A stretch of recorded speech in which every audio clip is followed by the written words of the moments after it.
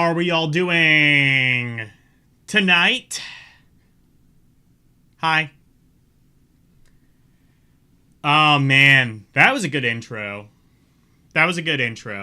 Special thank you to LCX for that intro, by the way. It just reconfirms, like, you can't, like, really do, like, a collage of, like, good gameplay for me. So it's just kind of like, the few scraps of, like, accidental luck that I've had, followed by me just drunkenly going through video games because I'm blind. Anyway, hello everyone. Welcome to the stream. How are we all doing tonight? Hello. Oops. Wrong thing. Oh, good. It does, it did keep the thing. Good. I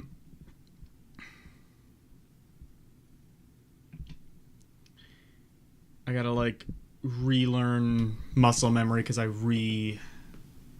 contextualized some stuff. Hello, Mike Wolf.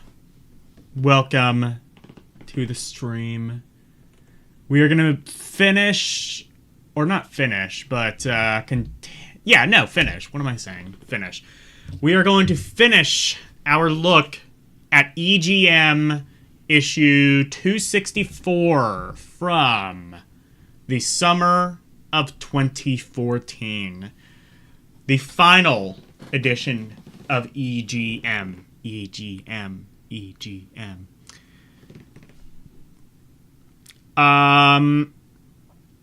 Last week, we took a look at a couple of different things. We saw a really neat interview with Trip Hawkins where they talked about, among other things, the 3DO and how, like, the whole, like, reported, like, oh, it's not $700 thing was actually kind of a misconception because of the weird things that Panasonic did. I guess it was, like, $600, which is still outrageously expensive, especially for the 90s, but hell, I'd argue that's outrageously expensive today, but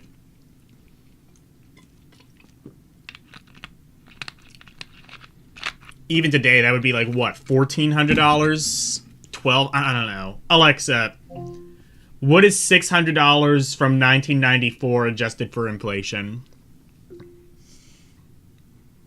$600 in 1994 is roughly $1,348.26 today, reflecting about a 124% price increase over 32 years. Shit, people complain about the PS4 Pro being expensive. That's how much the 3DO cost, adjusted for inflation in the 90s. I think that came out in 94 or 93, something like that.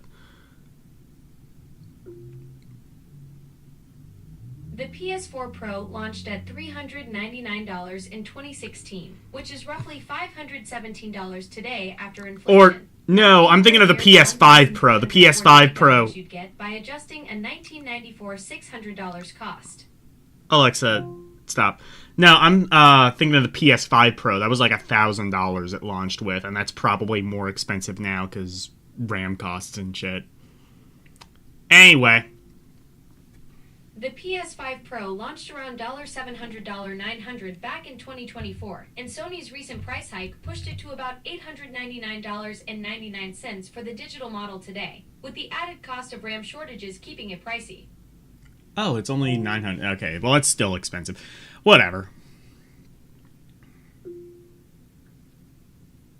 Anyway. Yeah, Alexa, shut up. I didn't ask you to speak. Anyway, let's play some music. Oops.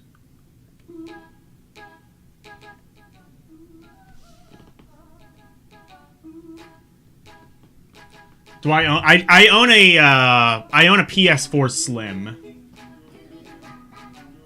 I don't own the PS4 Pro, and I don't have PS5 anything, but my roommate who lives with me does have a PS5.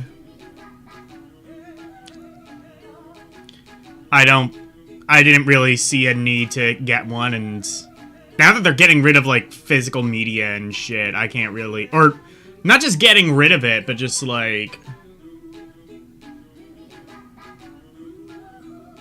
Yeah.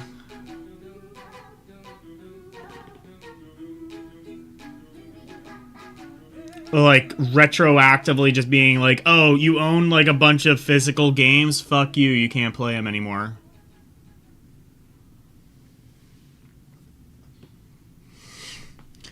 Anyway.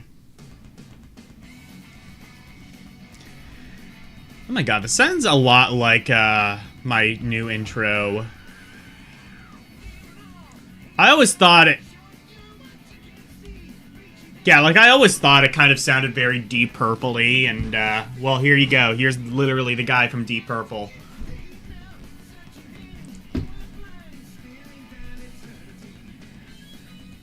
The top 20 worlds we'd like to visit. This is 2014, though, so, like, this is, like, actually post-Watch Mojo by this point. I think they started doing, like, these, when did they start doing the top 10, top 20 lists? Like, pretty early on. Well, not, like, early on, but, like, kind of later. Like, I think around, like, the 2000s.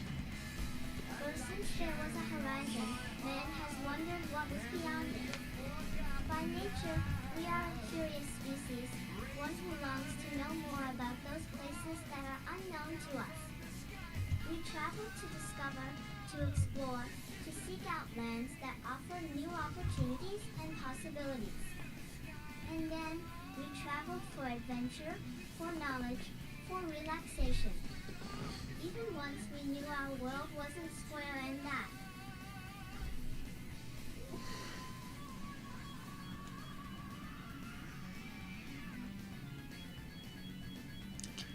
No, the Earth is not square, although some parts of it are. Utah, specifically. Oh. Oh, God, you're not Anna. You're not Anna.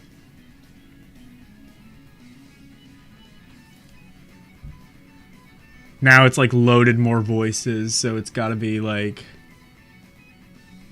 weird.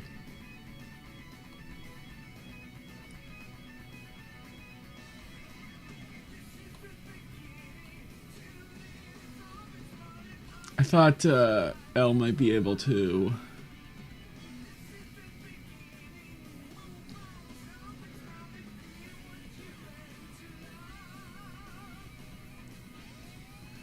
like, get rid of all of these voices that aren't Anna.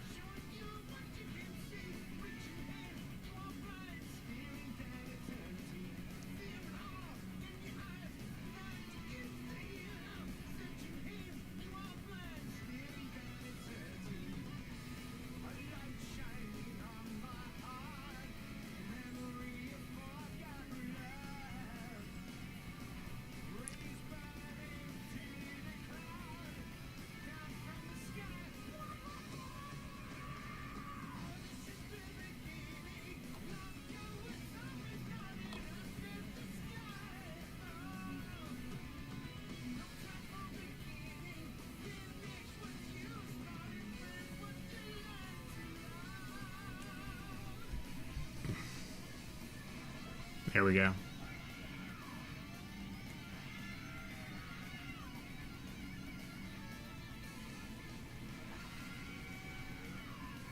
SS Land Beyond the Horizon wasn't as filled with terrifying beasts. There was still an allure to journeying to far-off locations. Jay digging deep into Bungie's upcoming epic Destiny for our cover story, we were reminded just how powerful and enchanting the virtual worlds we're presented in video games can be. Chat room, what video game world would you most want to visit? Beyond the stars, ancient lands long forgotten by time, fantastical futuristic cities. Honestly, I don't know. I don't know if I've ever wanted to visit a video game world. Usually because, like, it's just crawling with enemies, and video game worlds are usually just filled with, like, death and despair and shit.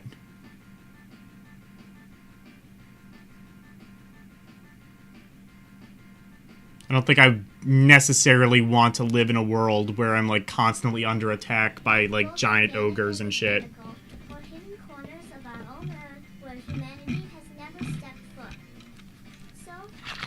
Detroit? This month, we've come up with a list of the top video game worlds we'd love to visit if it were possible for us to step into our televisions or portable displays and become a part of them.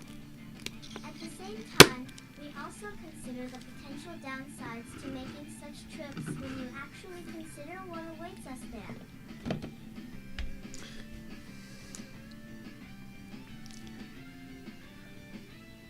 That is beyond our kingdom. You must never go there. So this is number 20. Oh, Planet Funkatron from Toe Jam and Earl. Okay. Yeah, fair enough. I mean, the compromise is basically you get hit by a bunch of things and... Yeah. No, I could live on Planet Funkatron. And Earl, nice place to visit. All the slap bass you can handle. We're talking slap bass as far as the ear can hear, the steady strum of a deep E string, and the How many of EGM's readers in 2014 were going to care about Toe Jam and Earl or know what the hell this is? Also, the trees are purple. So is the grass. I guess they were really kind of leaning on like that legacy, that sort of legacy, like old school viewer base. Seems like towards the end they were really kind of like leaning heavy on the nostalgia. But you wouldn't want to live there, you can't stop the funk. Seriously, it never stops. It's oxygen for the Funkatronians, but Earthlings can only take so much of the funk before the onset of screaming insanity sees them drinking Baileys from a shoe and literally tearing the roof off the sucker. Is that lore that Funkatron is literally powered by funk? That's awesome. That's so cheesy.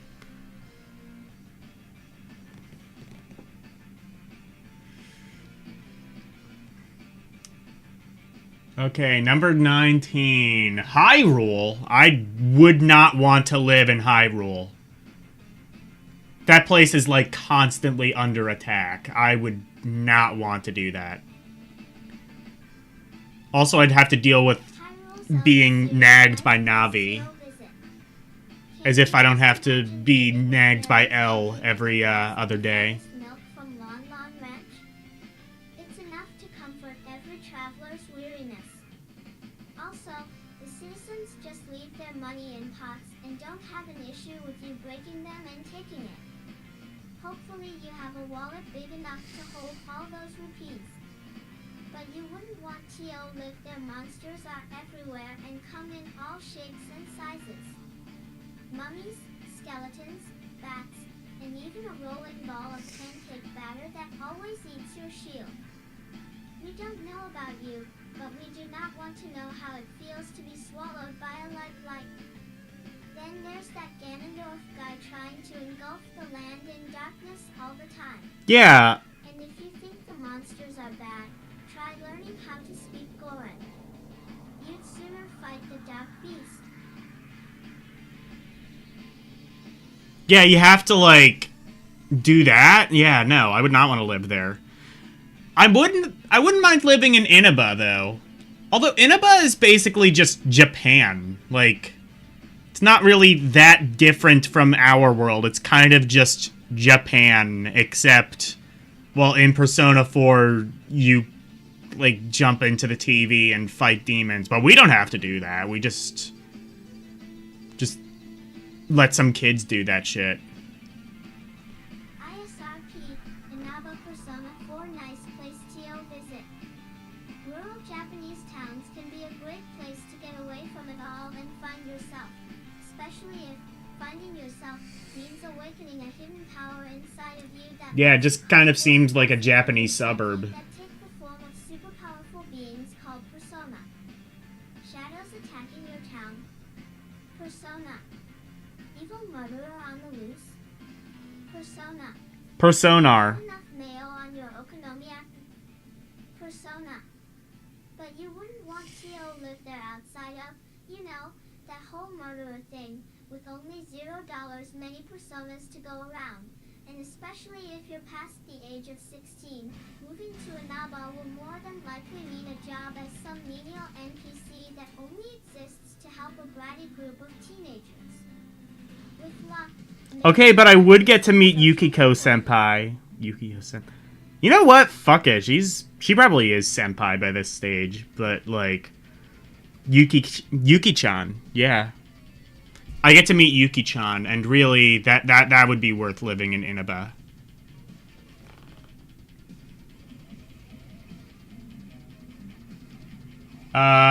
What is this?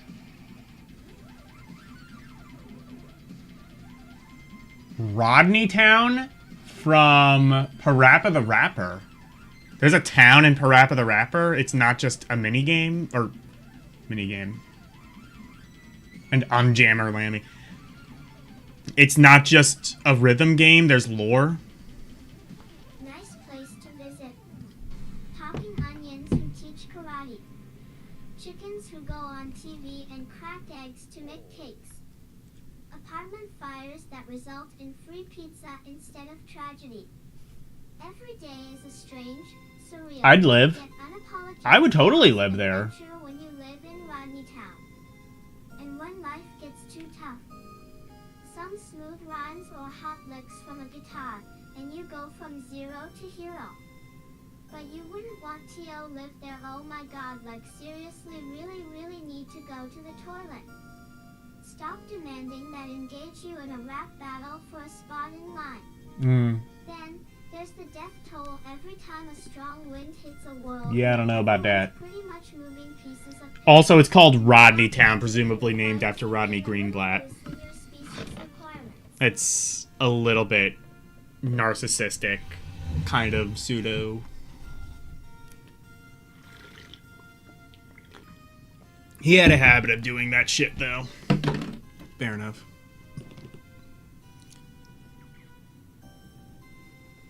I'm just getting, like, Donald Trump vibes. Just, like, put your name on everything.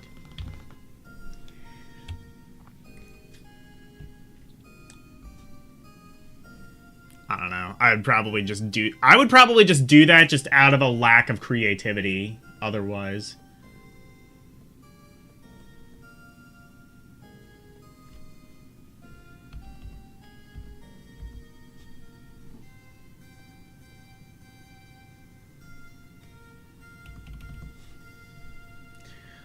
Minecraft World. I mean, Minecraft World can kind of just be whatever you want it to be, though, right? But, like, yeah, but then you also have to deal with, like, creepers coming in and, like, stealing all your shit, and... Well, I guess you kind of have to deal with that in the real world, though, but... Yeah, it seems like unless you're in, like, creative mode, I wouldn't... Unless it's, like, Minecraft World, but from the point of view of, like, creative mode. I don't know.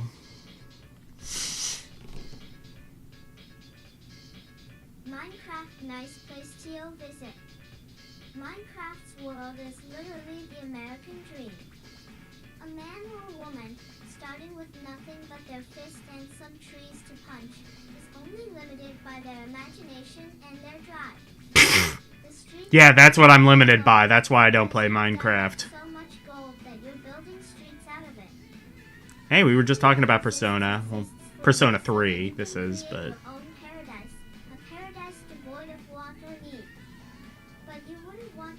I definitely wouldn't want to live in the world of Persona 5. I'll tell you that. Life in the world of Minecraft can be pretty tough. For a while, you'll probably be living in a house made out of dirt and rocks. And then, every night, horrific creatures hunt you down, because a house made of dirt and rocks is too good for a disgusting human like you. Ooh, the Mushroom Kingdom would actually probably be a pretty fun place. I mean, you have to deal with Bowser, but otherwise, I mean, like, we all get to go go-kart racing, you know. Like, we get to do, like, fun parties and stuff, play sports. It all just seems like a fun time. The only thing that sucks is, like, you know, the medical world, because You'd have to deal with Mario as a doctor. If they're giving Mario a medical license, they'll give it to anyone. Mario series, nice place to visit. It seems like everything in the Mushroom Kingdom can give you a superpower. Yeah, and that too. Turn you into a cat. A variety of leaves and feathers let you. It's the one place where acid is not only legal, but it's mandatory. And if you don't find one of these abilities, don't worry. There's money everywhere, and isn't wealth the greatest superpower of all? Fuck yeah, it is. Additionally, many different lands fall under the kingdom's banner, including an entire island made of chocolate and a lake full of soda in Dinosaur Land. Oh yeah, man, Mario. How is this not number one? This place sounds sick as hell. Dinosaur Land should probably be renamed Diabetes Land.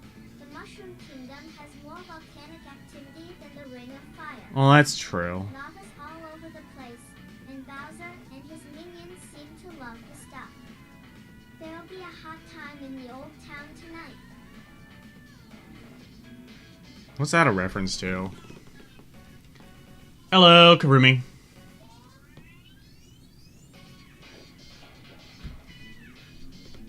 Yeah, I would totally live in the Mushroom Kingdom. That sounds like the place I'd most want to live so far. How about Morbius? Morbius from Sonic the Hedgehog? Oh, wait. Wait, no. It's not Morbius. It's Mobius. Is that the... Really?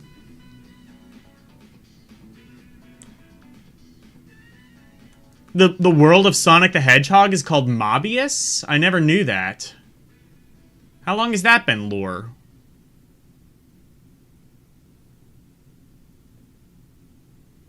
Mobius Sonic the Hedgehog, nice place to visit. Not many folks realize this, but Mobius is actually a future version of Earth from the year 3237 to be specific. And who wouldn't want to travel to a future filled with talking animals? Whether it's Do they talk? vertical loops of Oh, well, Sonic does, I guess. life of Casino Night Zone, Mobius seems to be one rocking place. But you wouldn't Wait, want to talking animal. Eggman Oh my god, is this the future where the furries win? talking critters into robots That explains so much now. army as he tries to conquer the world. Also, the reason Sonic and his buddies evolved so quickly, an alien race set off a gene bomb a few hundred years ago. Oh, that's the story they're telling us now? Okay. Homo sapiens now only have a couple of bastions left where we all congregate, and those aliens surely aren't too happy we've stuck around.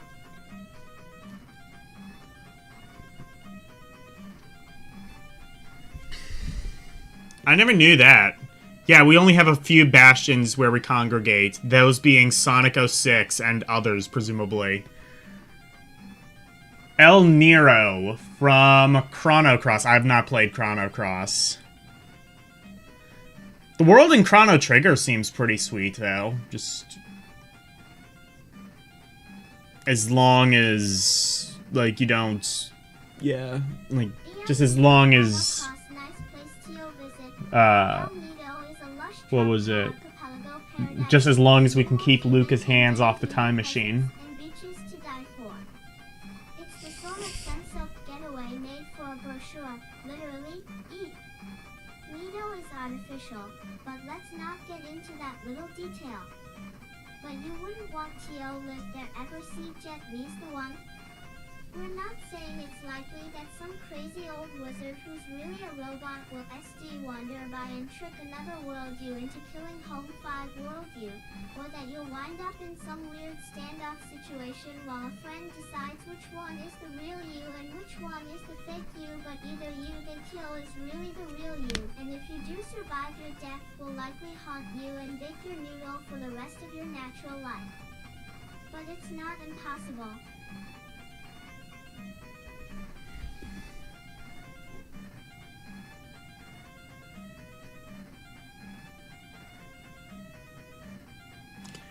Yeah. And speaking of games I've never played, but I need to, Suikoden. The beginning of Suikoden 2 does not seem particularly appealing as a place I'd want to live, though. Wingerlie, nice place to visit. Suikoden's world may be nameless, but that doesn't mean it's featureless. Oh, it's literally just called Suikoden World. Okay. Gladiatorial combat, head south for the Queendom of Falena. Fancy yourself more of a religious pilgrim? Holy Harmonia is the place for you. And if you I do need to play one of the Suikoden games at some point, probably two. the back to the earth living of the grasslands, where you might encounter actual dark-skinned people in a Japanese RPG. Oh no! Wouldn't want to live there. There's a reason people call this the Game of Thrones of JRPGs. Whiny little Joffrey ain't got nothing on Luca Blight, who carved him up for dinner, along with you and several other towns. God, Game of Thrones was so huge in 2014. Either that or just one of the writers absolutely adored Game of Thrones. That's annoying enough on Twitter. Ah, back in the days when it was called Twitter. Remember that? Remember when Twitter was good? Yeah, me neither. Do you remember Final Fantasy VIII? No, I don't either. I've never played that. Although I will be playing Final Fantasy V on Elle's channel soon. On Saturday, in fact. Assuming she still wants me on. Nice place to visit. Don't we all wish we could go back to high school? No! What's that? Hell no. Yeah. Well, okay, but what if high school consisted of riding around in a gigantic mobile fortress? Okay. And having mythological deities like Odin and Quetzalcoatl? But I still need to deal with people, though, right? And playing card games to some toe-tapping beats? And can you say hot for teacher? What? Balam Gardens What the fuck is Final Fantasy VIII? It's... You have to go back to high school and... with, like, a hot teacher, I guess? Shit, maybe I need to play Final Fantasy VIII. This game sounds kind of sick. A sinister presence lurks at the core. In this case, it's a grotesque, giant-handed, greedy financier named NRG with a penchant for shrieking wajururu. We're still not quite sure what that means, but we know that absolutely nothing good can come from it. Yep. Oh, yep.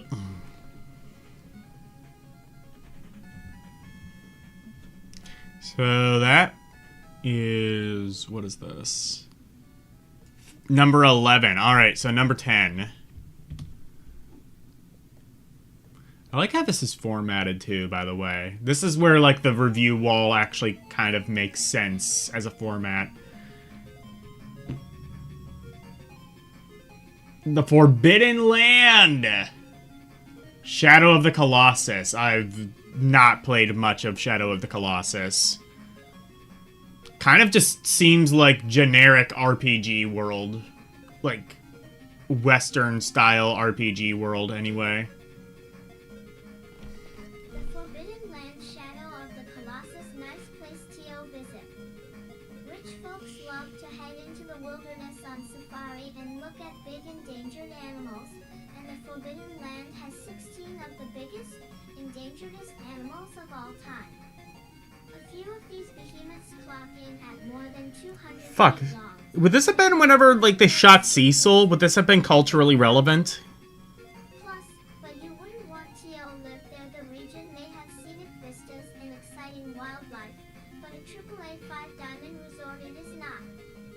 Your lone meal option is raw lizard tail with a side of mystery fruit, and the only two activities available... I know Harambe was, like, 2016. Look at heartbreakingly desolate landscape. Plus, the only bed for miles is rock hard and currently occupied by some girl's corpse. Hey! Really? Cheetah Man. That last one isn't a plus for you. Alexa, when did that one dentist kill Cecil the lion? Walter Palmer, the dentist, shot Cecil the lion on July 1, 2015, wounding him, and the lion was killed the next morning around July 2, 2015. Oh, so they, like, went back. I never even knew that. Okay.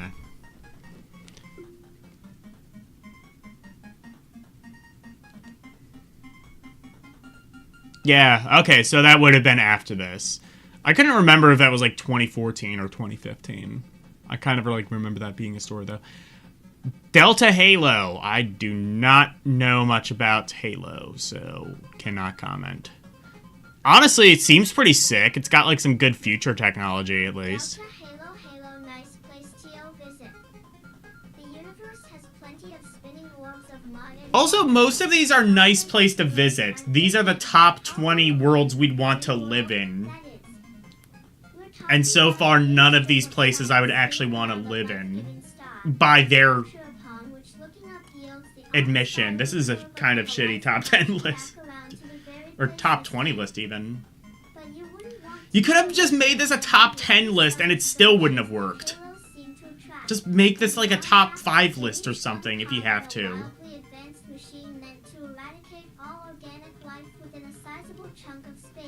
No one's come up with a pill or something for the panic-inducing vertigo caused by looking up and getting the sensation that you are, in fact, looking thousands of miles down. Yeah, I'm sure that's how that works in Halo. How about Ivalice from Final Fantasy Tactics, also Final Fantasy 12 and Vagrant Story. Never played either of those games. I did not know they were all in the same universe, though.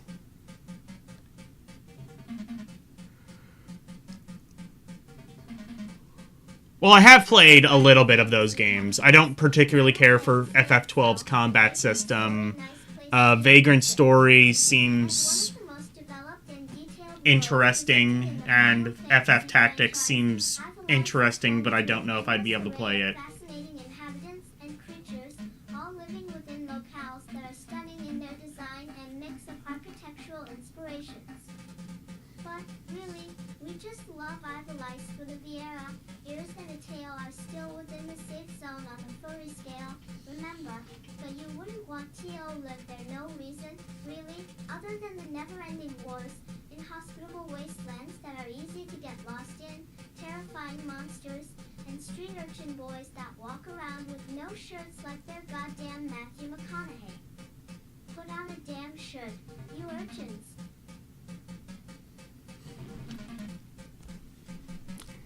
I do hate shirtless men.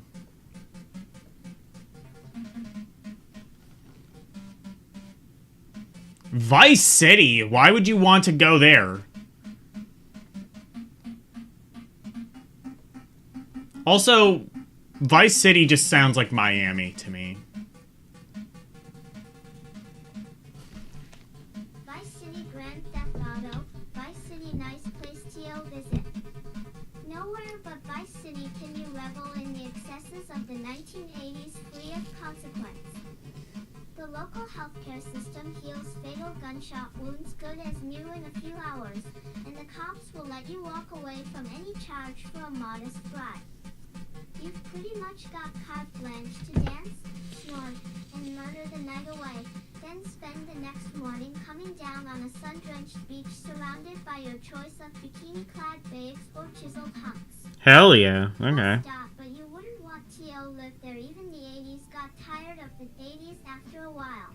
Fair enough. Plus, that eye candy we mentioned is suffering from a noticeable polygon deficit. Mitten hands aren't what you'd call sexy, and if you get too close to the goods, male or female, you're liable to poke your eye out. Also, there's like a shit ton of organized crime. That's... I don't know. Like, I could go to Miami and have, like, sexier babes.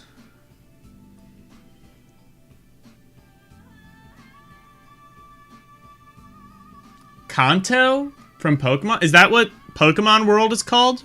Okay. I mean, I could live in Pokemon World. It seems like a pretty relaxed place, unless you're a Pokemon, in which case you have to constantly worry about being captured. Kanto Pokemon, nice place to visit.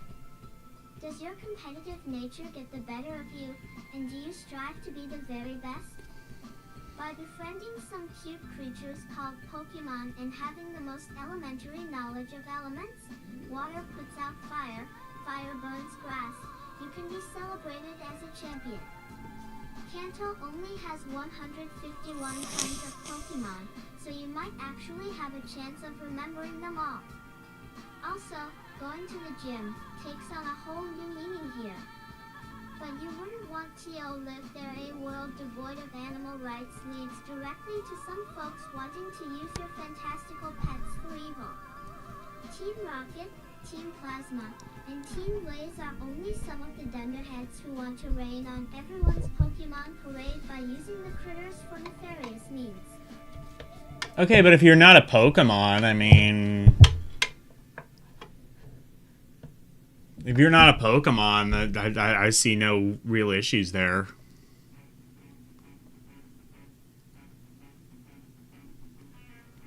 Just don't be a PETA activist while living in Pokemon, because that shit's probably a death sentence. New Vegas from Fallout New Vegas. Isn't like the entire point of this series that it's like a post-apocalyptic world where you have to forage for food? That sounds horrible.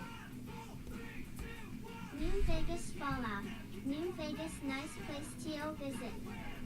Who hasn't spent a weekend in old Vegas and thought about how much nicer everything would be if it weren't so crowded? Yeah, fair enough. I'll give it that. Has all the gambling, prostitution, and Elvis impersonators of the original, but the population has been reduced to a manageable 104 by the hellish aftermath of a nationwide nuclear... 104 people in the entire world? Fuck it, yeah, let's move there. But you wouldn't want to live there unlike its real-world counterpart. How many of them are girls? Well, they said prostitutes, so at least some of them, presumably. Unless they're just, like, men dressing in drag, which, I mean, desperate times call for desperate measures, I suppose. Hello, LCX.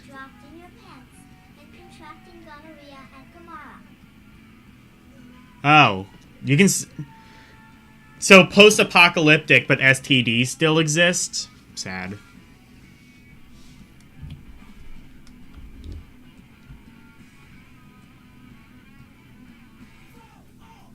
Gonorrhea on Valentine's Day. You're still looking for that perfect lay. Alright. Number 4. All of these... Okay. Wait. Nice place to visit. Nice place to visit. And then I guess number 1 is like the only place you would actually want to live.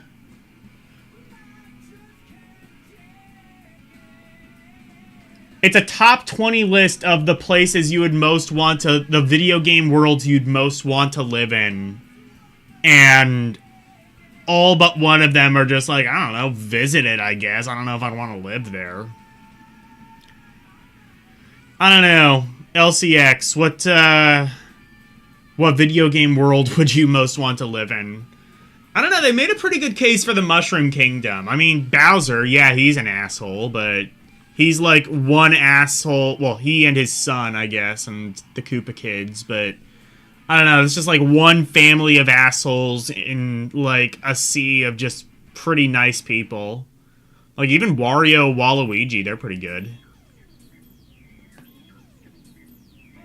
The Brutal Land from Brutal Legends. Oh, hell yeah. A world where everything looks like an 80s metal cover. I would love to play Brutal Legends on stream, but I don't think I could get away with that. Because, like, the entire soundtrack is just licensed metal music. I don't think I could get away with that. The Brutal Land Bridal Legend, nice place to visit. The Bridal Land during the Age of Metal is Six Flags for metalheads. Fuck yeah, it is. I did get Brutal Legends for free whenever... They were giving it away whenever Ozzy Osbourne died, so I picked it up for free. I gotta work out how to get that running on my Steam Deck. I know you can do that, but...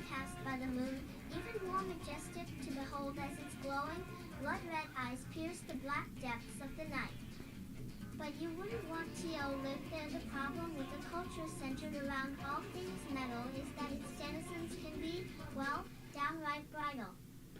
Also, there's an excessive amount of spikes appended to almost every surface, so the accidental evisceration rate is astronomical, and tetanus shots haven't been invented yet.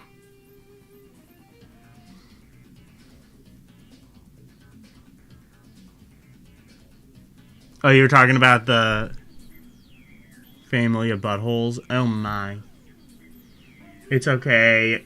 You can play Mad Panic Coaster. Yeah, that's true. You could just live in the world of Mad Panic Coaster where just OSHA doesn't apply.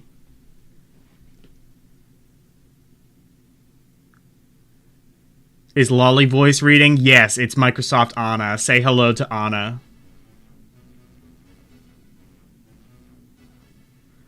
What game on the deck? Brutal Legends. I was saying Brutal Legends. I have Brutal Legends for free because they were giving it away whenever Ozzy Osbourne died. But I need to work out how to get that running on the deck. I need to... Well, I think I know how to. It's just kind of a process. Because getting things on and off of a Steam Deck is just kind of a process. Well, technically it has a browser, but... the problem is, like, you have to run it in the Steam interface. And, to do that is a little bit of a process.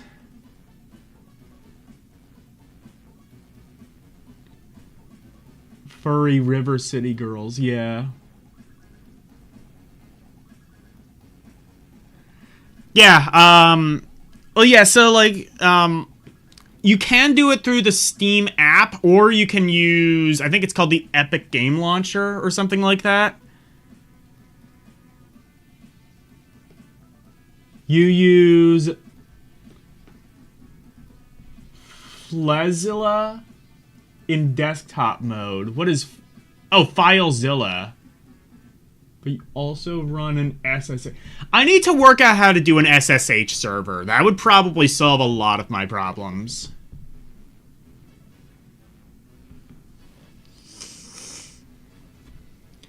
I guess I also need to work out what FileZilla is.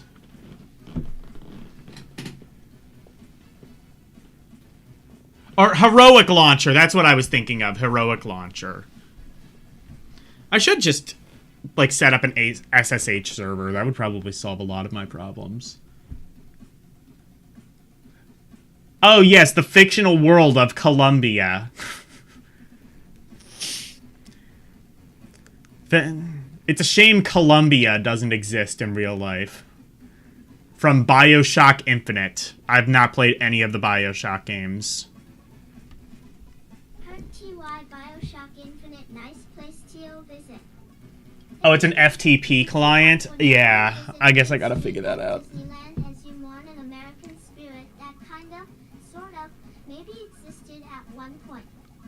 Oh, I guess this is not the Columbia. You played Infinite? Oh, this one's Infinite. George Washington. Just pay no attention to the swarthy labor force, okay? Or, for that matter, the machine gun in Mr. Robo Washington's hands. But you wouldn't want T.O. lived there. The EPM crew could all It's cross-platform compatible. Yeah. Yeah, you could do online play with LCX. It is laggy as hell, but you can do it. Also, it's a pain in the ass to actually get it working. Like, me, Cerulean, and LCX, the three of us tried it on stream a while back. And we eventually got it working, but it was super laggy, and it took like an hour to get everything configured. But you can do it, and if you can work past the lag, it's kind of playable. Honestly, I would just recommend just playing it on your own, though. I would recommend a lot, though, playing River City Girls. That game is great. I've been playing River City Ransom EX on the Game Boy Advance ever since Alphacade. And that game is just really fun. It's just, yeah, it's just grinding, but, like, also you can just, like, combo people, you can juggle people. It's just like a fighting game, minus all the things that make fighting games kind of tedious. And then, like, added on, like, a whole bunch of other things that make it tedious, but, you know, still fun.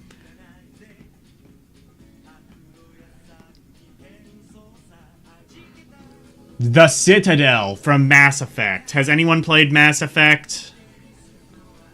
No idea if the Citadel is good, but it's a nice place to visit, apparently. The Citadel Mass Effect, nice place to visit. The Citadel is basically Amsterdam in space with everything multiplied by 1,000. Ooh, hell yeah, let's get some space acid. It just houses every sentient race in the Space windmills. highbrow attractions. The Presidium has picturesque parks and jaw-dropping architecture so ancient the species that built it has been extinct for 50 millennia. Licit pleasures. The lower-income wards have casinos, strip joints, and nightclubs to scratch those itches, too. They've even got a drug that lets you move objects with your mind. It's like an on-rail cylinder defies physics because of the Mass Effect. Oh, okay. And those little green keepers scrambling about everywhere, fiddling with computer panels for reasons lost to galactic history. They're always watching, especially when you're on the can.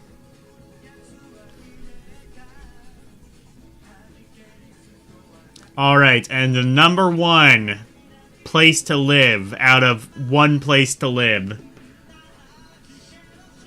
Oh, I'm sorry, this is also just a nice place to be. So all of these are just nice places to visit, but you wouldn't want to live there. You have completely failed at the one thing that you set out to do. Congratulations, EGM. That's why you went under. But it's apparently Rapture from BioShock.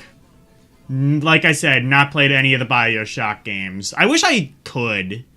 BioShock honestly seems like a really cool series to get into because of, like, the really cool story and stuff, but I don't think I'd be able to actually play BioShock. Nice place to visit. Did you watch Idiocracy and weep for the future, knowing full well that it's actually a documentary? Do you Yeah, consider kinda. FDR history's greatest monster? Well, you I've actually never seen Idiocracy, but I know I need to. Andrew Ryan. He agrees with a certain pruning crustacean that it's better down where it's wetter, where he's built Rapture, a spectacular monument to objectivism 20,000 leagues, or thereabouts, under the sea. You'll find no gods or kings here, only man. And what impressive men they are. Alexa, is Idiocracy streaming anywhere? Yep, Idiocracy is streaming on Tubi for free with ads. Fuck And you can yeah. rent or buy it on Amazon Video, Apple TV Store, and Fandango at home. Are you planning to watch it for free on Tubi, or would you prefer renting/buying? Yeah, I might watch it on Tubi. That actually sounds pretty sick. Nice. Tubi's perfect for that. Free movie night sorted. I wish I had a premium option. Tubi is like the one that I wish had a premium option, but they don't. Like, they're the only ones I would actually pay for, because I don't give a shit about Netflix or Prime or anything like that. Oh, I'm sorry, did I say that in front of the Allegra?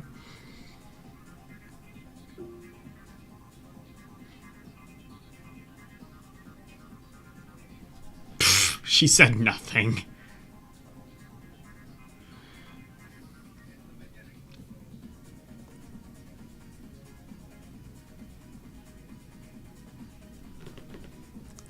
Dr. Steinman's cosmetic enhancements will take care of your unsightly paunch in a jiffy, and if you're ready to confront the mind of a true artiste unleashed, visit the brilliant Sandra Cohen in Fort Frost. I think they came to the same conclusion I did, which is like, Soundtrack courtesy of that maybe there aren't any video game worlds that you would actually want to live in. Choose our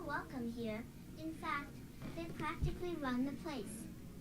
But you wouldn't want T.O. live there. Well, there's the fact that a single... Jews are welcome here. In fact, they practically run the place. What the fuck?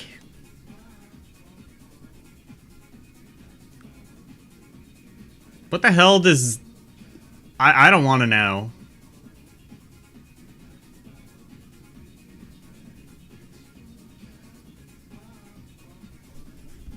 Could flood the place within minutes. Is it really wise for the lumbering big daddies to waggle those drills around so cavalierly?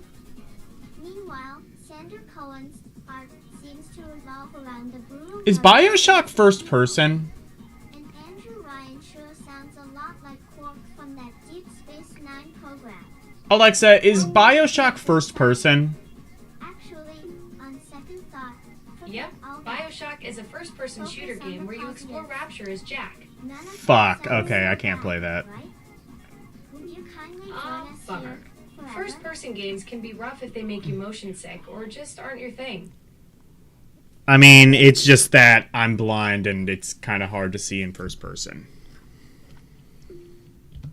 That makes total sense. First-person games can be really challenging when you can't see the visual cues clearly. Third-person games or ones with better audio design might work. Oh, yeah, I love this song. Stop. There's no active music Alexa, playing right now shut to up. say that-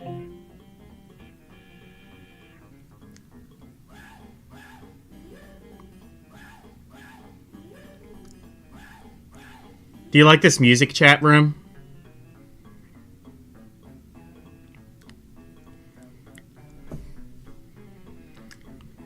Do you like Alien Isolation? Isn't this game, like, infamously just, like, a huge quagmire that took, like, 15 years to finish and ended up being a massive disappointment?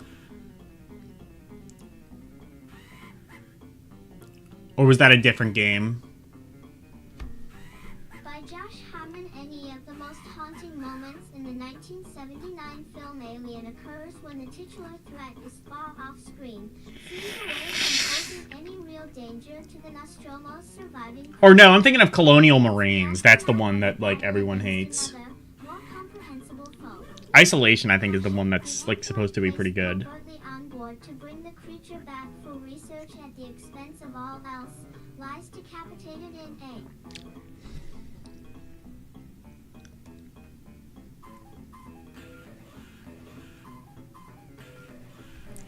Good music. Puddle of twisted cabling and milky latex blood, reactivated by Ripley for our one final interrogation.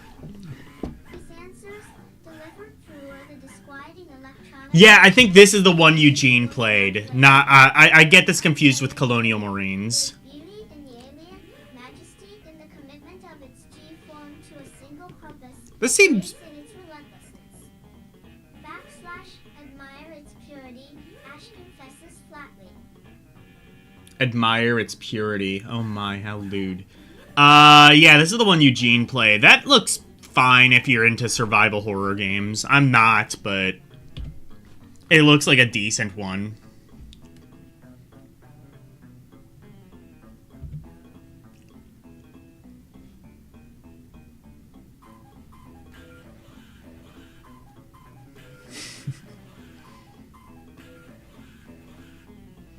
Fun fact, this is just the music that plays in my head 24/7. It's very annoying.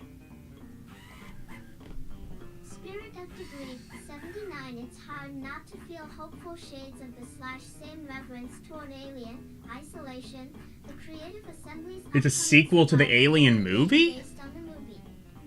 Top to dollar, and Yeah. the team, and you'll hear at 7 length how this is their dream game, how they've yearned to play something that LY captures the spirit of Ridley Scott's work, ID how they aggressively petitioned publisher Sega for a chance to make just that.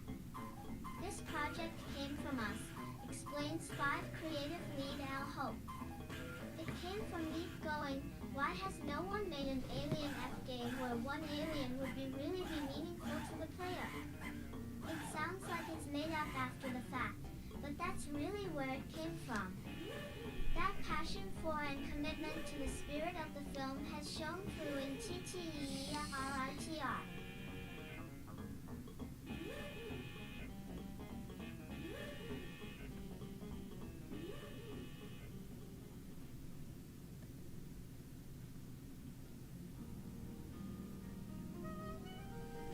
Alright, here's something slightly better, I guess. Revealed about Isolation E thus far.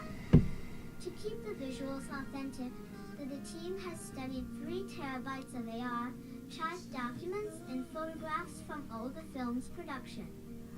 They've restricted the look of backdrops and objects to those W that could have been built on set in 1979 true, and authentically added VHS distortion to her in-game displays by recording video onto her old tapes, copies of Alien, naturally, and playing it back. As the same borderline You're getting flood warnings. Oh shit. Hope you're okay. In the story and gameplay. The female protagonist has been thankfully kept intact. You play Ellen Ripley's daughter, Amanda, as she ally sets out to discover what happened to her mother. Her investigation leads her to the space station Sevastopol, which just so happens to have its own extraterrestrial problem. From a gameplay PS standpoint, Ripley's 8 comparatively simple section PR5 story means you'll find much less of the BOI. Vast that's played pre-section, Vice attempts to adapt ELRA at the franchise into video games and then greater Karain. Oh, $8 tension of playing hide, cat, and seek with a single equals OT extraordinarily smart and edgy lethal alien.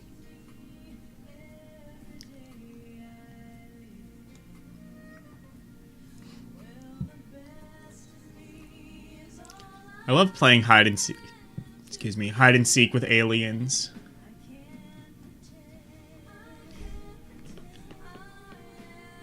In practice, that means Isolation plays out a lot like a stealth game, with a few key and unfriendly differences. One way we look at this is, you're the guard, and the alien is the ninja, Hope jokes. It's got all the tools. It's got all the skills. And you're the poor victim. You're the one that's being hunted. It's an interesting kind of role reversal. If you're a fan of the film, that should be a comforting thing to hear. Isolation isn't just another game set in the Alien universe. It's an experience built from the ground up to replicate the pervasive sense of dread in full interactive form. Fight or flight less clear, however, has been how the game would fare when it builds other experiences around that central terror. News that Ripley would wield guns was met with no small share of trepidation, even if she's just using them to square off against antagonistic humans and the working Joe androids responsible for the upkeep of the station. But according to lead designer Gary Napper, these moments were always central to the team's vision, as was ensuring that they didn't detract from the real star of the show. From the very beginning, we knew that the station would have other threats: environmental, machinery, humans, and synthetics, he explains. The interesting part for us was placing the alien at the top of the food chain, making it your primary concern as a player.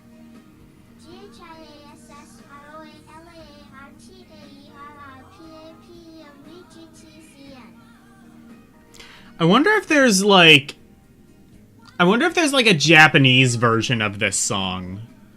Like how does Symphony of the Night end in the Japanese version?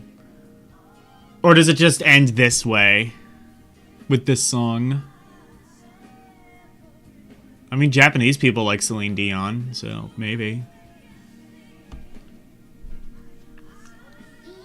Amanda Ripley doesn't have any hope of surviving a head-on encounter with the alien. She'll have access to a deep slate of tools that will help increase her chances of survival, including flares, noisemakers, flamethrowers, Molotov cocktails, and EMP grenades. By collecting materials scattered throughout the environment, she'll actually be able to craft many of these improvised gadgets herself. We wanted to make the player feel like the things they were able to www.egmnow.com.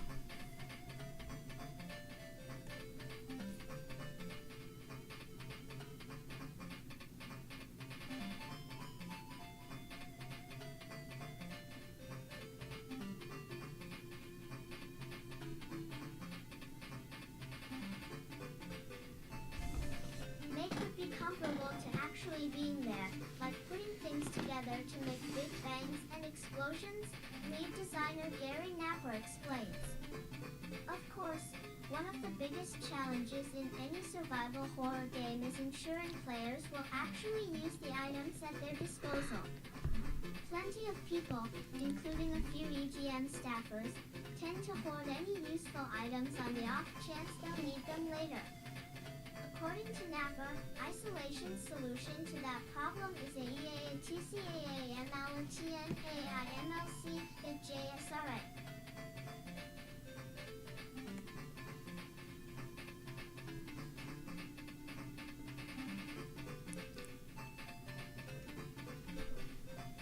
Simple one, by making the game as immersive, atmospheric, and unpredictable as possible, the team hopes that the sheer sense of terror will overpower the instinct to metagame. When you're in a tight situation and you look in your inventory and see a device you've made... Yeah, I've seen Eugene play this. It seems like a fine game if you're into survival horror. Watching the alien react to devices and weapons is also a huge part of the game, so we do predict that... Got some pretty cool mechanics, as the Aliens games always did. Aliens.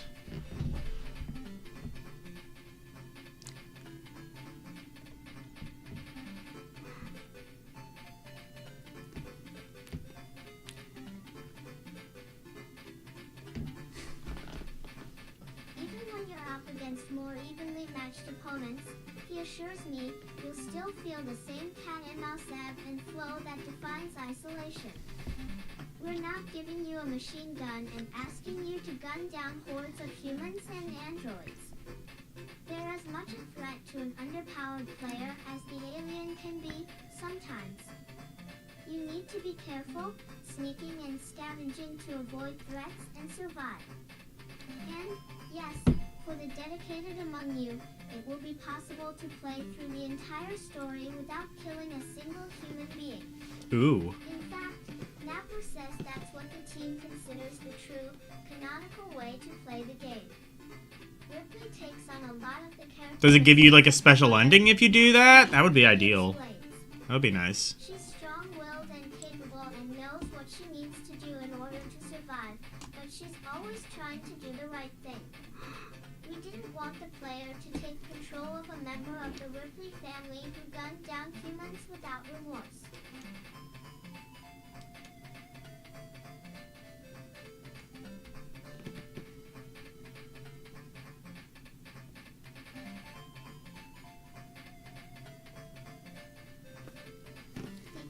My enemy, of course, if staying true to the carrot isn't enough to convince you to take the non-violent approach, Isolation will still DT plenty to discourage you from meeting every threat head-on.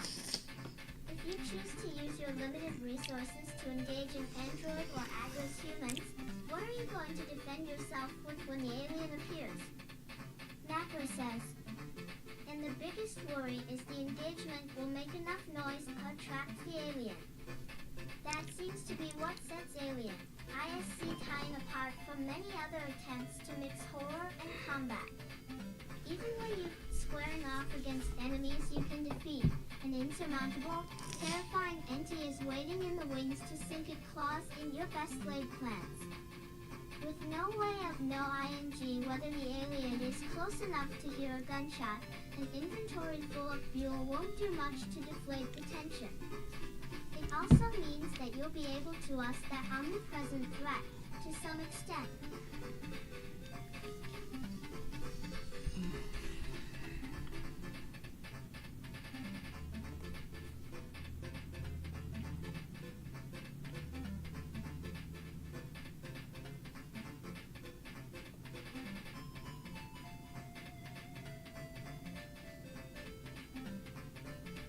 To your advantage. Get the drop on some human enemies from a safe hiding spot, and you might be able to toss down a noisemaker that lures the alien in, allowing you to sit back while he tears through the blue bowl with ease. Often, the last thing you want to do is call attention to the alien, Napper notes, but distracting the alien is a powerful thing when you're already in a close-quarters J situation with the creature. But drawing the alien toward a group of enemies won't be some stress-free way to cheat your way out of fights either. Because its Al is entirely action is like trying to harness a force of nature. He may not always react how you think he might, and he's very adaptable, Napper warns. In other words, play with fire for too long, and you're liable to get burned. B.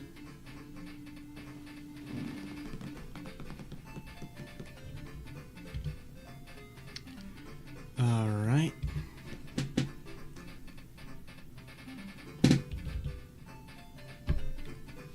So I guess they have articles about games, but I don't know if they do have reviews.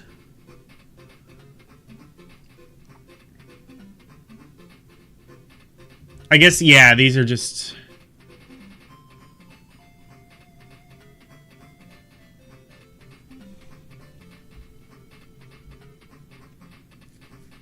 Next wave? I don't know. Oh, yeah, these are just games that are coming out.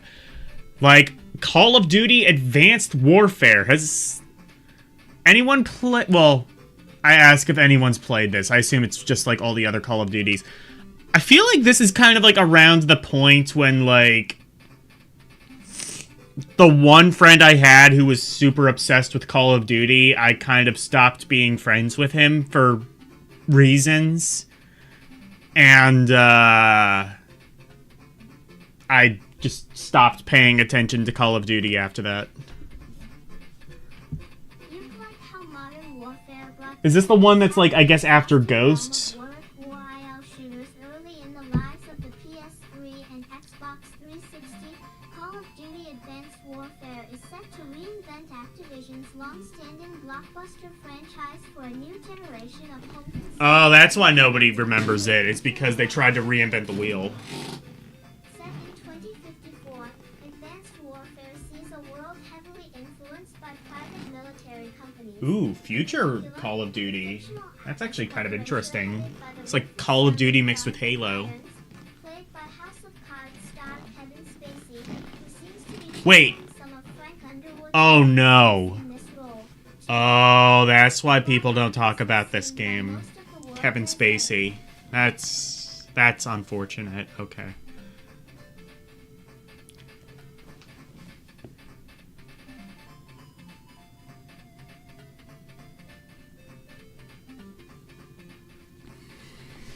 Philanthropic enterprise that helps out with hurricane relief efforts in AIDS-impoverished nations. Their real look might comes from military muscle augmented by powered exoskeleton, even technology. Think the gritty gear donned by Matt Damon in last year's Elysium, as opposed to the modern. Oh, they got Matt Damon? Man, they got some star power. Stark in any given Ron Man flick. It's through this technology that first-time lead Sledgehammer Games, who joins Infinity. Also, I love how they said House of Cards star Kevin Spacey. Like, yeah, he did a whole bunch of other shit too. Like, Seven? You ever see that one? That's a good movie. The one where Kevin Spacey's just like a sadistic villain. So, you know, Kevin Spacey.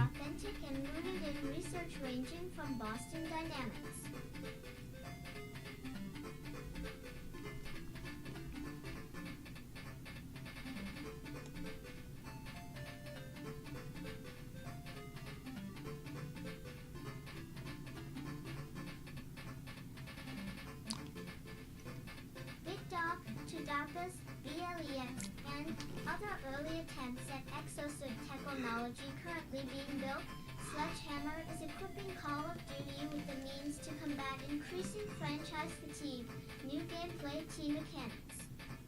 As demonstrated in the game's reveal trailer, the Atlas Corporation's any exosuit allows Atlas USA. voiced by video game VO Alan Troy Baker. Troy Baker? I don't remember what he did, but something. Bionic leg braces allow Mitchell to jump higher, farther, not quite superhero-like, but certainly evoking such imagery. Power punches why split steel and make the series' trademark breaches even more DI-matic. Magnetic gloves allow Mitchell to scramble up vertical surfaces with the ease of Spider-Man. All of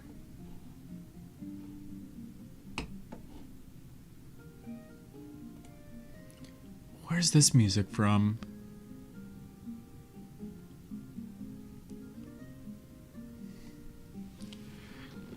This represents, for Call of Duty, the realization of an observable trend in today's first-person shooters, more creative means of mobility.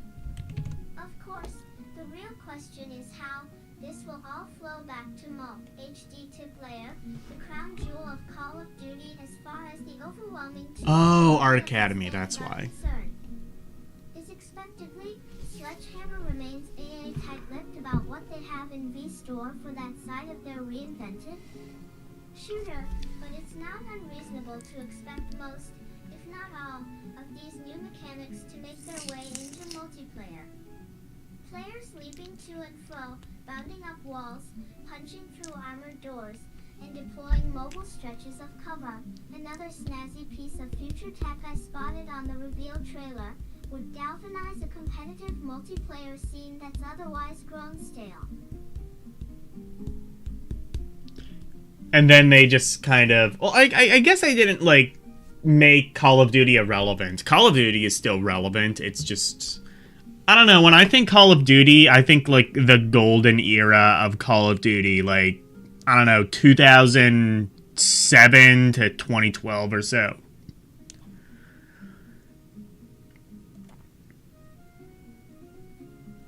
That's when, like, Call of Duty was just inescapable, just massive.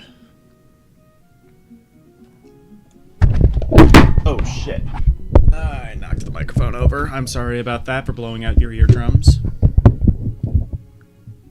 I do gotta get a boom mic.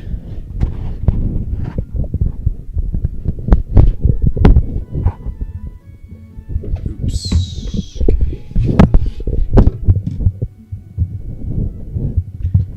Yeah, this microphone... Well, the stand itself takes up a lot of room. Is really the problem. What the fuck? There we go. What is this?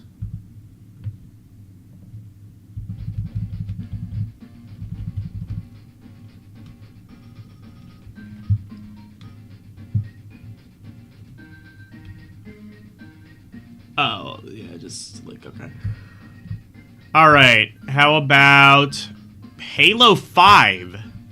Did anyone play Halo 5? Answer, no, because that would require them to buy an Xbox One, and nobody bought that.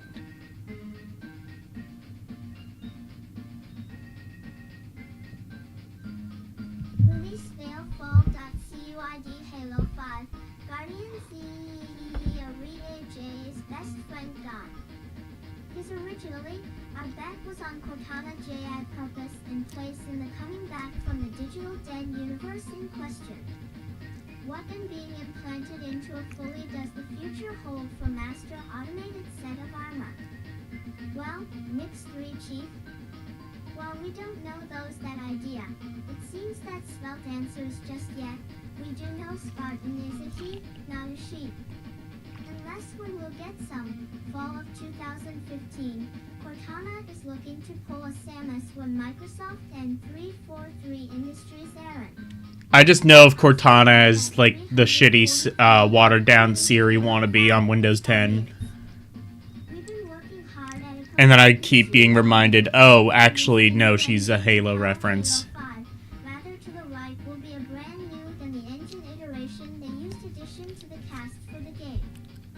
For crafting Halo 4 equals publisher Microsoft Studios equals developer 343 Saber Inc. Certain Affinity release date November 11th, 2014.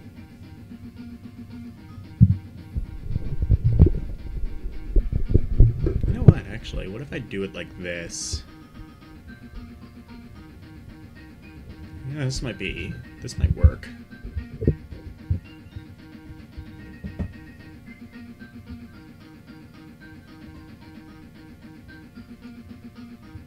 Well, Halo fans, had a little bit of everything, because you had the Master Chief Collection as well.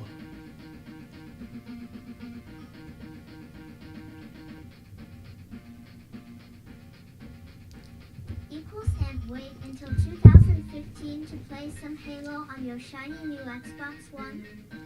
Fear not, Microsoft has just the thing for you. Fear not, nobody owns that No, console. it's not Halo 2 Anniversary.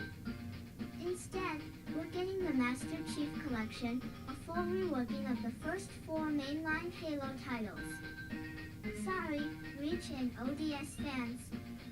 While all of the games will GE new life in full 1080p resolution at 60 frames per second, the game that needs the most reworking at this point, Halo 2, will get a full overhaul worthy of the collection.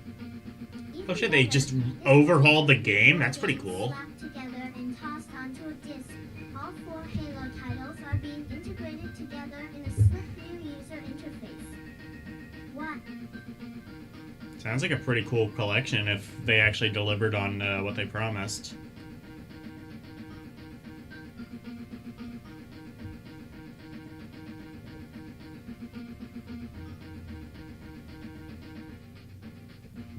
I just found out a new cool way to quit out of the selection thing. Just right click. If it were one gigantic adventure. Want to play all of Halo 2? Go ahead. Want to play only the G Warthog missions from all 4 IL games? You can do that too. The main beneficiary of this decision ST is NCC's multiplayer mode, where get players go into one gigantic pool T instead of separate servers for each game. In each mode, you'll be able to pick from maps across all 4 titles, and gameplay will be authentic to the entry of that particular map. Throw in all released DLC for all the games, and you've got a great way to either relive the storied history of Master Chief or experience it for the first time.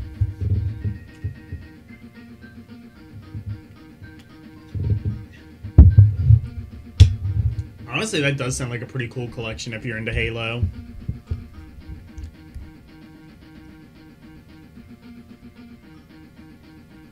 Sunset Overdrive. I think I've heard of this game. I don't know if it's any good. Ernest Evans. Release date TBA 2014. Sunset Overdrive is described by Insomniac Games as the project their studio's been building to over... YouTube randomly decided you need to verify your payment method again. Oh, cool. Now that it's been properly unveiled, very much looks the part. It's a game with its... They'll do anything to avoid paying you. Set in the fictional, San Francisco-inspired urban streets of Sunset City, Overdrive sees players maximizing their momentum, parkour style, as a fiscal employee tasked with cleaning up the morning after mess following the launch party of the company's new energy drink. Unfortunately, what already sounds like a drag is made all the worse by the fact that Sunset City's citizens are now zombie mutant monsters. Oh, yeah, I hate it when that happens. The Orange-tastic energy drink and its dubiously named Streamophiles ingredient. So, instead of a mop and bucket, players will clean up the streets using an assorted arsenal concocted by a studio known for their off-the-wall weaponry. For example, a gun named High Fidelity that fires vinyl records. Hell yeah! Not John Cusack. Do I need to play this game? No one ever fires John Cusack. For the AK Fu, a firearm with 1000% more middle finger. Honestly, we wish we were kidding even a little.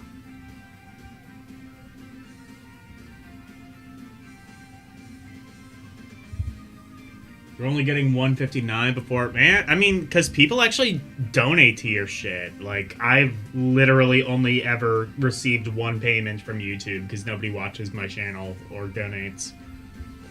And, like, you know, I'm not like, and for the record, that's not me like trying to guilt people into donating. Like, you know, other people have like other priorities, and I'm not trying to like rely on YouTube as a main source of income anyway, but I'm just saying.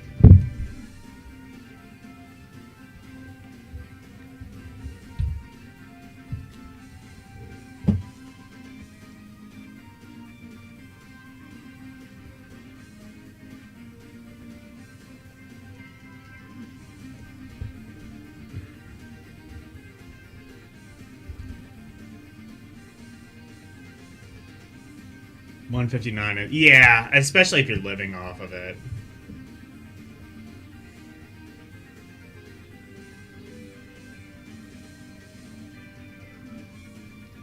Homefront, the Revolution.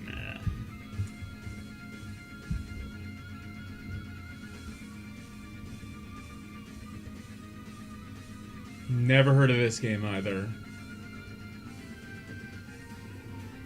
City equals you find GR for film W Heil. The original Homefront had an IJ interesting, yet hard to swallow, premise. Its execution on the idea of trying to protect America from an invading North Korean army was definitely lacking. Still, the potential was there, enough for Deep Silver to take another stab at the franchise.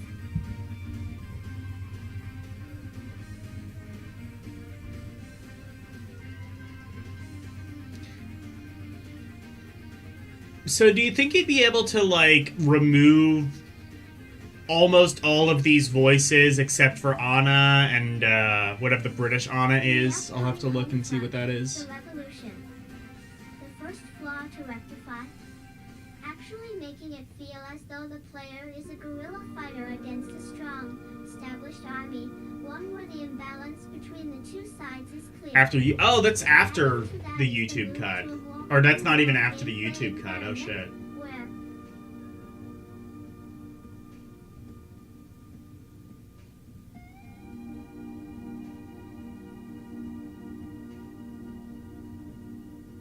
you'll need to constantly employ hit-and-run tactics in your attempt to weaken the North Korean Army's rule over Philadelphia.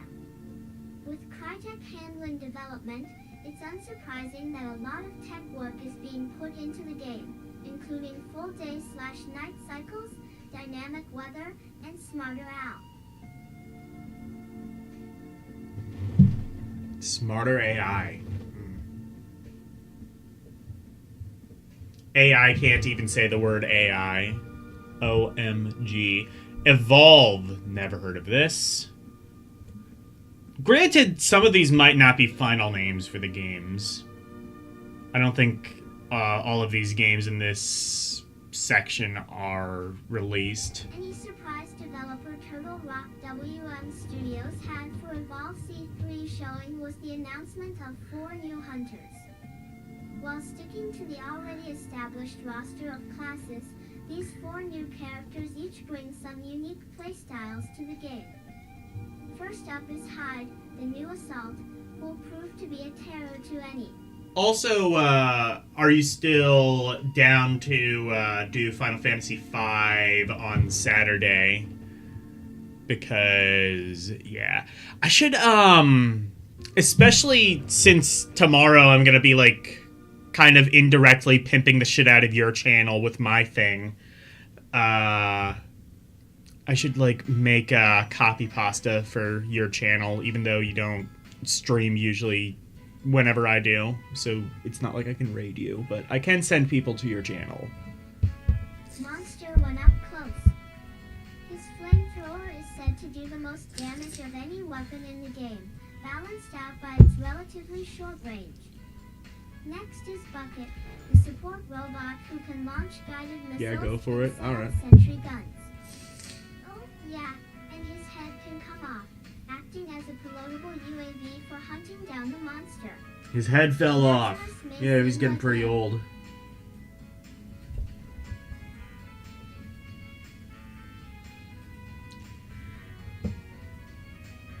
Man, the Saturn version of Lunar Magical School sounds so cool, like the soundtrack does. I wish that version got translated. I think there is a translation in process. Hopefully, that process ends at some stage successfully. But he can resurrect teammates as many times as needed without... Yeah, Saturday. Did I say Sunday? Saturday. There's Maggie the Trapper, who might be the most interesting new addition. She comes with a pet monster named Daisy who has a unique talent, the ability to track the monster wherever it is.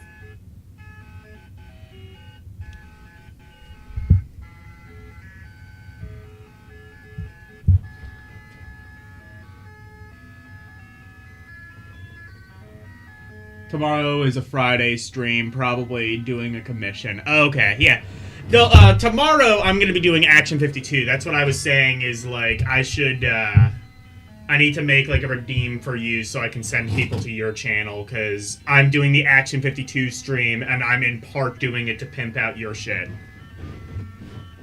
Because you got a really sweet interview with Mario Gonzalez coming out on July 17th. GG's for that, again.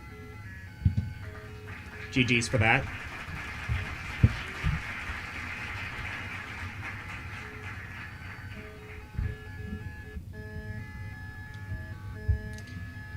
Man, I gotta play this Miami Vice, or, no, not Miami Vice. What is this? Beverly Hills Cop. I gotta play this Beverly Hills Cop game at some stage. If it's even a fraction as jank as,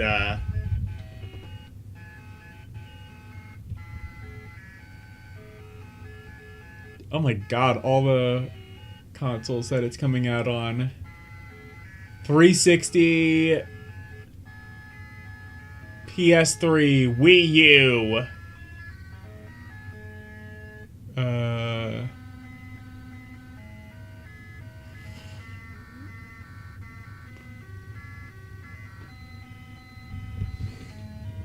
Wait, what is this?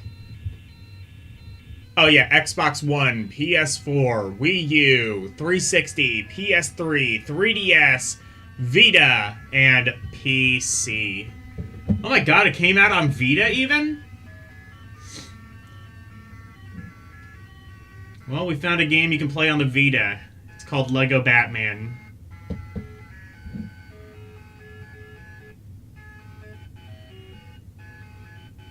Who was still playing their Vita in 2014? Actually, wait, when did that console come out? Was that like 2011, 2012? Well, if you were still playing the Vita in 2014, you could play Lego Batman.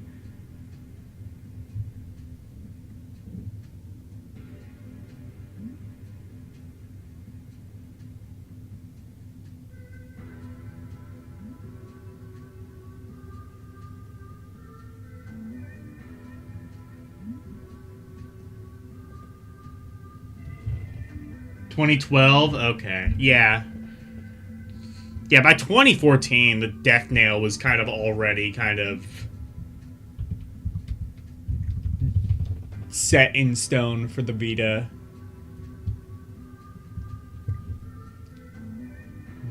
By like 2013. Because like I said, like literally the only games that anyone could name from the PS Vita, besides maybe Persona 4 Golden, are just the launch games. It's like the PS Vita got really hyped up in the press, came out, and nobody played it. For Batman's next LEGO Ify Advent equals tours, developer TT Games is taking the Caped Crusader out of this world, literally. Gonna schedule that in advance. That's a good idea. I think you should do that. Over the Watchtower, the Justice League Space Station HQ, Batman, Robin, and a cast of other familiar DC faces must do their best to stop them. Warner Brothers promises well over... I'm wrong. Well, that's at least from America, anyway. Each with their own powers and abilities. I don't know. I guess it was bigger in Japan. Is implementing this time around is the removal of key locations where suits can be swapped. Now, players can switch from different power sets at any time.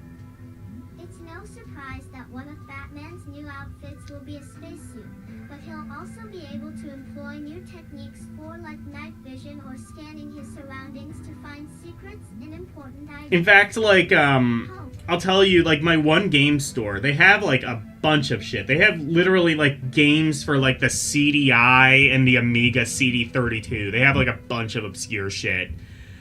They had...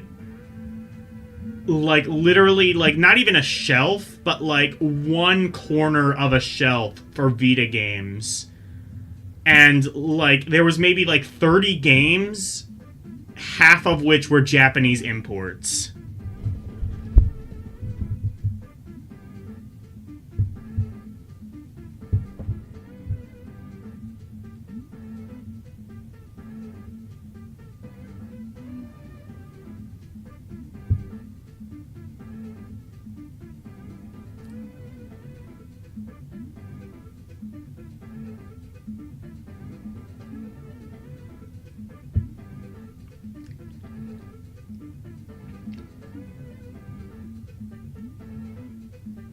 That doesn't include... No, like, yeah, like I'm saying, like, I guess it was bigger in other countries. It just was not big in America.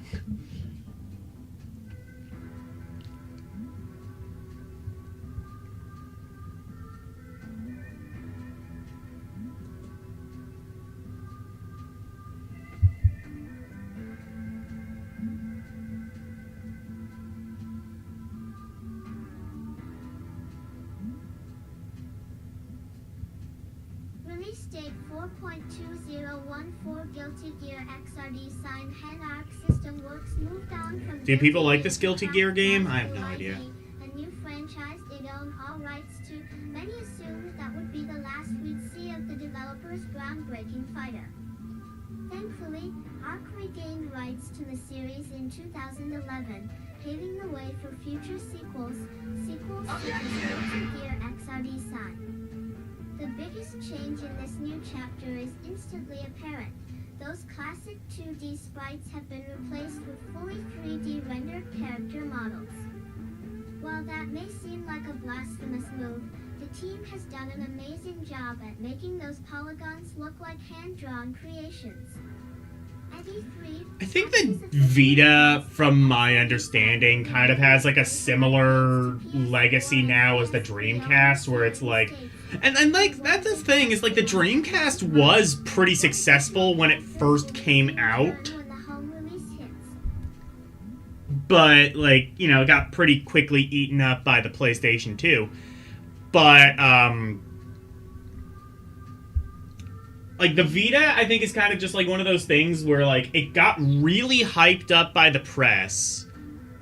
People didn't really buy into it, at least in America, because they didn't really want console gaming on the go until the Switch sort of, like, combined the two. And then, like... Because, like, that's the thing, is, like, really, like... The Vita, I think, is a failure, but the 3DS, I think, would have also been considered a failure if not for the Vita. Because the 3DS didn't sell, like, particularly great either.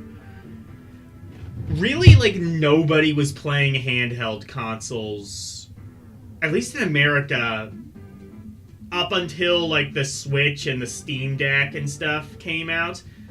Mainly because, like, mobile gaming was, like, the major thing. Because, like, a lot of handheld gamers were also casual gamers. And casual gamers really quickly flocked over to mobile. Like, you know, Angry Birds, Temple Run, Paper Toss, all that shit.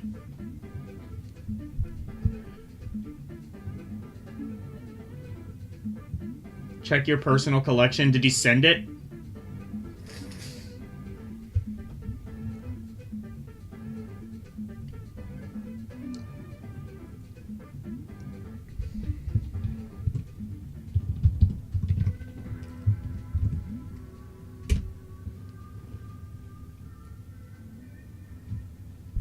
Oh, okay. Oh, wow, that is a lot of games. See if I can read, like, the spines of some of these. The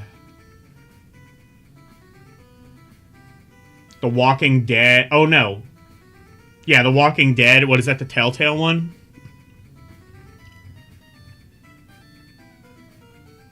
Metal Gear Solid. What Metal Gear Solid game is that? It just says Metal Gear Solid, I think, so... Oh, no, wait, no, there's a subtitle there. I can't really read it, though.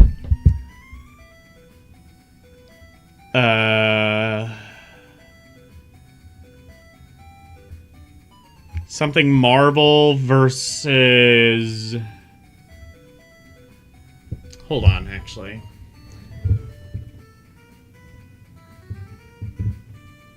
I'll show this on screen, that way you guys can actually read this. Even if I can't.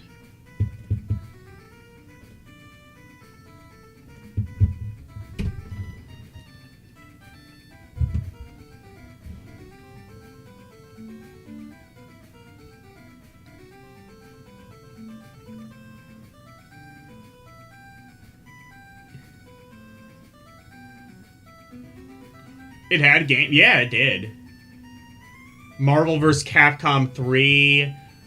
Oh, HD Collection 2 and 3. Oh, okay.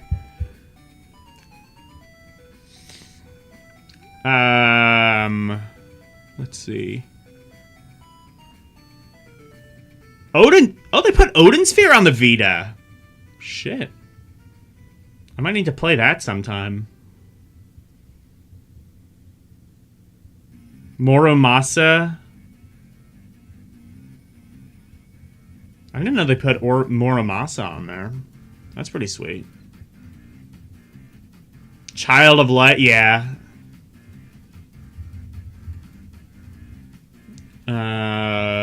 What is this one? F.A. Foul. Oh, Tales of Hearts. I see. Tales of Hearts R. I don't even know that one.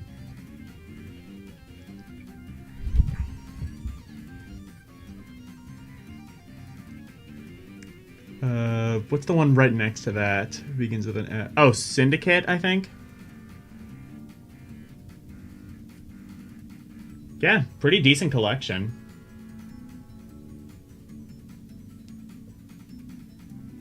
Steins Gate.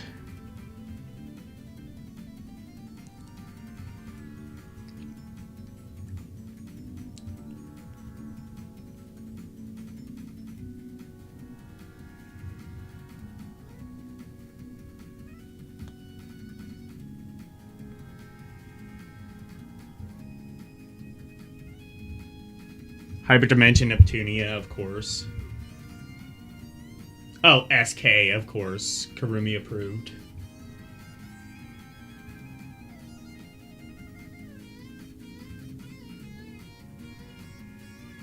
None of them are imports? Oh, they're US versions. Okay.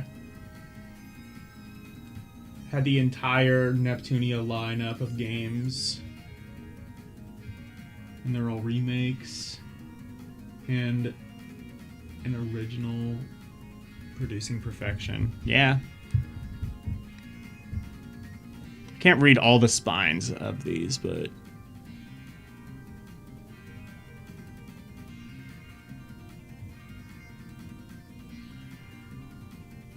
New Little Kings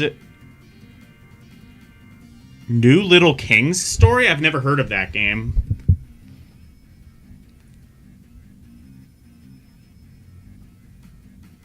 Trigger... Wait. Yeah, Trigger...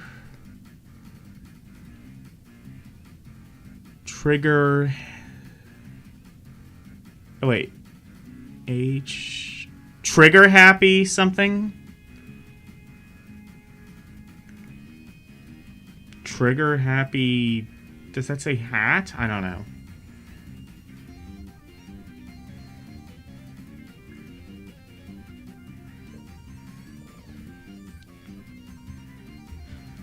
If you ever wonder why I have Anna read my EGM streams, that's why. Oh, Havoc. Okay.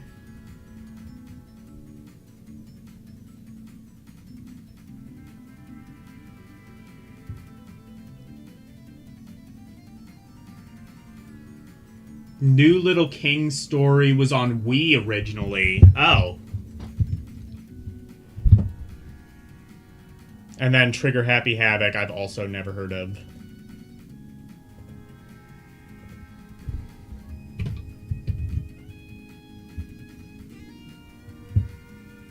Anyway.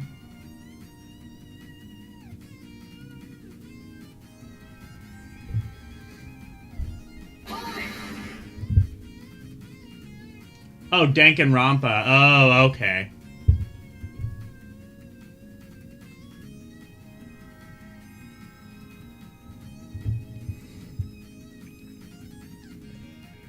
In that case, I do know it. I've just never played it. I should, one of these days. I should play Danganronpa. I should also play New Little... Well, actually, I don't know if I should play New Little King's story. I've never heard of that game. It's on the Wii, though. Was it an RPG or something? Release date 4.2014 Guilty Gear XRD sign head arc system works moved on from Guilty Gear to Cracked Blast Blue ID, a new franchise they own all rights to. Many assumed that would be the last we'd see of the developer's groundbreaking. Thankfully, Arc regained rights to the series in 2011, paving the way for future sequels such as Guilty Gear XRD sign. The biggest change in this new chapter is instantly apparent. Those classic 2D sprites have been replaced It's an with RPG with weird army command controls. While that may seem like a blasphemous move, the team has done an amazing job at making those polygons look like hand-drawn creations. At E3, Axis officially announced that XRD Sign will be making its way from arcades to PS4 and PS3 owners here in the States, leaving one big question on everyone's minds. What additional characters will we see return when the home release hits? And then Dance Central. What the hell is Dance Central? Is just like we've got DDR at home?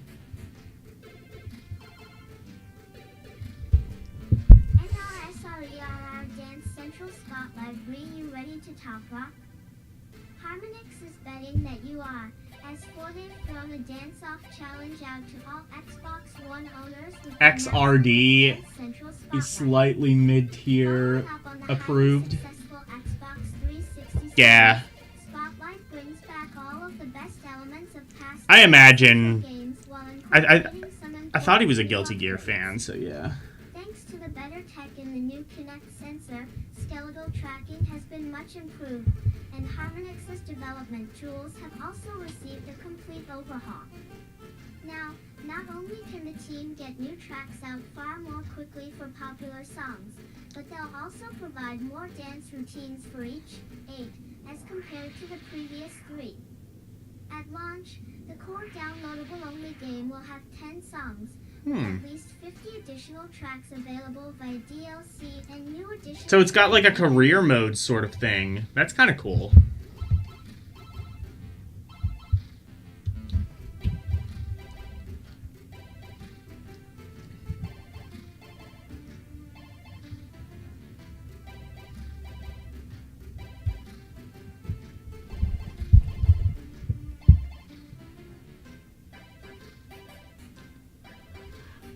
How about Arkham Knight? Oh, well, all the Arkham games are fantastic.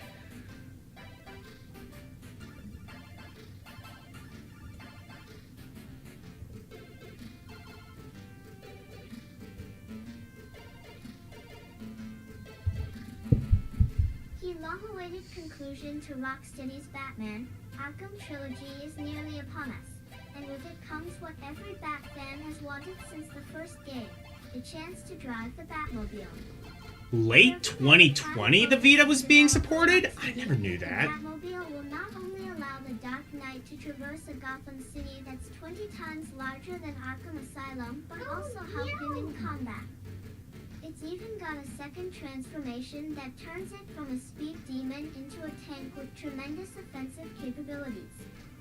It also That's what I was saying the whole time, is like it might have been bigger in other countries, but in the US it wasn't really. Harley Quinn, Scarecrow, and the Riddler have all been confirmed to stand alongside the Arkham Knight, a new villain exclusive to the game.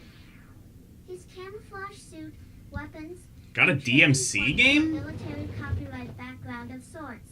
But why he's chosen to Oh, yeah, was it just like like DMC collection or something? Something we'll have to wait to find out. TTBS. It was never big. Well, then...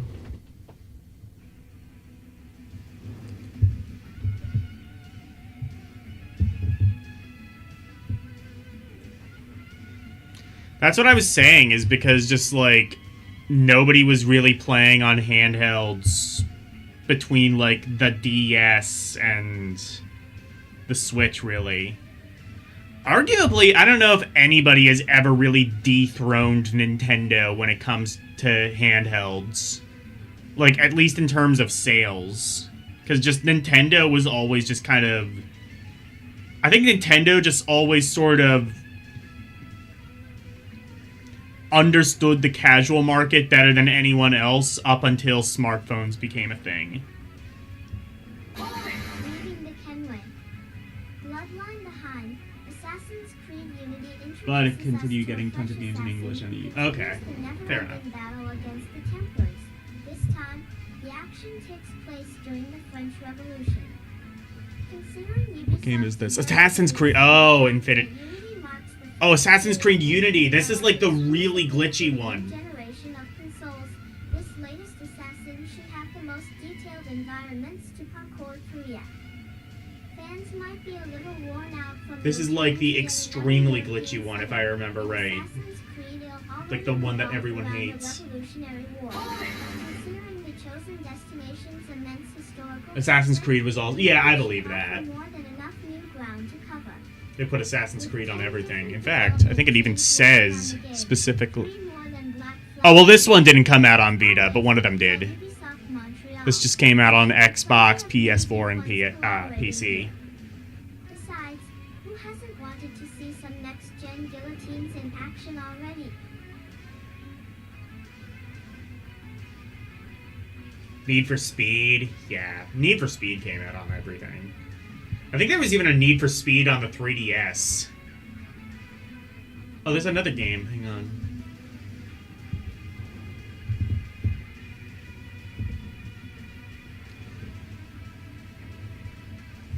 It is... Hey, we were just talking about Tales of Hearts R. Oh, wait. Shit, that one... No wonder I never heard of it, because it was Vita exclusive. I see.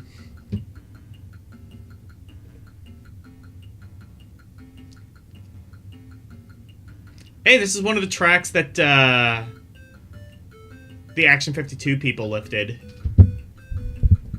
Originally developed for the Nintendo DS back in 2008, Got a Tales of Hearts cross-platform became just another Arkham... game in the long list of JRPGs that Metroidvania. in Japan. That came out on 3DS too. Shit, I might need to play that. Piracy issues.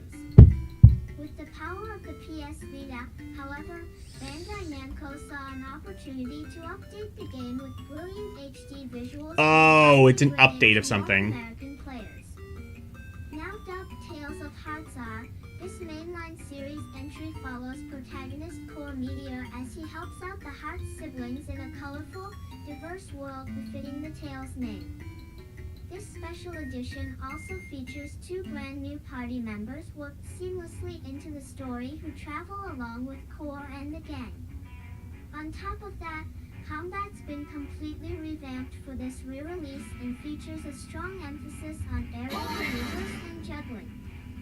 Plus, the 2D combat of Arkham the Origins is replaced with the 3D combat Blackgate. of more recent I Tales. might need to add that to the Rompery list. Game feel as new in Japan as it will in the West.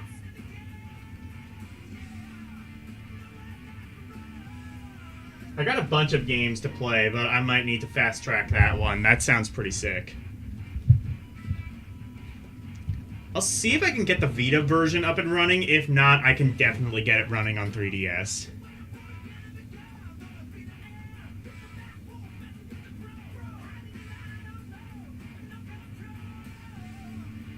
JRPGs. Yeah, it was a really good JRPG system.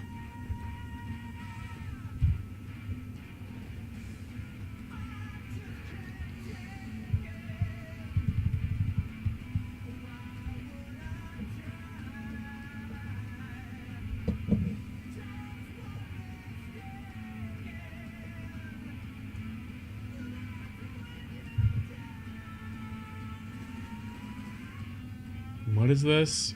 Andrew Fitch. Who is that?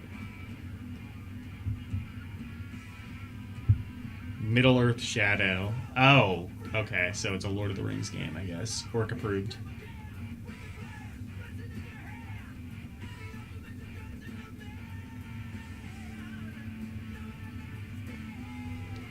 Middle-earth, Shadow of Mordor, not a trilogy, yet.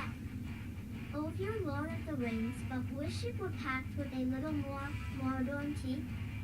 Now, know what you're thinking. Mordor, lots of death, destruction, lava, and all that urukai-infused jazz. Virtue Last Reward I never even heard of. Productions assures us that, since Sauron has to actually feed his slithery armies, Mordor is filled with farmland and is a little lusher than you might expect, which is good to know, since unlike other Rings games, this one takes place solely within the Blackland. Shadow of Mordor also brings a different type of protagonist to Middle-earth, Talion, a ranger possessed by a wraith who gives our vengeful hero powers comparable to those Frodo and Bilbo possessed when they were the One Ring. The game's touted Nemesis system will purportedly remember encounters with specific foes, meaning they'll hold grudges, particularly if you put one of their eyes out, Ralphie Parker style. Remember, one does not simply walk into Mordor, but you can amble over to your local retailer come October 7th and get there that way. I may have it on PC. I have some of the Arkham games. I have Arkham Origins, but I think that's just like a mainline Arkham game.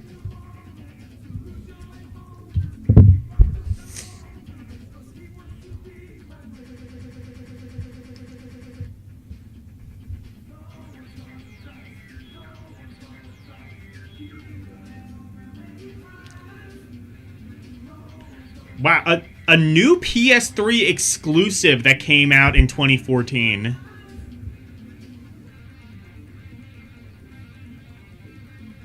Banco Longest Day. What the hell is this?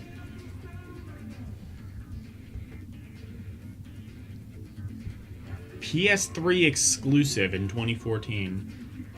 I think that was made for me and me specifically. I had a PS3. I had a PS3 up until, like, 2017 when I finally got a... No, it was... Actually, no, I take it back. It was longer than that. I think, well, I got my PS4 when I was living in Johnstown. So that would have been 2020. I did not... My newest console was a PS3 up until 2020. Oh, actually, no. My newest console was a Wii U up until 2020. Or whenever the Ouya came out. Maybe that was the newest console.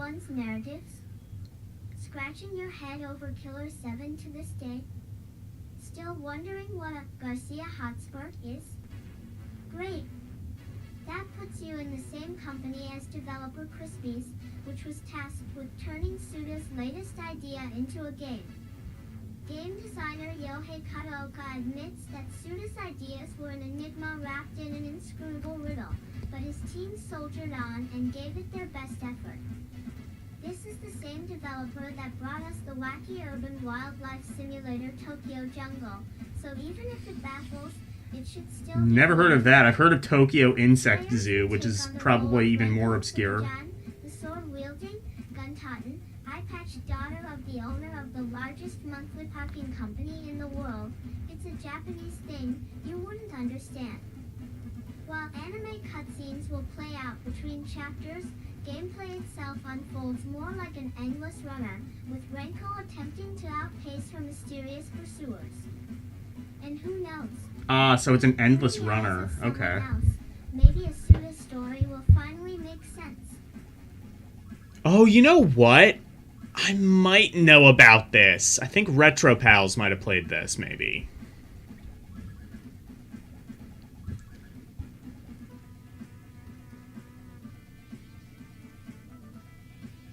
It still got games. Yeah, I believe the Vita got games, yeah. It was, like, mostly... Well, actually, I was going to say it was mostly held up by the indie devs. I think your collection actually kind of proves that wrong. That's, I think, maybe the thing that maybe surprised me most about your collection is that it wasn't entirely held up by the indie devs. Like the Wii U kind of was for a while. That was, like, the one reason to buy a Wii U for a little while, is it was kind of indie game heaven.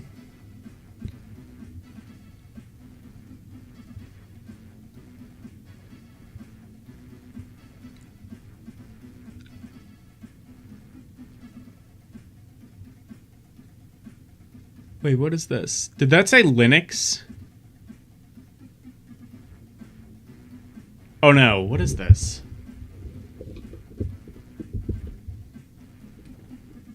Yep, Linux. This game, hey L. This game is on Linux, etc.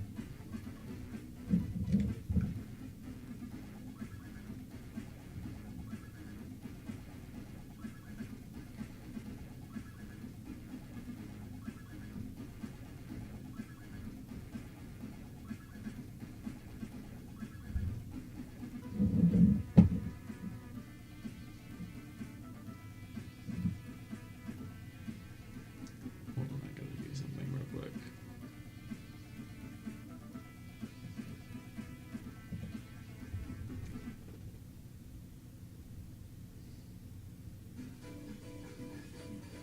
It had a long drought of games. Yeah, that's probably why it was a commercial failure. Easy. Release around the same general timeline. Late 2021. They kept the Vita going. Man. Even the commercial failures Sony will just support forever. That's the thing I always love about Sony, is they always have, like, insane support for their legacy consoles. They kept the PS2 coming. They kept the PS2 going until 2013. Kept the PS1 going for, like, a decade. Here's an interesting fact. Double Fine made only 2 games in their first 9 years of existence. They've made 13 in the 5 years since. That's what happens when you leave the shackles of the man behind and have the freedom to do what you want. When you've got thousands of loyal fans willing to put their money where their mouths are. And thanks to the power of the people, Double Fine's already got one over on Nintendo and Tomodachi Life. While much of Massive Chalice remains a mystery, other than its inspiration from Fire Emblem, Final Fantasy Tactics, and Game of Thrones, we do know that this feudal Oh my fantasy god. I forgot how big Game of Thrones was in 2014. Like, I remember it being big. I don't remember it being, like, earth-shatteringly massive like it apparently was. In Massive Chalice, you can. Bridal Legend lead designer Brad Neal returns to helm another title at Tim Schafer's House of Hijinks, and with his track record, this should be one to watch. Hey, and you can play this on Linux.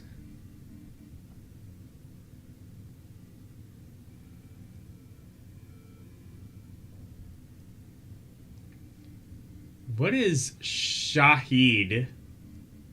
I don't know, but I guess it was like the big game on Vita for a while.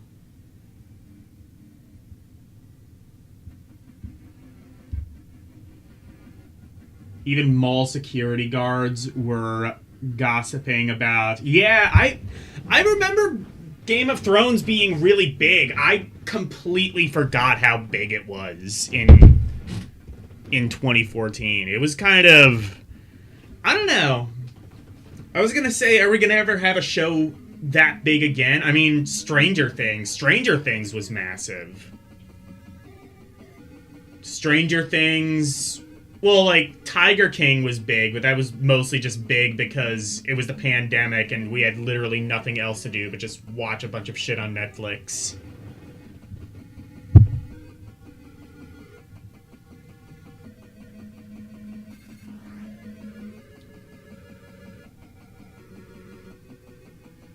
Was head... Oh, of promotional for the Vita. Okay.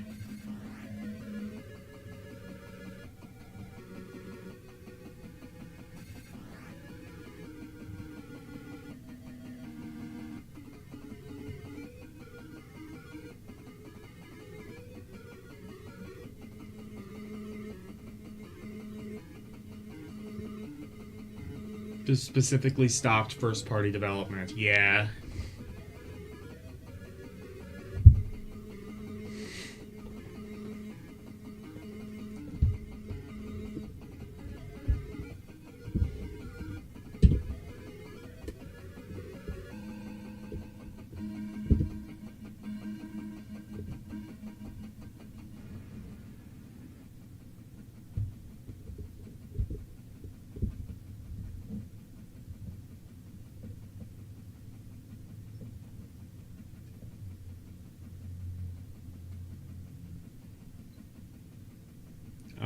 how about... Wait, hang on.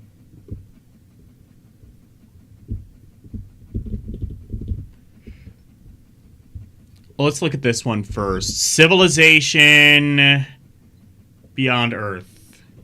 Civilization is good if you're into that sort of thing. And it's on Linux. I love how, like... I don't know. I guess even Linux was getting some games.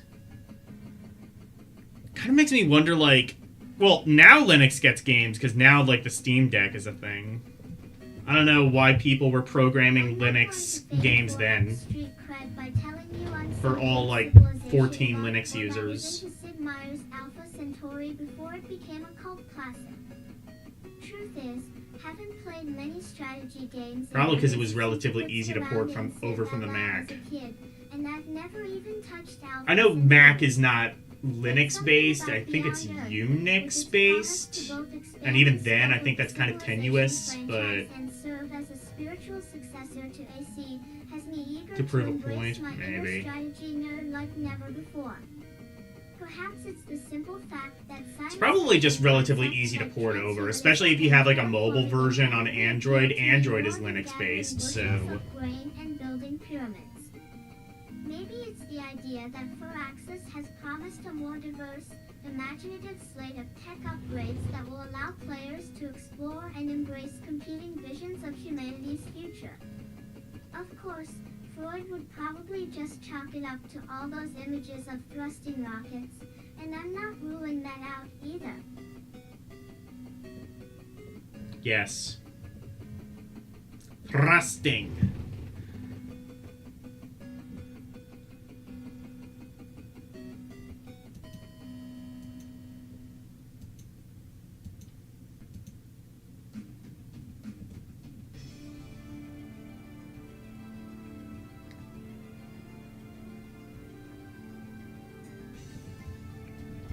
ET's cut the haters off at the pass. Yes, SOE's free-to-play survival-focused zombie MMO H1Z1 owes an awful lot to DayZ and Rust. Heck, key members of the development team have openly admitted as much. H1Z1. And, by extension, the game's main... I remember H1N1. scale. While those smaller projects offer... Finally, someone made a sequel to the swine flu. H1Z1 will allow Swine flu, swine harder. to coexist in the same persistent world housed on dedicated servers. That means we can expect to see social interaction that goes beyond simple muggings, with players teaming up to erect entire settlements and splitting off into powerful factions like something out of The Walking Dead. The H1Z1 project also has access to the resources of a huge, established company, so new content will theoretically come. I got swine flu, I'm pretty sure.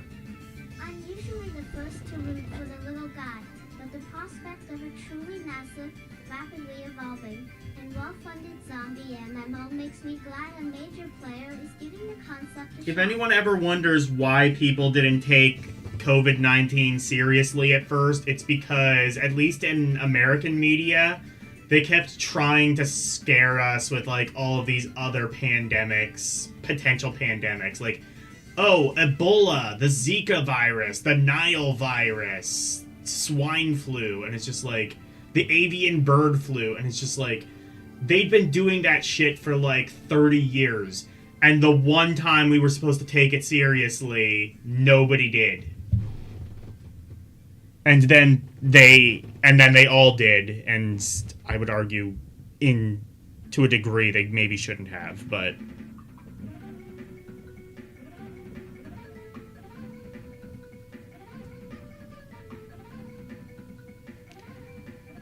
The Crew. Never heard of that.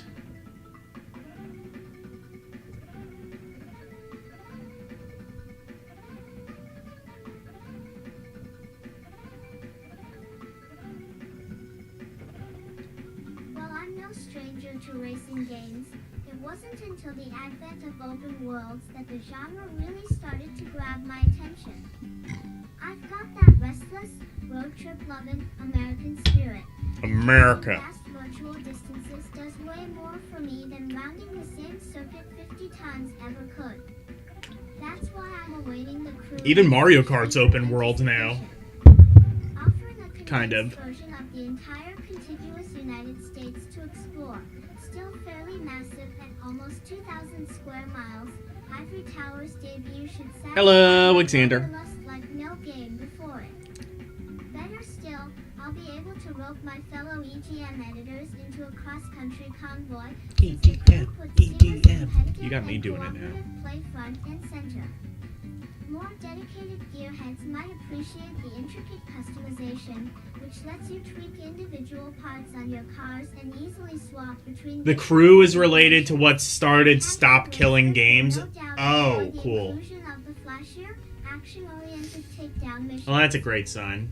As far as I'm concerned, though, those features are just the icing on a continent-sized cake.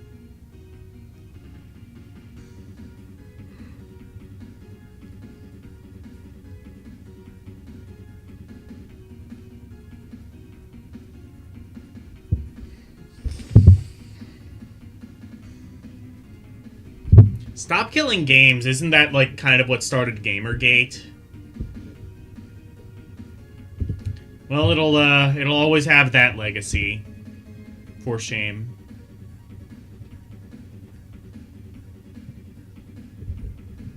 Okay, what is this now? 407?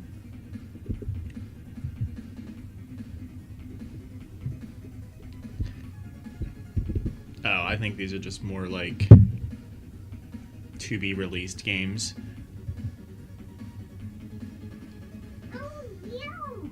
Borderlands. I have not played any of the Borderlands games. I say this all the fucking time, but like...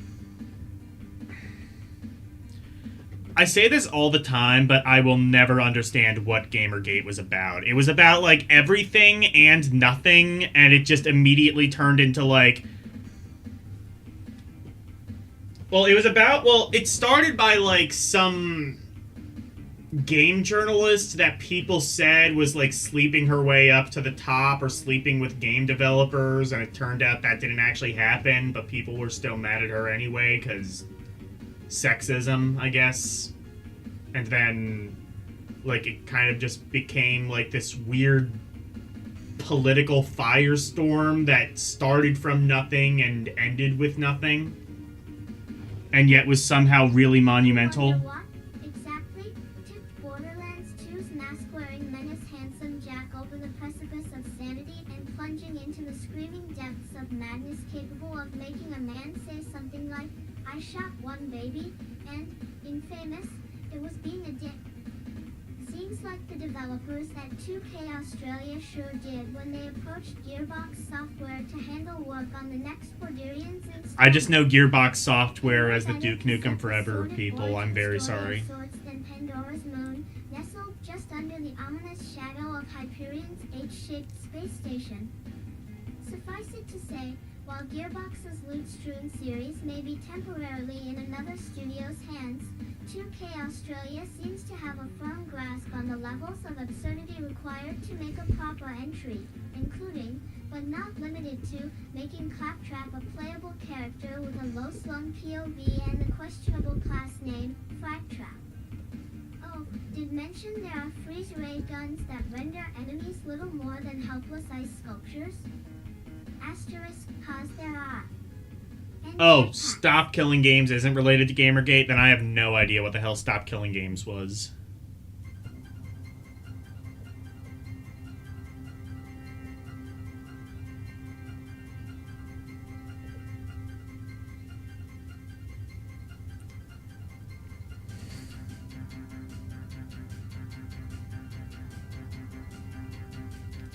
The Dimensional. Never heard of this.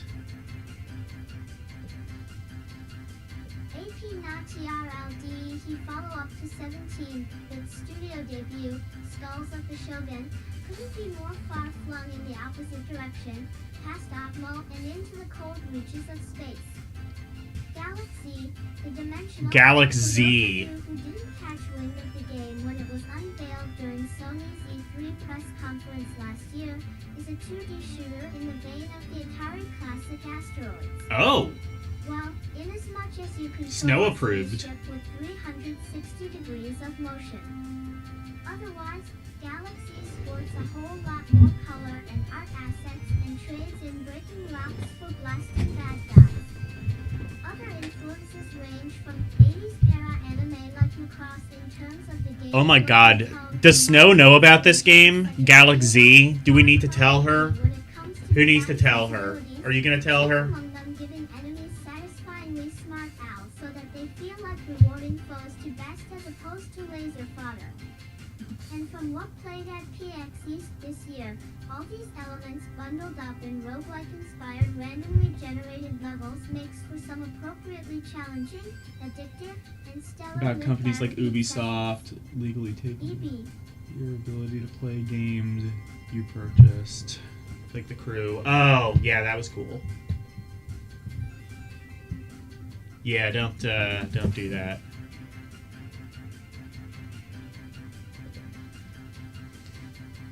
Oh, so that was like years after the game came out. Right, yeah, I kind of remember that now. That was actually like a very recent movement.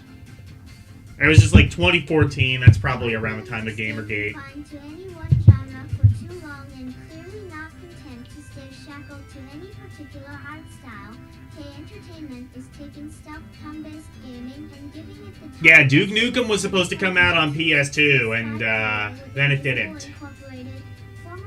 It took a little bit longer than that. Indie outfit is also consulting Richard Scarry's big book of roguelikes once again with procedurally generated levels, permadeath, and a Roguelike, you high say? failure rate. Each mission sees players navigating labyrinthine floors to get to the topmost one and crack open. Invisible Incorporated, you say? This means channeling an inner This might be vision something. that skews more towards Sidney Bristow than James Bond, with emphasis, designer Jason Dreger stresses, on tactical espionage, that is to say, battles here aren't won by brute force. Fly unabashedly points to XCOM as an influence, and it shows. This 60s Yeah, the meets Duke stealth Nukem heist 3D game as well as the with Steam an enemy version. and then some. Let's That just makes it all the more delightful. Let's rock. I've got balls of steel. My favorite thing is that they made a Duke Nukem pinball table just for the lulz, I'm pretty sure. Mario Kart 8! Speaking of Mayro. So this is... Is this a review or... I'm mostly interested in seeing what reviews they have, just to see if they kept the review wall.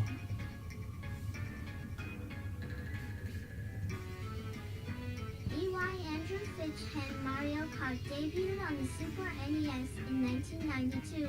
It was a sport.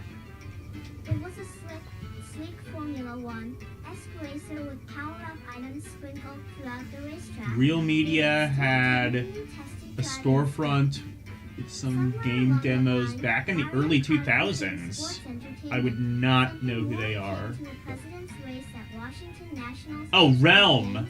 Oh, 3D Realms, yeah. Athletic superiority between mascot versions of 5 of our nation's greatest leaders, but in reality a rigged contest complete with obstacles, fan interference, and comedic pratfalls. At its core, Mario Kart 8 is a solid overall entry that takes advantage of the almost complete series formula. Duke Nukem Pinball, but if you interact with it, Duke Nukem just says a silly lewd line. Oh, okay. At this point, it looks just as futile as hoping WWE Chairman Vince McMahon does the same thing with his own sporting endeavor. Every Mario Kart entry. Well, no, there was like actually a Duke Nukem pinball game. Also, hello, Renee. Kart 7 on the 3DS added underwater racing for the first time. Mario Kart 8 includes F-Zero style anti-gravity elements. These are some of the more enjoyable sequences you'll Real find. arcade, It okay. also feels like the game rations these segments unnecessarily, lessening their impact. Launched in 2001. Neat.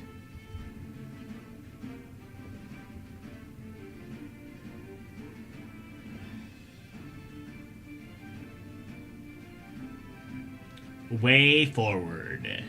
Way Forward games are all good. I'm gonna play... I'm gonna do like a Way Forward stream one of these days. Just so like I can see if like any bad Way Forward games exist. Make up the other 4 competitions. The 2 standouts: Sunshine Airport and the Delfino themed track. Yeah, Mario Kart 8 was pretty good. Got a lot better once they re-released it and updated it for the Switch.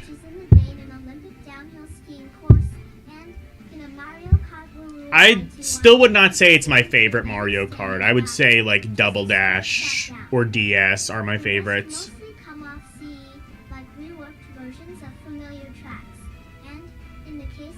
Mario Kart World looks pretty good. I'm just not willing to pay what Nintendo's willing to ask. In Mario Kart tradition, the racing feels fast and fluid, and also horrendously unfair. One I equals particularly absurd instance, verified in person by fellow reviewer Chris Holsworth, illustrates the ridiculousness of where the series' notorious rubber band Al now stands. Mere inches from the finish line, a blue shell came hurtling. My thing with rubber banding is, like, what is the alternative? Do you want to just, like, lap people? I don't know. I think, like, people, like, way fucking complain too much about rubber banding and, like, Mario Kart and CTR and things like that.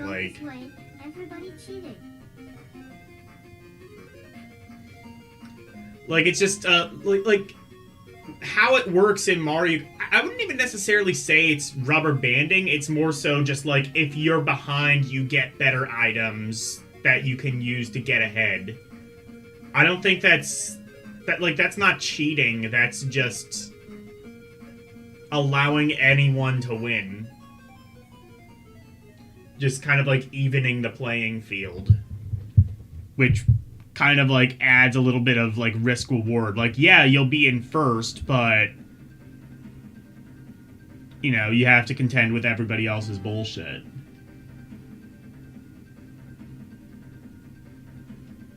You never used... Real Player! Yeah, okay. It is, yeah. I know what you're talking about now.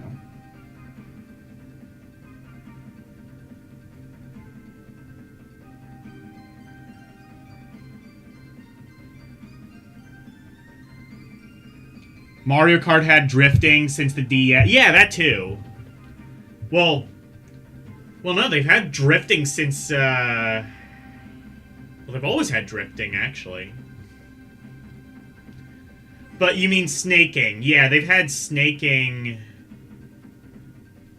Yeah, DS was, like, the one where technically you can snake in all the Mario Kart games. It was just kind of easier to do that in DS.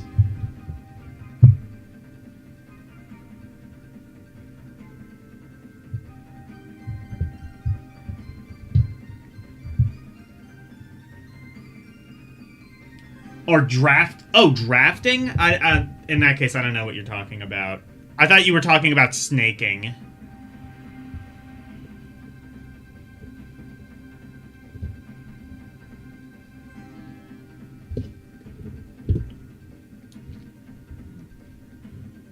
I don't know. If you aren't... If you think Mario Kart is unfair, I mean, it is, but that's also kind of the name of the game, and it's also kind of just mad 'cause bad.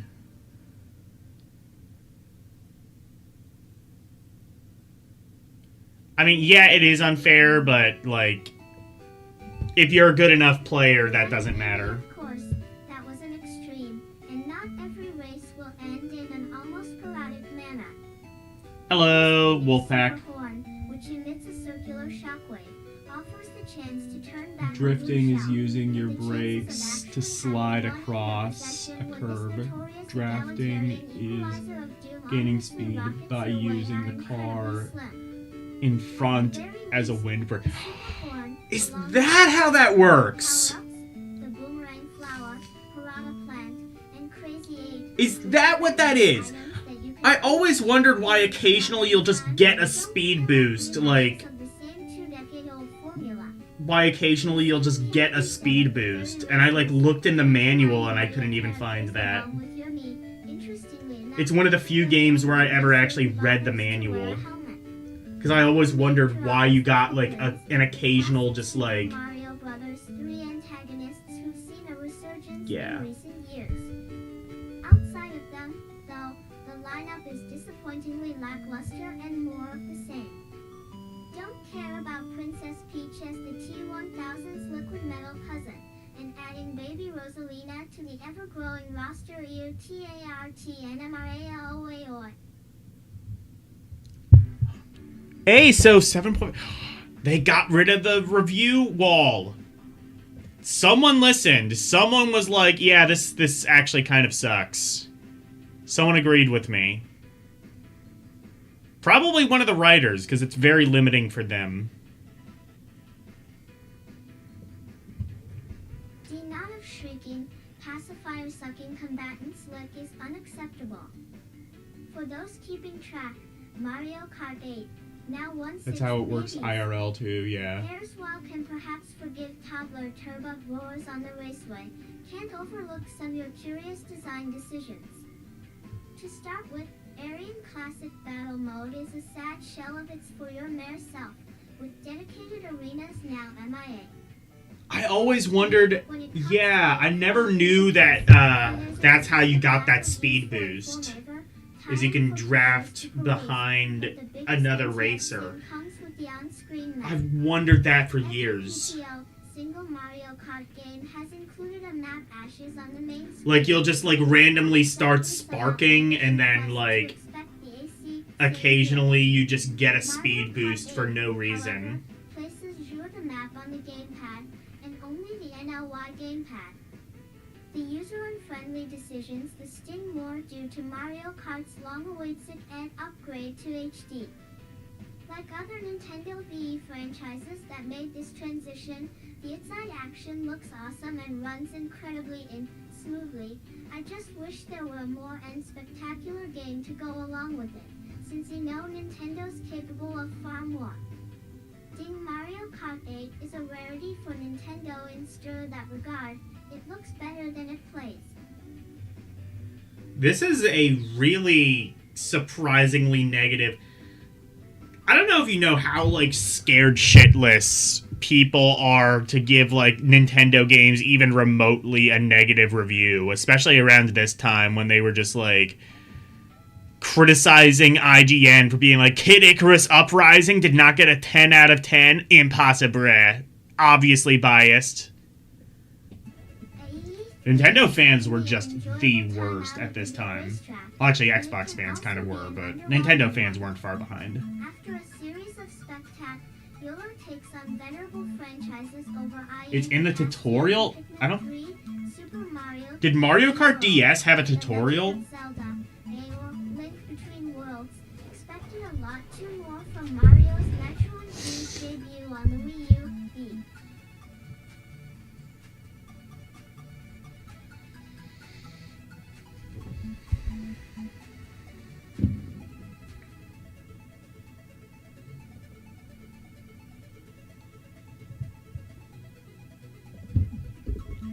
Anyway, this got a 7.5, which is, like, way lower than I would have expected them to give it. I'm not saying they're wrong for doing that. I'm just saying I'm amazed that they had the balls to give a Nintendo game anything less than a 10 out of 10.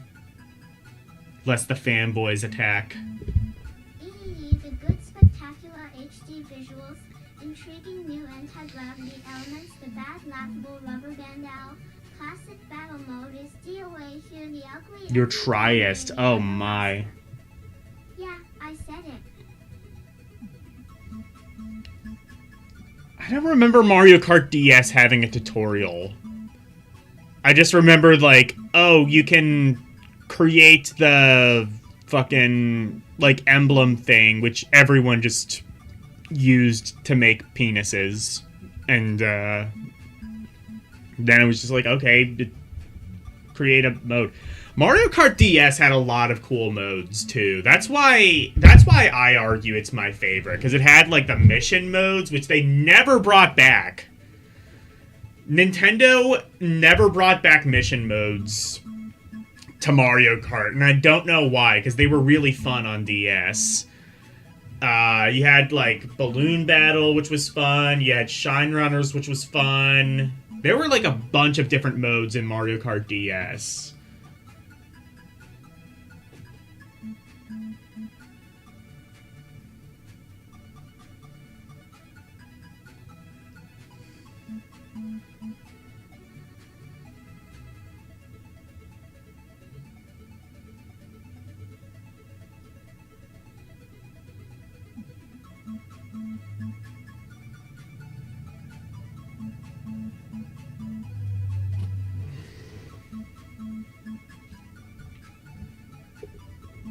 Anyway. Are these just, like, bios for the reviewers? I think it is.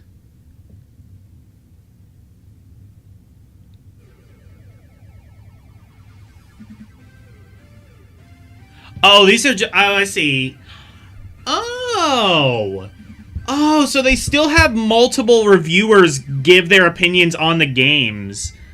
So they kind of, like, went back to the review wall formula. So, like, they kind of had, like, the review wall formula, but they expanded on it. Okay, so it's, like, the best of both worlds.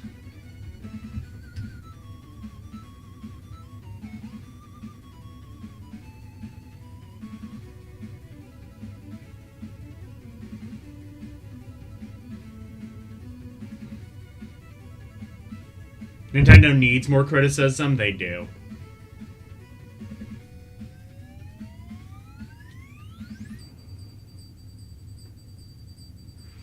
Not quite Days of Thunder. So this guy was even more negative towards it.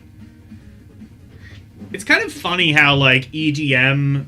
Well, apart from this one guy who gave it a 9 out of 10, but, like, EGM was kind of lukewarm on it, because, like, people were saying, like, oh, this is going to be the savior of the Wii U, and... it was probably the closest thing the Wii U had to a savior, but, as you well know, it very much was not the savior of the Wii U.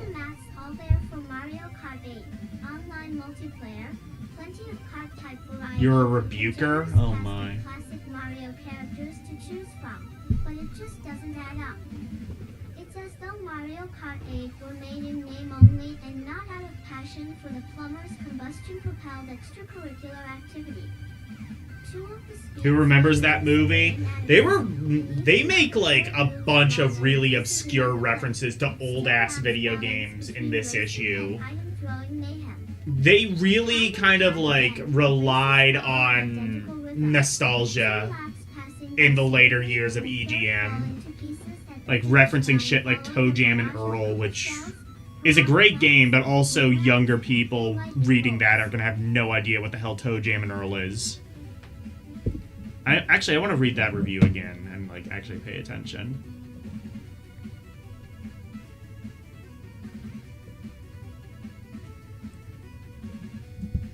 The math's all there for Mario Kart 8. Online multiplayer, plenty of kart-type variety, a generous cast of classic Mario characters to choose from, but it just doesn't add up. It's as though Mario Kart 8 were made in name only and not out of passion for the plumber's combustion-propelled extracurricular activity. Two of the speeds feel noticeably inadequate, and even though the third moves along at a decent enough clip, it still lacks balance between racing and item-throwing mayhem. Time and time again, races follow an identical rhythm, with 2 laps passing by smoothly and the third falling to pieces at the finish line following a barrage of Koopa shells, piranha plants, boomerangs, and lightning bolts.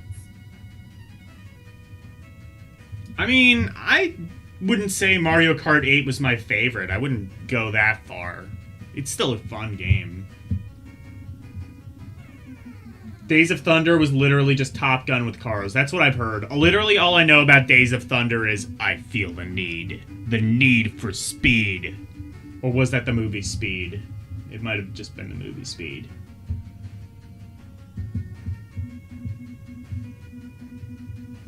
In the GameFAQs Vita boards, every new 3DS game was the final nail in the Vita's coffin.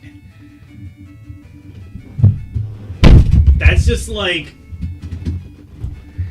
Dude, that's just being like...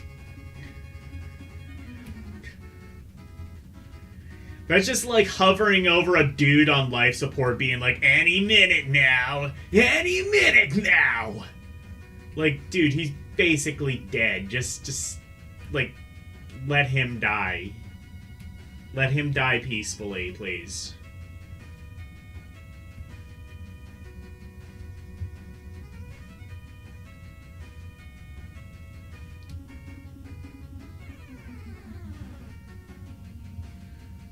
Like, you got bigger fish to fry, like the mobile market. Go after them. Take them down a peg, Nintendrones.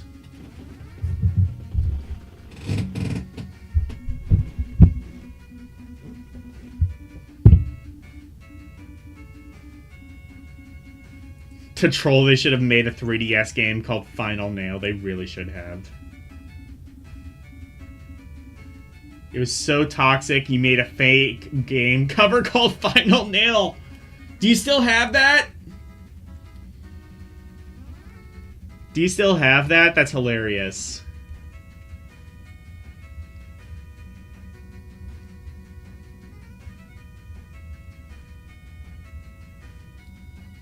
Oh, was that Top Gun? Oh. I've tried watching Top Gun multiple times, and every time I fall asleep through it. I'm not saying that the movie is boring, I'm saying me personally, I fell asleep through it. Possibly unrelated to the movie's actual, like, quality.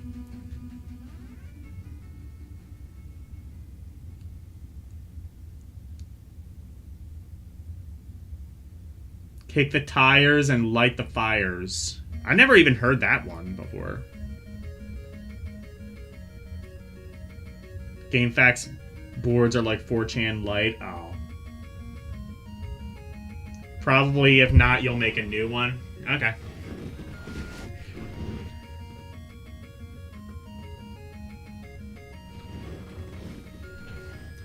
It could just be like Mario with a nail gun pointed at the PS Vita.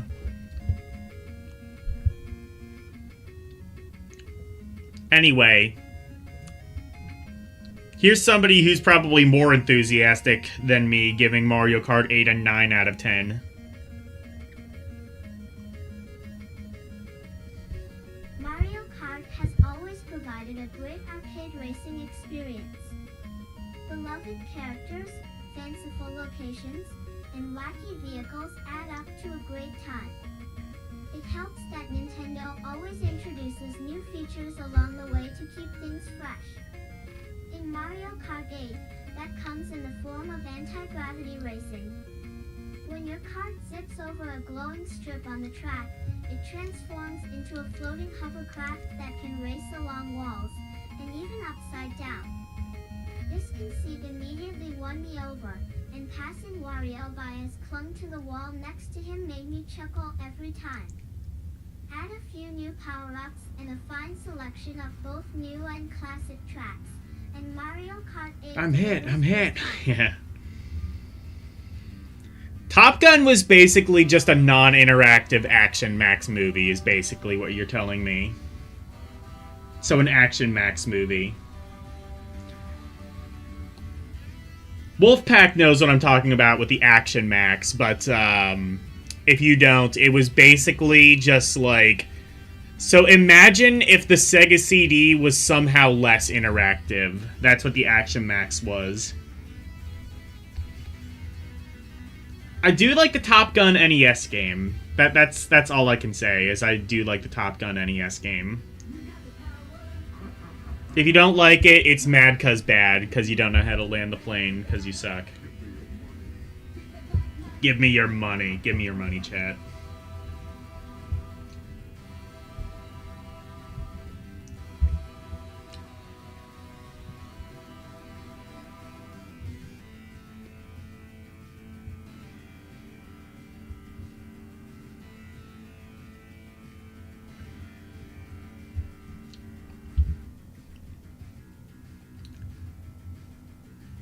Wolfenstein: The New Order. Yeah, I think this one was generally well liked. Wolfenstein: The New Order sees longtime HW series protagonist William B.J. Blazkowicz's return in what serves as somewhat of a spin-off for the franchise. This entry is set 3 years after the events of 2009's Wolfenstein. Yeah, the cousin of yours had an Action Max. For about a week. Yeah, that's about how long it takes to be like, maybe I don't want this. Top Gun NES sucks, you suck. You don't know how to play it.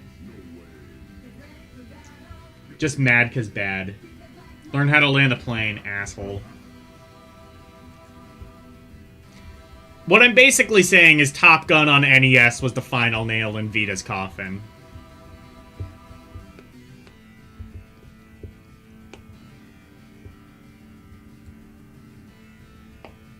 You rewatched the Top Gun parody Hot Shots? Yeah, I heard about Hot Shots.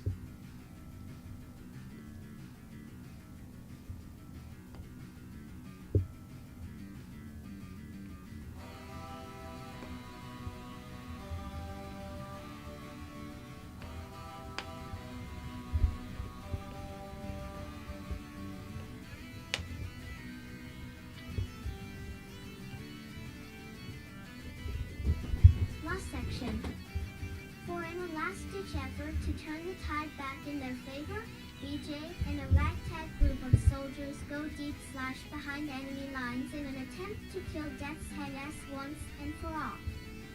Soon, however, Blazko and his crew are captured, and BJ takes shrapnel to the head as he tries to escape, putting him into a 14-year-long coma. When he wakes up, it's 1960, and Blazkowicz is horrified to find the Nazis won the war and conquered the world.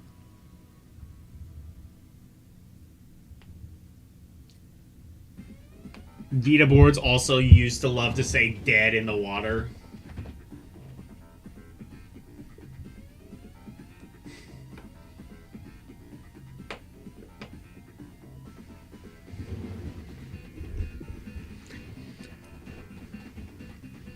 But how can it be dead? Vita literally means life. That's funny. The Vita literally means life, and all anyone could ever talk about was how it was actually dead. Irony of ironies. On the surface, the New Order comes off as a fairly straightforward shooter, but there's a surprising amount of depth if you look for it, most notably in regards to the story. The narrative features a lot of layers with each character, starting with BJ's man out of time, complex, and trickling down to each member of the resistance group he soon joins. Much like how BJ feels out of place in this new world, however, some story elements just don't seem to fit with the rest. Sure, machine games sometimes Vita board's already seem did to that, suspend yeah, fair enough. disbelief because this is a video game, like how BJ is still a Nazi killing machine even after sitting in a wheelchair for 14 years. For most of the game, though, the New Order tries its damnedest to be a Star Wars story, with levels 8.9, that with a seems sense fair. of guerrilla warfare. Then, suddenly, you're in a bad remake of Moonraker. Turns out the Vita was actually the final nail in the EGM's coffin, because they didn't make any more magazines after this, after they reviewed a Vita-exclusive Tales of Hearts game. And 2009's Wolfenstein, but when it deviates from that gritty core, it breaks the immersion for me. For Unfortunately, even when the story is at its campiest, strong level design and gameplay still shine through. In fact, the New Order's level design is some of the best I've seen in a first-person shooter in She was. quite some Oh, was she? time. It's got the perfect balance Was she? Like Tom Cruise's girlfriend in Rain Man? I've seen Rain Man. or letting you go in guns blazing. Oh, and almost every Like that weapon foreign- in the game can be dual-wielded. That one foreign chick in To further Rain Man. accentuate these playstyles, the game also offers 4 perk trees for B to unlock. Stealth, assault, You sent the comic over Discord. demolition Let me see. options allow BJ to increase the amount of knives and grenades he can carry and improve the effectiveness of certain weapons. My only issue with the perks.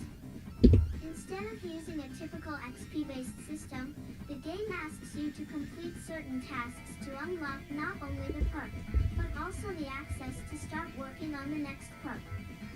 It's Fruzmine.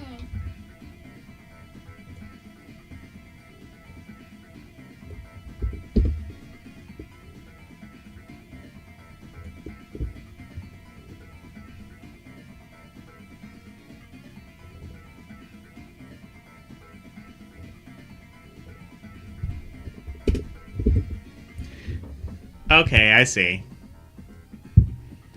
2014 LCX Origins.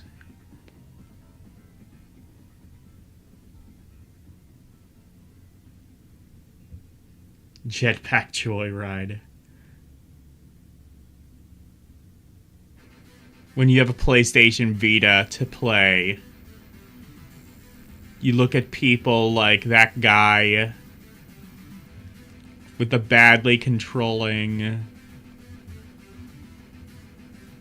endless 2D game, and you just, well, you play them. Tisk tisk. Tablet gamers, really?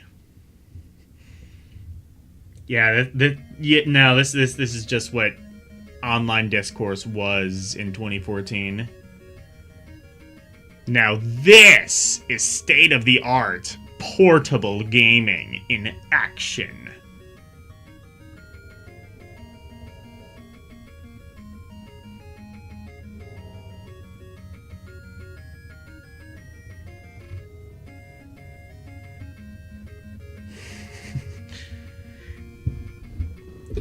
Yeah, that was a thing where just Jetpack Joyride. Oh shit. Yeah, it is a thing where just like Jetpack Joyride was just kind of the killer app for the Vita for a while. That was fun times.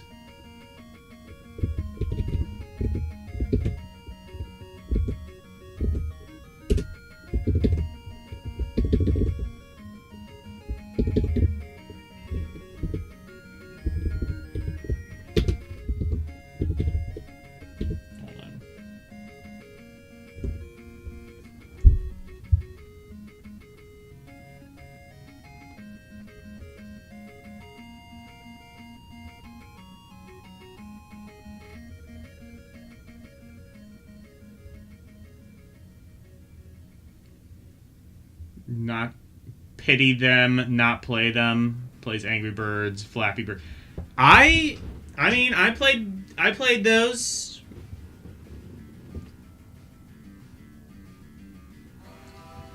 You had a PSP, never got a Vita, same.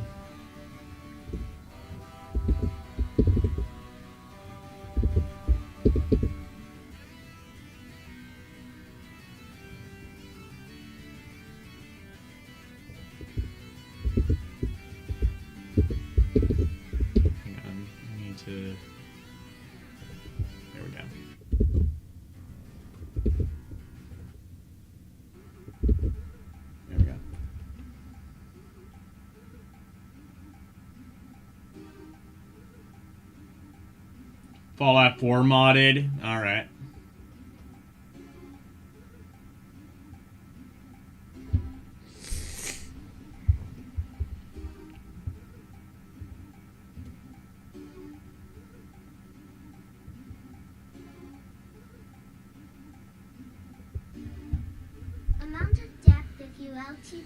trotting to know that you could have been working on multiple perks at once, if ONL. The game let you do things non-linearly.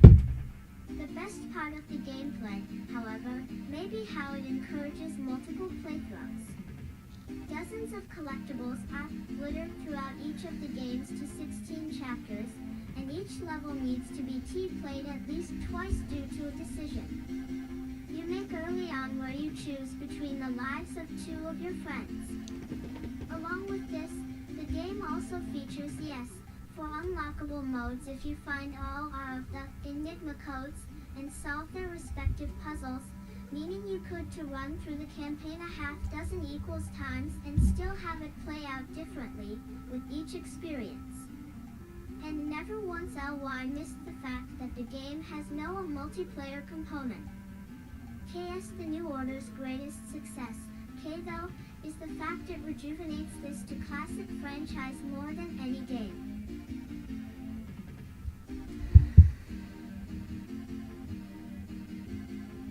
Yeah, Wolfenstein did a really good job. I think people kind of lost focus on this whenever Doom 2016 came out, but from what I understand, New Order was really good. That's what people seem to say. Stellar, and it's surprisingly strong. If LY sometimes over the top, story highlights the experience. With its brilliant level design and copious replayability, the New Order more than lives up to the J. Wolfenstein name.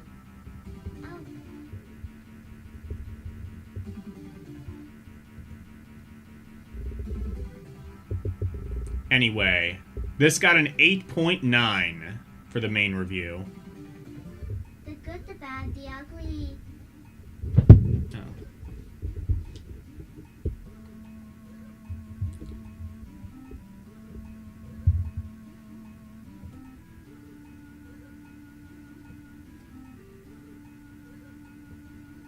The good engaging action puts Wolfenstein back near the top of the shooter heap. The bad, some story pacing issues. Perk system could have been more open. The ugly next-gen torture scenes and burn victims. Brutal.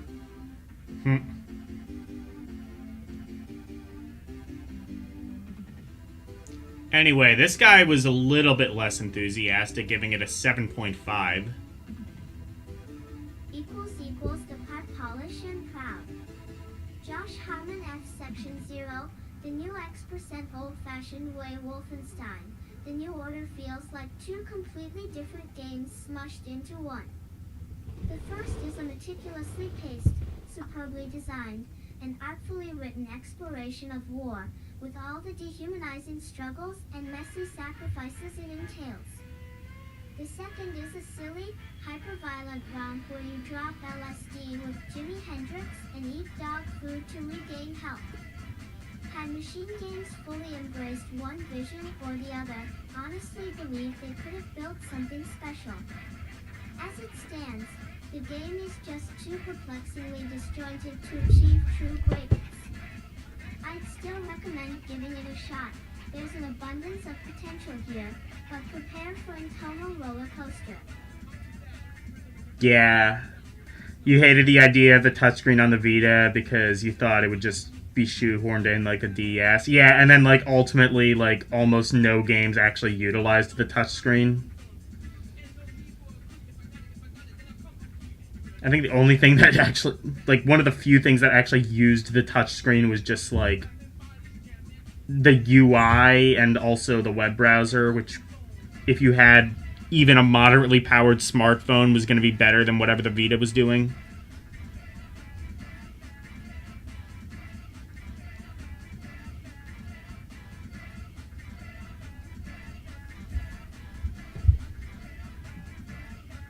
And then this one was also an 8.5.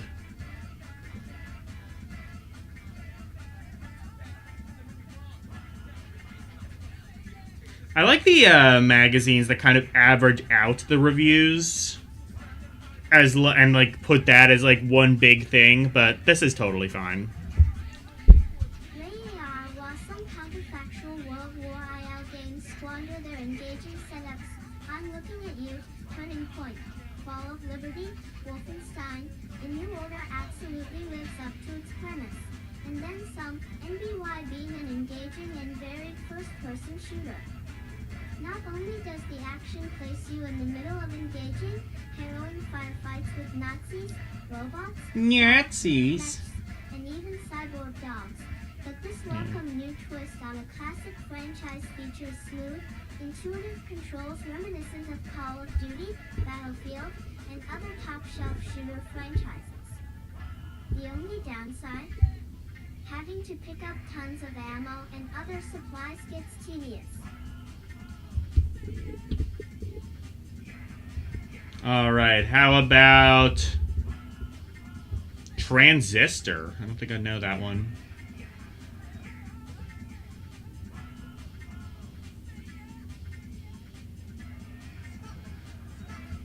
EP Mata by Josh Harmon. Transistor may be about a woman whose tea lost her voice, but it's clear developer Supergiant Games has found theirs. More than any other studio working today, they seem comfortable delivering experiences that are.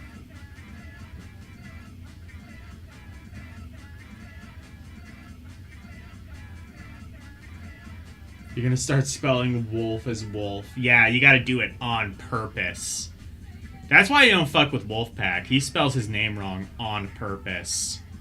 If he can misspell his name, just think what... If he can misspell his own name, just think what he'll do to your name.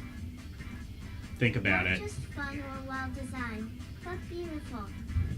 Can think of a dozen different companies capable of delivering an action RPG that plays as well as Transistor, yet can't think of a single one that could have imbued it with so much soul. Wolf sounds like a whiskey. Yeah. Wolf and Coke.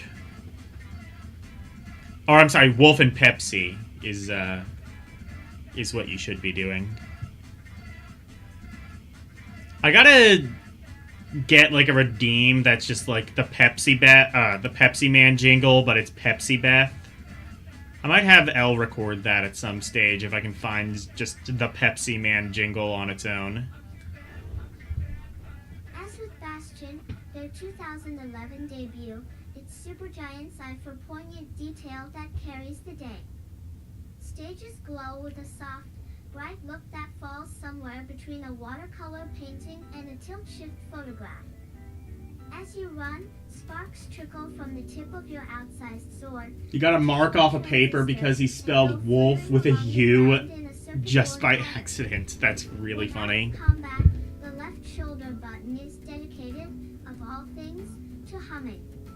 Huh. Hold it down, and Heroine Red will plant her feet, cradle her sword, and begin murmuring along to the score, What? providing a heartbreaking reminder of what she's searching for. That's Every really minor cool. aspect of the musical and visual presentation is treated with an almost They misspell it as pathological care. expander. The end result is nothing No, that's your name on DeviantArt, Fans isn't of it? Bastion will recognize many of that game's signatures reconfigured here to new ends. The frontier fantasy of Caledonia has been replaced by the cyber war of Cloudbank, a city so technologically advanced that it's... Your nephew said he couldn't stop laughing when he knew he did that. I wouldn't either. That is genuinely really funny. Quite similar. The most comforting reappearance is that of Logan Cunningham, Bastion's narrator, who provides the voice of a mysterious man trapped inside the transistor. Once again, he does nearly all of the narrative heavy lifting by himself, and once again makes it look effortless. In some ways, Transistor feels like a conscious effort to improve on everything Bastion did well, to build something that feels both familiar and ambitiously different. There's no sign of any sophomore slump here, just the added experience and confidence of a brilliant first effort.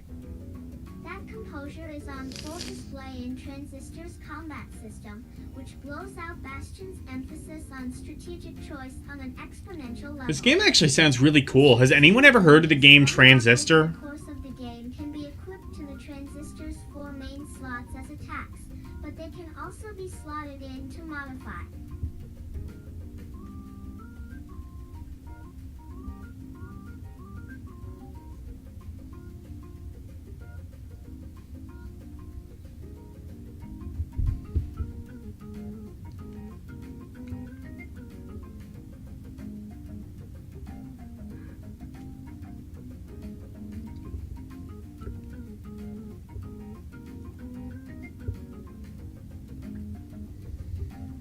slash other attacks or provide passive buffs, opening up thousands of unique builds. While battles There's a unfold in real Mitsubishi time, MUV Jade can called the also call Expander. action Awesome. At any point H by initiating what the game calls a turn. And in this frozen state, you can queue up a series of attacks, essentially like taking Transistor is good. He also did an indie game called Bastion. Interesting. Will execute the plan almost instantly, but she'll also be vulnerable and unable to attack N during cooldown. And if the concepts underlying combat re are impressive, the execution is slightly less so. Though most of the game retains a balance that encourages UA to constantly try new loadouts. Supergiant Games, you love. Oh, it's the same people as Hades. A few powerful late game. Oh, okay. Throw all that out the window. Worse, you'll most likely gain access to them just before the game's finale, when new, ostensibly one tougher enemy types start to crop up. As what should have been a trying gauntlet is instead reduced to a Sunday stroll, as you five casually crush I know Hades, yeah. path by F, repeating the same series of attacks over. They started with Bastion and Transistor was the second game. Yeah, they were just talking about Bastion. Spoil the many enjoyable ones. It is pretty old. Well, yeah, it 2014. That's when this magazine came out. But yeah, I know about Hades. That come before it. Transistor just isn't the sort of game that needs perfectly engineered gameplay to be well and truly great. I know, right? Doesn't it make you feel weird that 2014 was actually 12 years ago? Remember everything else. The touching glimpses of humanity, the striking, deserted cityscapes, the quiet moments spent humming in an alleyway while the whole world comes to pieces around me. I'll remember the beautiful Does it make you feel old? For that, think Supergiant should be endless. Transistor, they gave it away for free on Epic at some stage. Cool.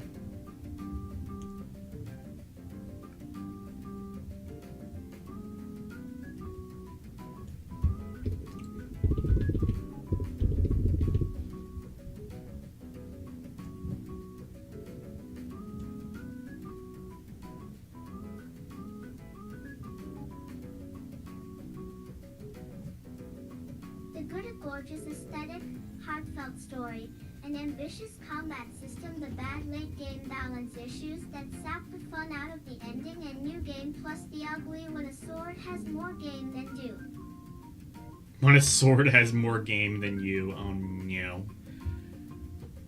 Alright, slightly less enthusiastic with an 8.5. What does he have to say?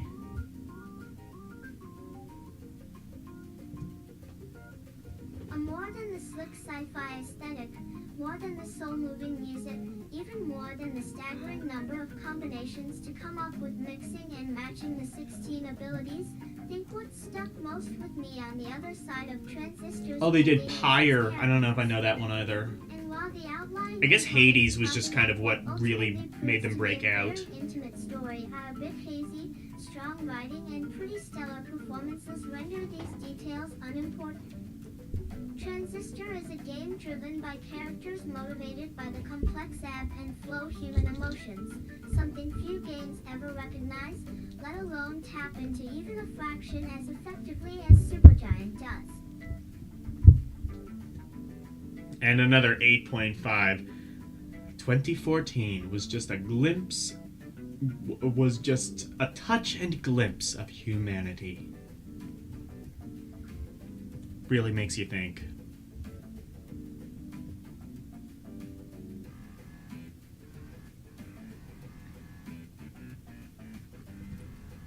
Games like Transistor are examples of why I'm glad the indie scene is flourishing. There's a beauty here, in design, in setting, in dialogue, in music, in storytelling. Tattoo Titan and Nova Lands. Apparently River City Girls is going to be free on Steam at some stage.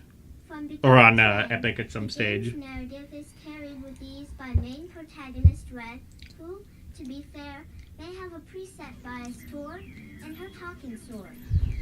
While the rest of the game doesn't always completely click, its take on combat is better on paper than in practice. Transistor's unique twists and takes on the adventure genre make for a journey unquestionably worth taking. The ebb and flow of human emotions.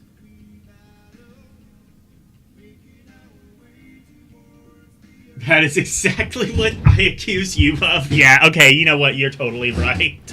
The ebb and flow of human emotions. Shut the fuck up, dude.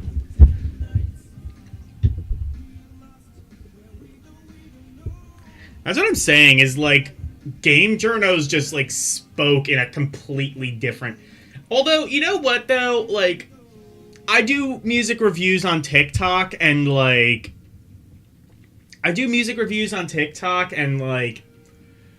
after a while, you just kind of run out of ways to say, oh, this album is good. Oh, this album is bad. So you have to just, like, make up new ways of saying the same basic thing over and over again, just as, like, a way to just save yourself from being repetitive.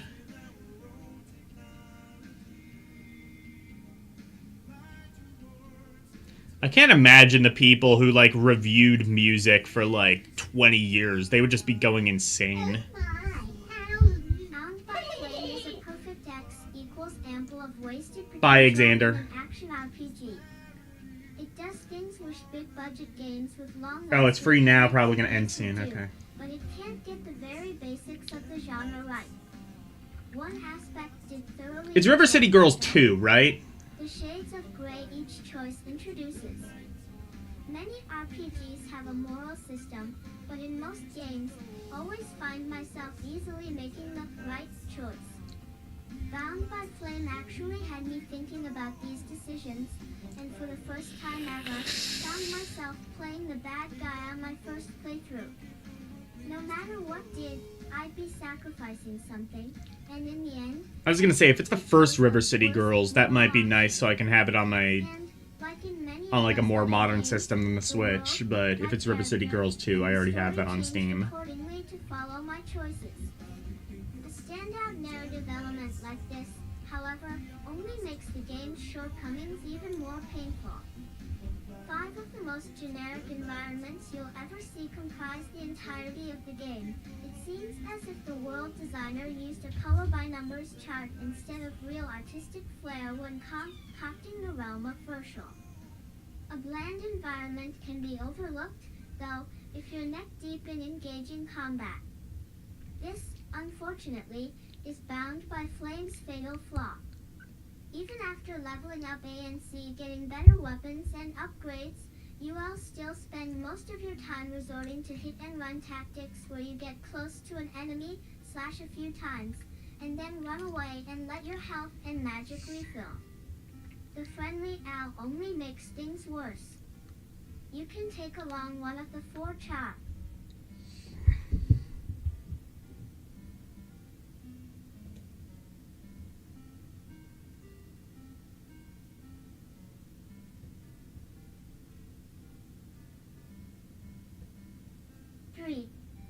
Actors that join your party throughout the game, but they're all worthless, except as distractions to split the attention. Has anyone ever played this game, Bound by Flames? It looks mid as hell from the reviews.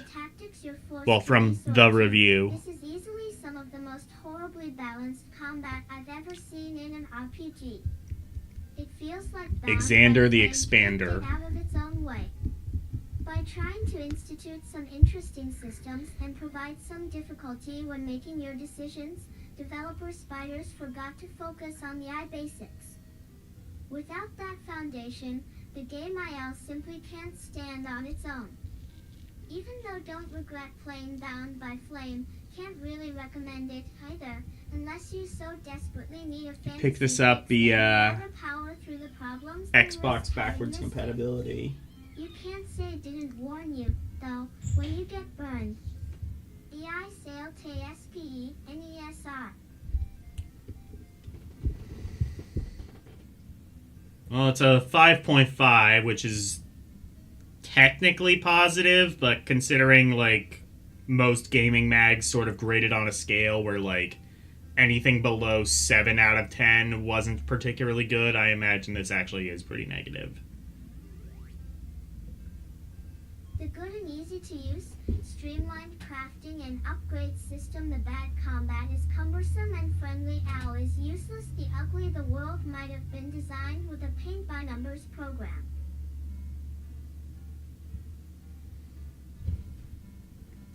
It reviewed mid, but yeah. This guy also gave it a 5.5. And then the other guy gave it a 6. So yeah, just mid. Everyone just agrees this game is mid as hell. Save a few interesting ideas on streamlining crafting. Bound by Flame is mostly just an unremarkable RPG.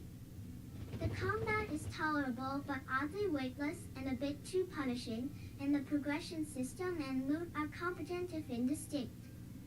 Still spent most of my time bored to tears because the game gave Look me at these no guys' reason to character care about its profiles. character That is what you call a diversity. gamer. That is Well, peak gamer. there is one odd quirk. Townspeople sport the salty vocabulary of Tarantino characters. That said, though, if the whole like gaming journo thing doesn't work out, he could substitute his career as a member of a Beatles cover band, I imagine. Experienced a fantasy world so painfully bland since Kingdoms of Amalur.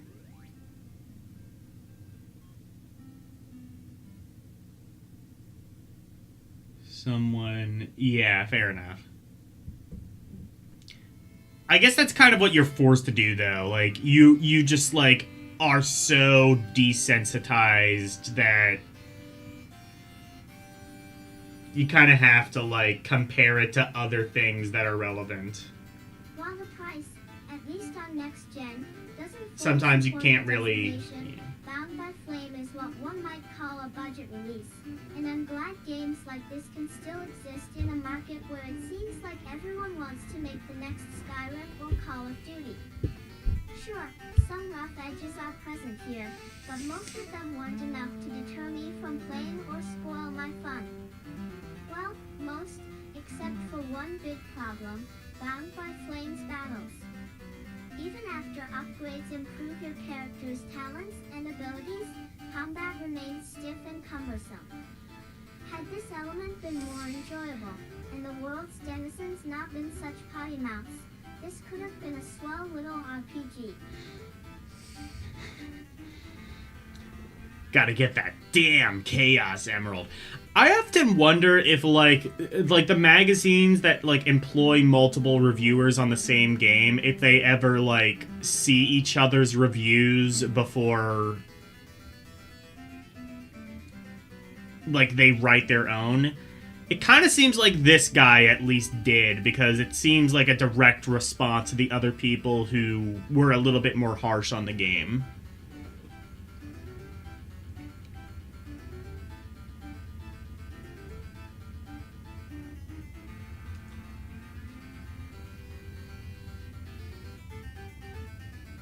You'd hate to have a job as a reviewer for a company when you hate a game but you're forced to finish it. I mean, like, I don't know, like, I think, like, yeah, I get, yeah, for, like, games, though, that's, like, definitely, especially, like, modern games that are, like, you know, 102 hours long. And it's just like, oh, you have to finish this. Hey, Child of Light! Alright, what did they think of Child of Light? The LCX classic. That, yeah, you beat Child of Light, right? LB Child of Light?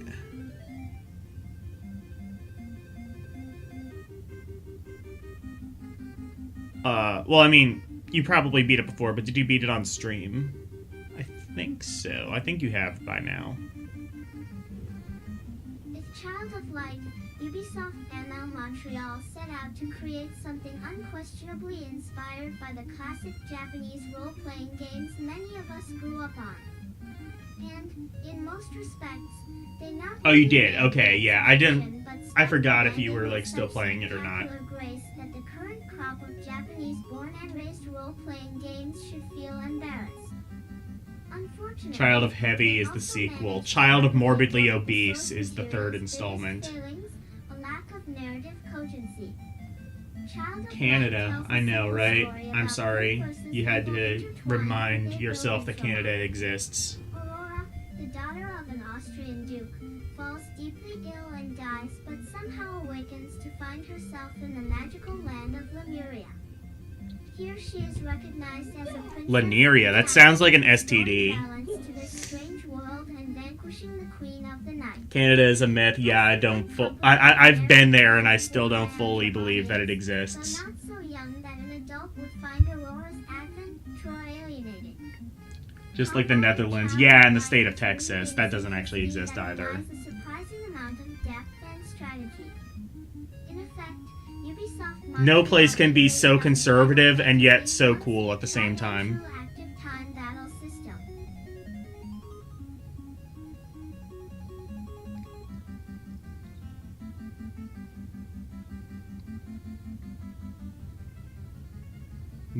Lack of narrative poetry, yeah.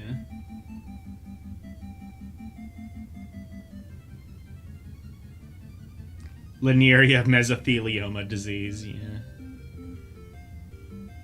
Mesothelioma.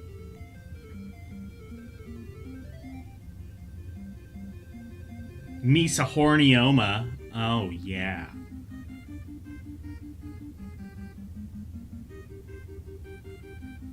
Honestly, like, most of these, like, mythical worlds just sound like STDs. REAREEST by adding just one new component. Char's actors and enemies alike are displayed on the blue bar painted on the bottom of the screen. Yeah, like, imagine having to play, like, multiple... Oh, wait, no, you do play multiple, like... Like, you gotta play this, but you kind of have to play it on a deadline, you know what I mean? Very long before the turn is executed. During this stage, Aurora and her teammate can interrupt an enemy and NT send them further back along the wait bar, action unspent. Of course, Lemuria's SE, various monsters can do the same to our N-rose-haired heroine, but it's these The game is dances one and long disruptions poem, that give yeah. Child of Light and 5 added layer of strategic depth. The only thing really holding Child of Our Light back is Aurora's story itself. Even in its simplicity, plot beats are never reached organically. They appear out of thin air, never fully developed or explored by the characters. This seems like a fun game. I should play this at some stage. To be sure.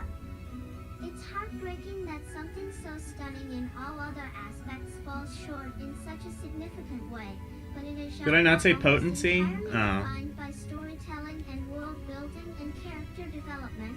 Faltering in all three of those is fundamentally problematic. As it G stands, however, Child of Light, while very much worth playing as an RPG, fails to find meaning as a fairy tale. Smiley face. Smiley face.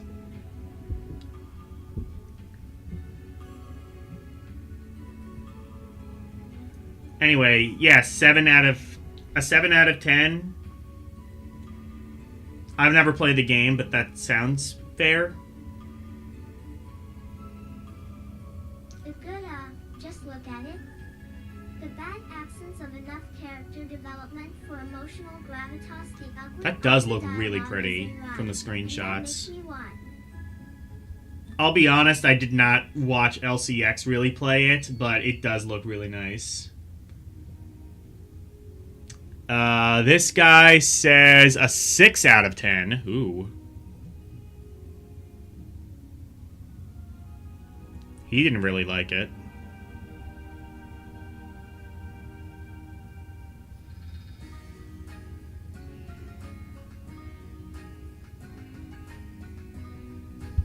Think it's magnifique that a collection of Quebecois decided to craft their own take on the Japanese RPG by way of Montreal. With so many developers growing up playing the genre, it's an approach I'd like to see more from the West, since some Japanese teams have lost sight of what made their games such a wonder for us growing up. Child of Light, however, doesn't succeed nearly as well as its creators clearly think it does. Sure, the world looks mesmerizing, but between the limited story, plotting battles, and inane rhyming dialogue, nothing compelled me to keep playing outside the art. Still, could stare at that exquisite title screen all day. So basically it looks pretty, but doesn't play well? I don't know. Again, like, I've not played the game. I should, though. It actually sounds pretty cool, like, from... Oh, well, ironically, these reviews, which are kind of, like, mid to negative, except this guy who really liked it, well, I don't know about really liked it, but gave it an 8 out of 10. Hate having to review Child of Light.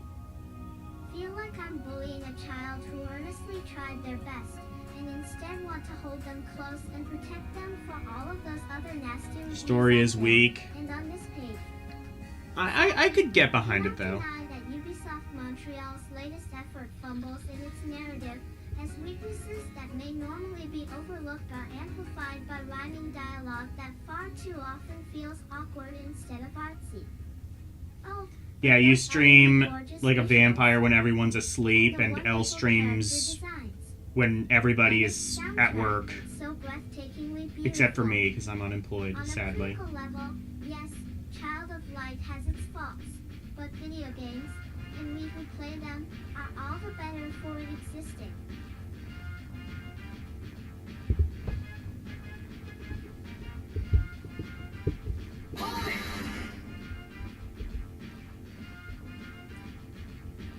It plays well enough. The reviewer said that the narrative was weak. Plot beats aren't organically. Yeah, that seems to be kind of like what they're saying. Or, yeah. Or that's, I guess, what that guy was saying.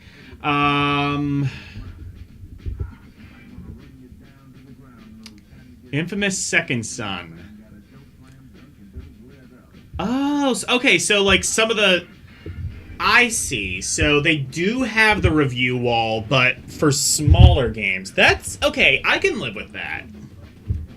For smaller games, yeah, I can live with the review wall. Also, I think it's kind of organized a little bit better. Like, the rating isn't...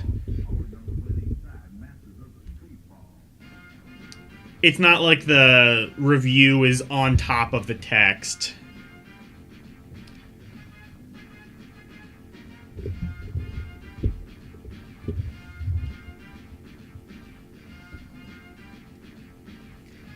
That said, it doesn't give you, like, a description, really, of the game. Like, an objective description of the game. Because, like, usually they did back in the day. I guess now they've kind of just been like, you're here for the reviews, I guess. I don't know. I don't know if I like that, but... They've at least negated the review wall for some more high-profile games, which I think is a fair compromise. This is how it had been since the early 2000s. Okay.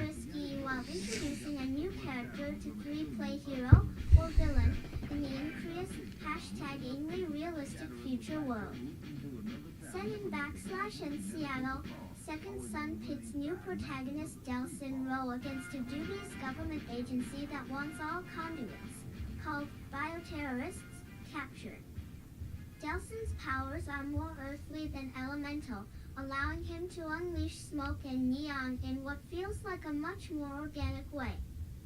The karma system also encourages some truly difficult choices, making these segments feel more significant as well. Unlike the first two games, it never Plus, you get, like, character alone, profiles of the choosing reviewers, which I think is pretty searching cool. for shards just to extend the playtime.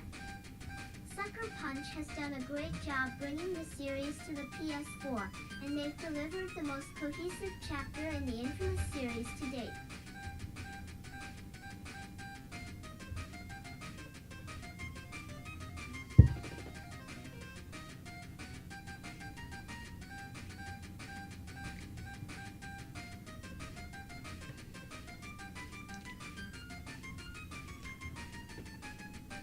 Second Son. Yeah.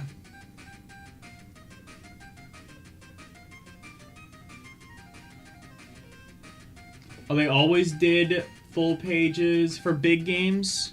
I don't remember that. I thought it was just review wall. And that's what kind of, like, annoyed me, was just, like... even, like, bigger games... I don't know.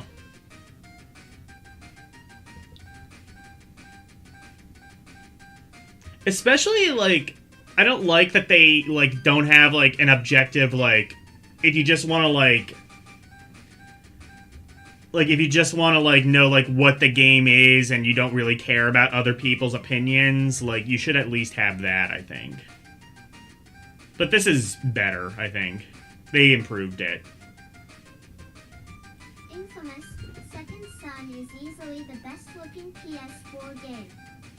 Beyond that, though, not much else. Lollipop Chainsaw is 10 out of 10. I don't think they review that one. Or do they?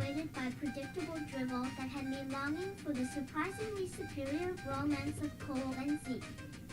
The controls are as floaty as ever, and the new powers aren't as appealing as Cole's electric abilities. That said, Second Son's action is still a lot of fun, and it's well-paced, too. While good in many ways, this is undoubtedly the weakest Infamous entry.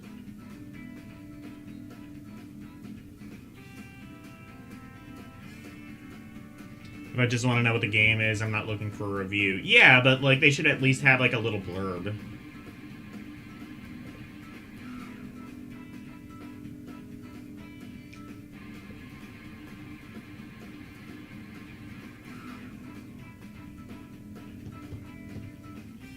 And then this one's an 8.5. So the one guy gave it a 9. The other people... And then the other guy gave it a 7. They really disagreed. Don't care what Ray says. From equals front to back, Second Son plays like that. A case study in why the first 2 in 5 famous games blew chunks. Cole's HS5 paper-thin characterizations and WLLSTR painful VO have been replaced by a lead that, while not perfect, still manages to tackle issues of racial identity and family with smart, funny dialogue. Family! New powers get rid of frustrating, floaty climbing that murdered the pace of past entries. Is it repetitive and occasionally gimmicky? You bet, but it's also the best high-profile game on the PS4 yet. Deserves a little better than the scores they gave it. Well, you'll be happy to know that the guy at the top gave it a 9 out of 10. Oh, yum!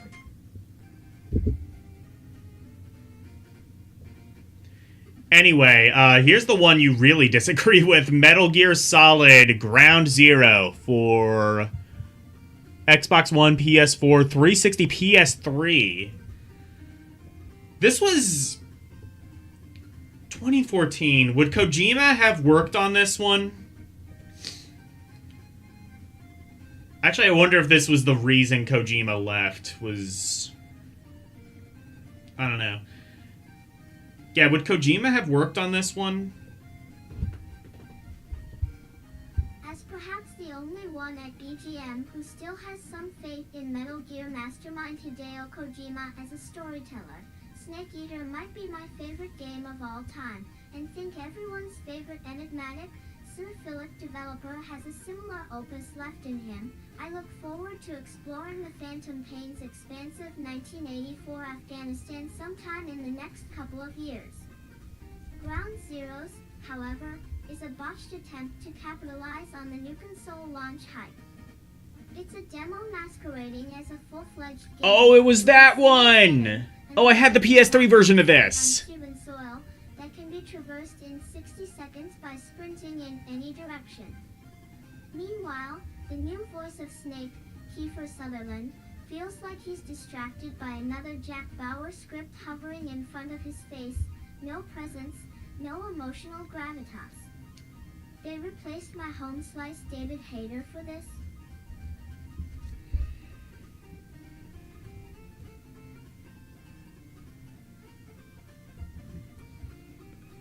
This guy gave it a 6.0. He was a little bit nicer.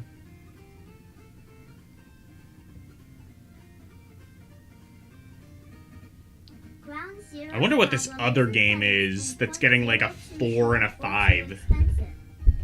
It's that year. Why what is here doesn't feel complete, i.e. or fulfilling in the slightest. The main 13 mission begins, proceeds, and ends ADH wholly unceremoniously, like the first half of a tutorial. If it was free, it would be a segment 9.5 out of 10. Yeah. If you ignore the objectives and opt to just play around in the sandbox instead, you'll discover interesting interlocking stealth systems that hold promise for the future of the series. It's just a shame the objectives barely even allow you to scratch the surface.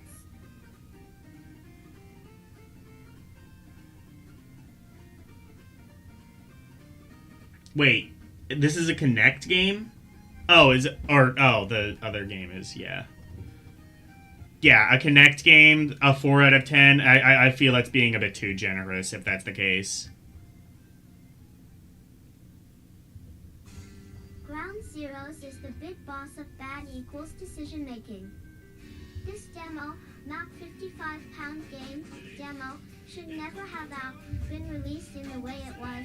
An MH / your experience with it cannot help less but be tainted due to that. And yet, as someone who had been 55 away from pound? the Metal Gear series for a while, this precursor to the Phantom Pain fulfilled its mission. It made me anticipate its full-length follow-up, while, except for Kiefer's paycheck collection. I see what they did, okay. Ground Zeroes is a taste of some great ideas that await, but, again, it's simply a taste.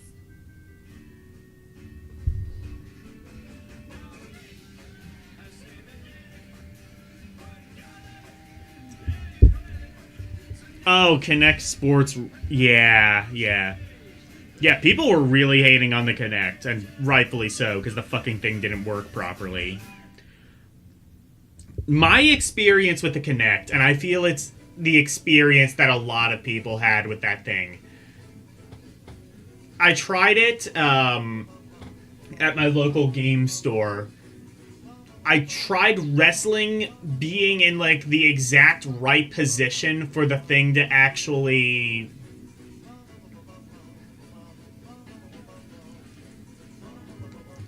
like, register me. And it was so oversensitive, and yet... it was simultaneously oversensitive, but also completely unresponsive. The Kinect is just... It's amazing that Microsoft... You know, I was just watching a video on, like, the iToy, and, like, the iToy came out, like, 5 or so years prior to the Kinect, on a much weaker system, with much weaker specifications. Really all it is, it doesn't even have, like, any special technology behind it. It's just some off-the-shelf webcam that they designed some software around. And that works better and is more responsive than the Kinect. The Kinect was an absolute piece of shit. It's amazing that Microsoft, like, stayed behind it for so long. Problems that frequently popped up in the Kinect's first generation return in Kinect's It's awesome for Just Dance. Does it actually work properly? I'd have to turn on every light in my apartment for the sensor to recognize me, and even giving the sensor a decent 6 feet of space, it would often lose sight of me while playing. These problems were supposed to all be rectified on the Xbox One, so why are they still constantly present? Meanwhile, the 6 sports here are either dumbed-down versions of games we've played in previous entries, or are so simple that you wonder why you'd even need to bother with a Kinect. At the very least... If I remember right, Microsoft literally killed support for the Kinect at some point on the Xbox One, and nobody cared because it was just such a piece of shit. Also, Rare's facial recognition tech is impressively accurate. As a whole, however, Kinect Sports Rivals falls far short of the goals that they... Oh man, Rare was behind this? That's just sad. Rare used to be good, now they're... Well, they did Sea of Thieves, I guess.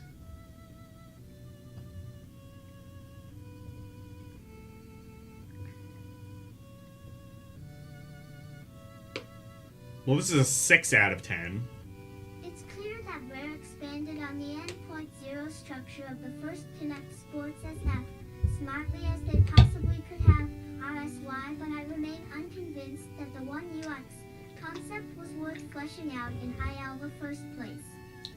While Rivals has some neat tech to whip out at parties and impress people, the absence of tactile feedback leaves even the most enjoyable events feeling... A gay version of Just Dance called Just Prance. Wolf, that's racist. Go to your room. Microsoft's repeated attempts to prove controllerless gestures can work for gaming prove the exact opposite. ERCEC equals TT. No, Just Dance made for LDP would just be like Just Dance, but it plays itself. No, Just Dance for LDP would just be Just Dance, but it doesn't exist. Just the metaphysical concept that never has to burden our reality. And 5.5. Oh, wait. Oh, shit. No, that's wrong.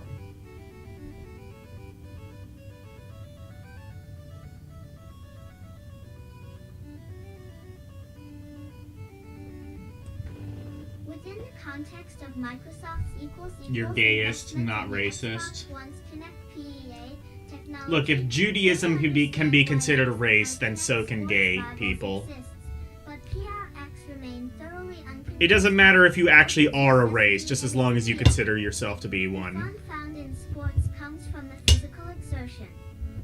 There's no intensity behind I consider myself part of the PC master race, so therefore I am the PC master race. Like sitting on a desk chair and imagining you're driving a convertible, wind whipping through your hair, it's just not the same. Just Dance for LDP is an outline walking into a wall. Yeah, that's probably true. Did you see my new intro? You can see it at the beginning of the stream. I don't know if YouTube will let you like go back that far, but you can if you want to. On the replay anyway. As soon as I unprivate it. The Amazing Spider-Man 2. Holy shit, 2.5?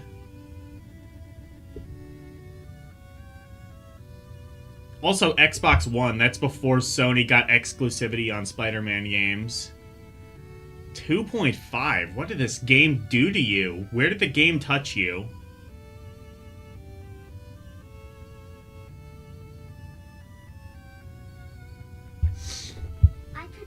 All day listing off the equals C equals problems with this game. The glitches, the pointless reputation system. You're a race car? Vroom vroom. The lackluster upgrades, the poorly designed Batman Arkham ripoff stealth rooms. But despite the abject time had playing the game, still finished it because of the flashes of competence Beanox has displayed with other Spidey titles. Here, that came in the form of tributes to some of Spider-Man's best moments in comics. Well, this is the Amazing Spider-Man 2. I don't know if that's different. And instantly recognized. But that only made me more Okay, Elle frustrated posted the new because intro. meant Go that watch it. Beanox had to know them too, and yet they still let this miserable pile of data get stamped onto a disc and sent to stores. If you're a Spidey fan, hope that Activision lets Beanox out from under this movie licensing deal and gets them back to making original Spider-Man games. And this is even worse, 2.0. And then one guy gives it a 6. Damn.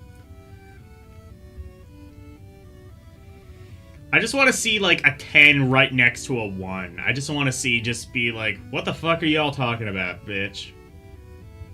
Can maybe forgive Beanox 4 equals 0, making this Spider-Man game more for movie fans than gamers and N1 comic heads. Can maybe forgive Pete Dunne for the bland visuals, the lifeless New York City, the redundant side missions, and even the pointless conversations. But I cannot forgive them for stunting the acrobatic combat, for overly complicating what were silky smooth swinging controls, or for making the dullest Spider-Man game since 2007's Spider-Man 3. For shame, Beanox. For shame. Microsoft Anna's angry. Angie. Anyway, here's a 6 out of 10 review. Feel free to ignore the negativity E.0 circle jerk going on above me. ASM 2 Re isn't that bad. In fact, I'd say it's 3 colones, even a little good, thanks to Beanox's eye. 5-6 decision to backpedal toward the ASTM deep, physics-based web-swinging mechanics of Spider-Man 2. The forgettable missions and annoyingly intrusive menace system bogged down the effort. Oh, Wolf was me. Okay. Traversing Manhattan in spandex has been this much fun. One can get lost swinging around and hunting collectibles for hours at a time. They're doing something right.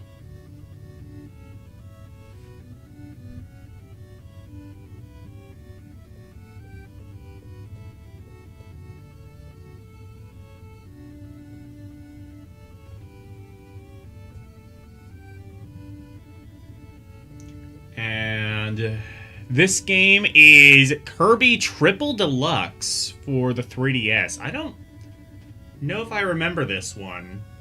Was this like actually a mainline Kirby game, or was this just one of the weird spin-offs?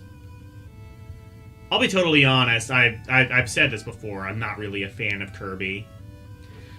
I did rank the GBA games way higher than I was expecting to, but I still would not say I'm a fan of the series.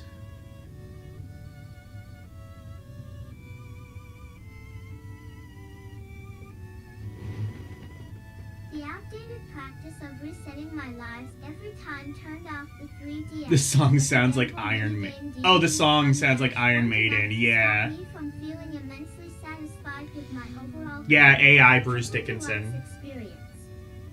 Kirby's inaugural 3DS title simply looks great, with bright pastels punctuating each landscape, but the 3D is subtle enough that it's never a distraction in this adventure.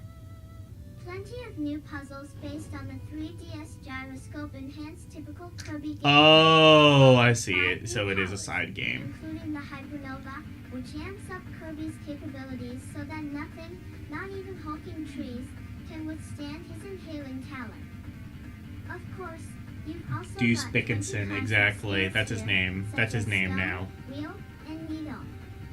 Add in the old school platforming for which the series is known, and Triple Deluxe serves as yet another successful system debut for the Pink Puffball.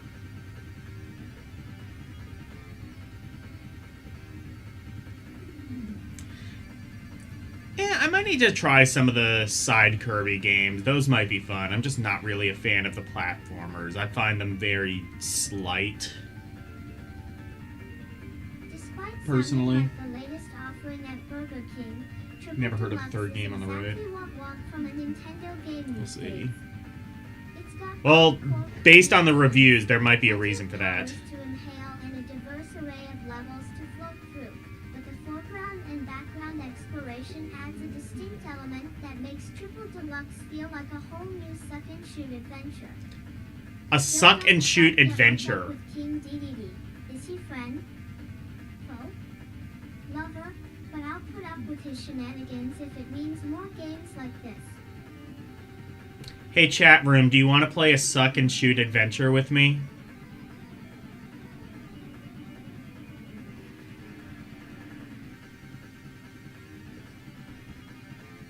Triple Deluxe continues Nintendo's SE streak. Yeah, it's kind of... Yeah, they're way too easy. That's kind of my issue as well. It's like easy to a point of just like barely being a game. While Triple Deluxe skews a little young due to difficulty, not subject matter, there's still plenty of content here to warrant a buy. And once you've finished the main quest, a couple of fun mini-games can occupy your listless hours. This one's sure to please Kirby is fans very by of the all numbers, I ages. agree.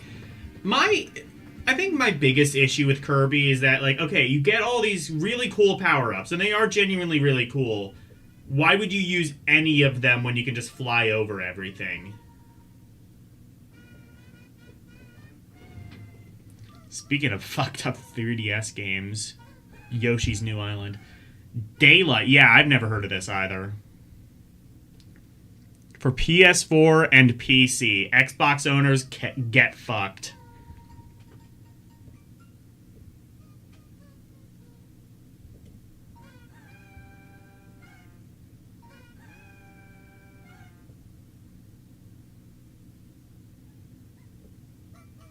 Darkness plus limited items equals fear.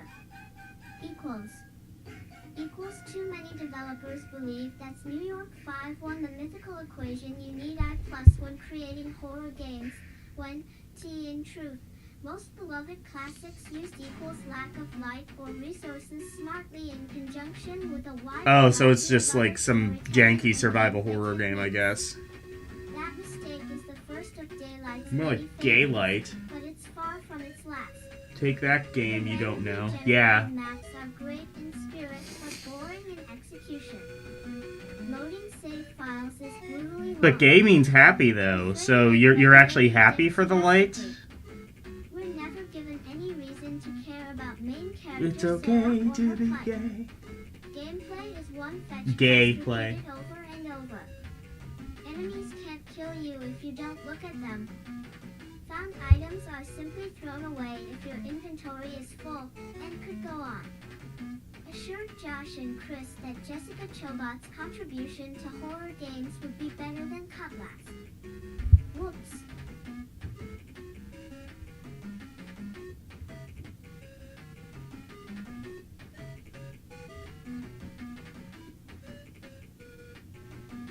Honestly, all these people just seem like fun dudes.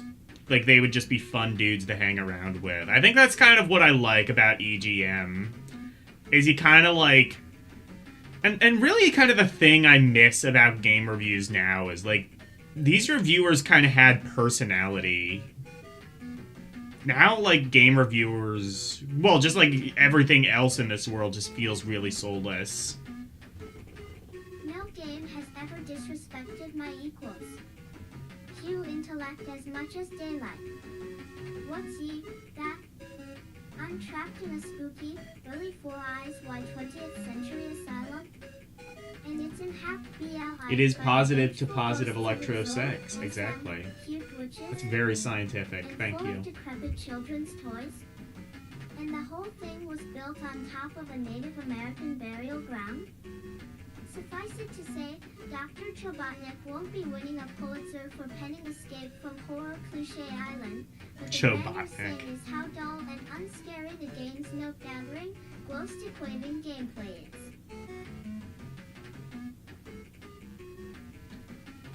They all look dead inside. I mean, the black and white pictures probably don't help that, but...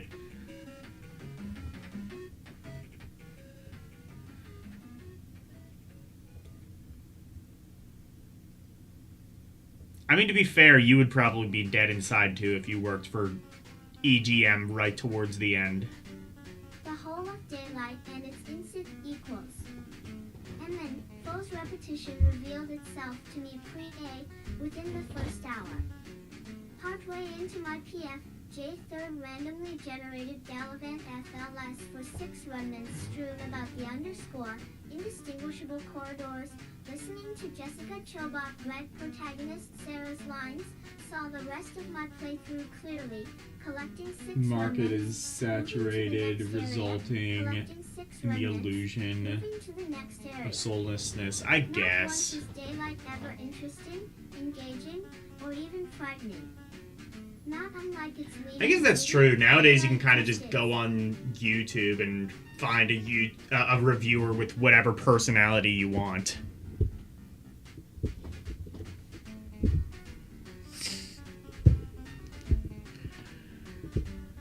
But yeah, like, I think, like, definitely, like, a lot of the professional reviewers, like the IGNs and GameSpots and, you know, whatever bastion of those still exist. Like, a lot of those just feel a lot more soulless now.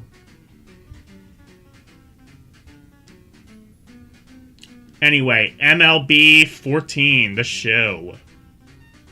The movie, the game. 7.5.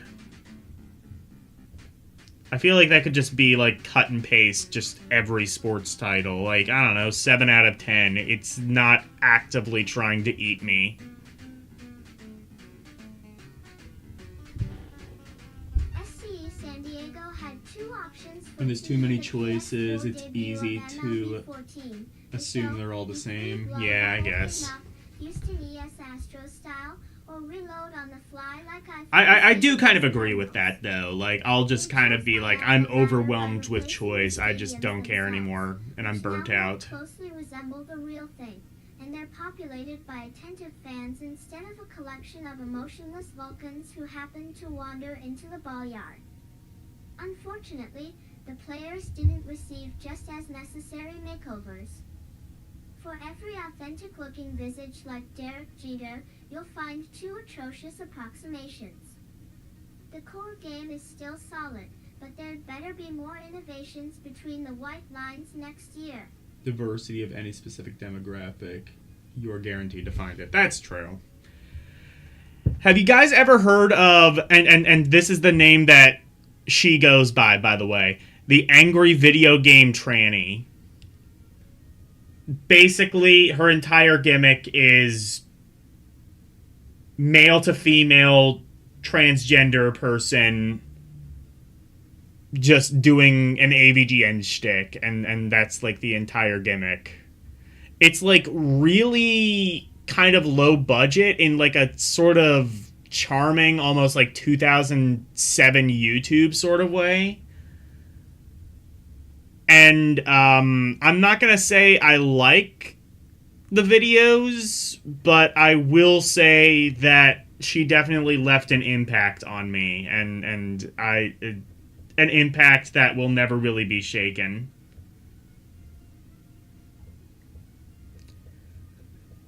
Oh shit, so like for like even smaller games like this, they will even only have like 1 review. Okay. How about...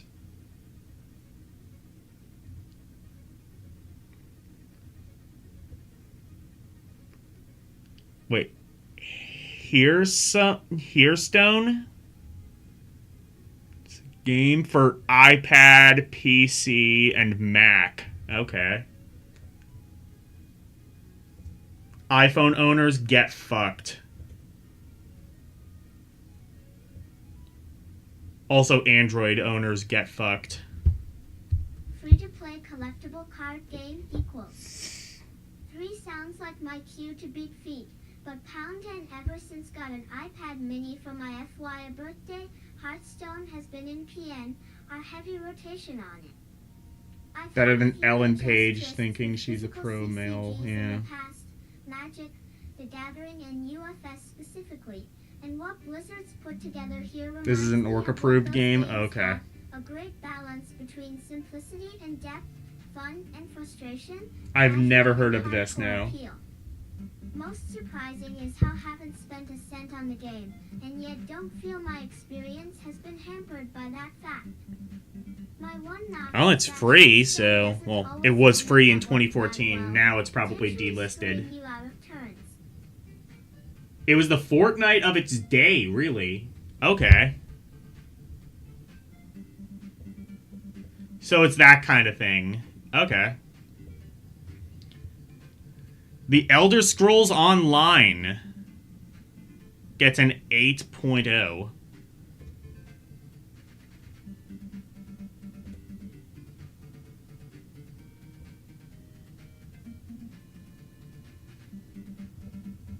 It's hard to do justice to the Elder 2.0 Scrolls Online in a short review. It only overflows with things to do and see, and even after 150 hours, I'm still #finding new things. It's Would I let this girl beat me up? I would not let anyone beat me up. Elements the developers managed to maintain the ability to pick up random objects, lockpicking, and running into random quests and dungeons while roaming the land. It's tempting to leave the main quest behind for exploration and side missions, which It's gives still you getting the updates to organic this feel. day. Wow. And while far from bug-free, it's surprisingly clean for the early life of an MMO. If you're a fan of the Elder Scrolls, but have One of the best from what you hear, one of the best MMOs. I mean, it's rated pretty positively here.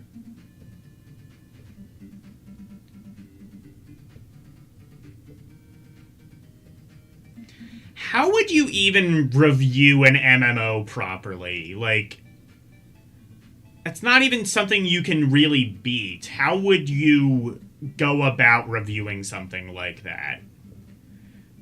Anyway, Conception to Children of the Seven Stars. I've never even heard of the first Conception. Does life begin at conception? Well, Vita is life. Life is conception. Was this game ported to the Vita? It was, actually. Well, there you go. I think we've found our answer. Life does begin at conception.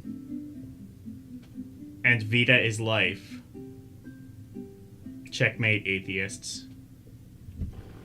I'll admit that being a high schooler teen known as God's It's a Gift, JRPG, making alright. YF / battling babies with a Life is collection deception, sheet, one how of dare anime you, ladies but does also, sound yes. a poor little skeevy, and at times in 8 Conception IL, it kind of is. But this dungeon-crawling pseudo-life sim is more along the lines of a homeless man's persona, though, unlike in that series, interacting with the residents of this sci-fi city can be painful. I'm not sure who'd want to make babies with these girls, since they're all duds, pay, and equal opportunity here. So are the guys. Vita also has deception. There you go. Still, amassing your toddler Terra army and fighting through labyrinths is a blast, which overcomes some of the lesser elements here. This sounds pretty fun. Elle, have you played this one? Or either of you, have you played Conception? So it's a baby RPG. Okay. I hate kids. Blaze Blue, 8.5. Blaze Blue Chrono Fantasia. You can't just do that. You can't just like combine two names of really classic JRPGs into one title. You can't do that. That's illegal. Even if don't always have the time equals to keep up with BlazBlue, Arc System Pound Our Works continues to impress me with I find the amount of care and effort they add put into this series. Every chapter is equals packed full of content to a ridiculous degree. The visuals harken back to the glory days of 2D fighting games, and Chrono Phantasma's gameplay revisions show that the team isn't afraid to throw out some of the old mechanics in favor of new ideas. BlazBlue can still be a tough fighter franchise to truly... You try the demo on That 3DS. hasn't changed in Phantasma. No, you but make if babies you're in this curious about the RPG. series, Hell there's yeah. no better time than now Oh to my, do it. how lewd. And yes, I'll play a name, but she's no Bridget. Just Blaz, exactly.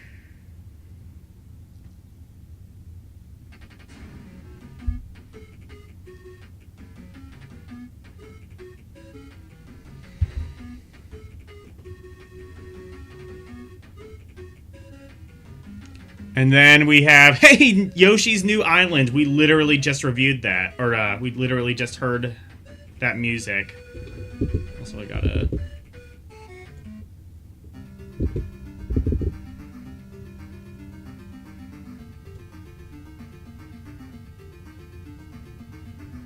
Gave it a 6.0. Honestly, fair enough. The game... I thought the game was good, but it was a little bit uninspired compared to the originals.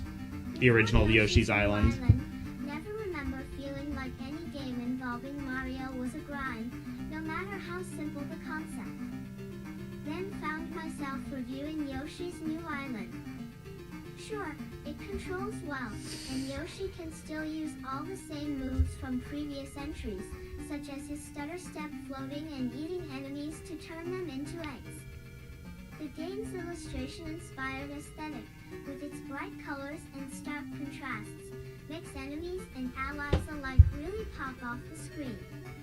But Yoshi's New Island lacks any originality. Yeah, it's not like as good as the Super Nintendo one, but I don't know. Not up to Nintendo's usually stellar standards.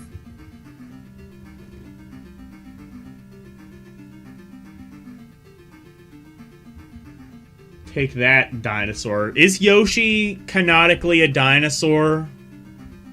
I feel like Yoshi is just, like, his own species of, like, Yoshi people. Yoshikin. Hey, well, there you go. There's Deception. And, as Elle said, it is on the Vita. And the PS3. PS4... What? It's on the PS3, but not the PS4.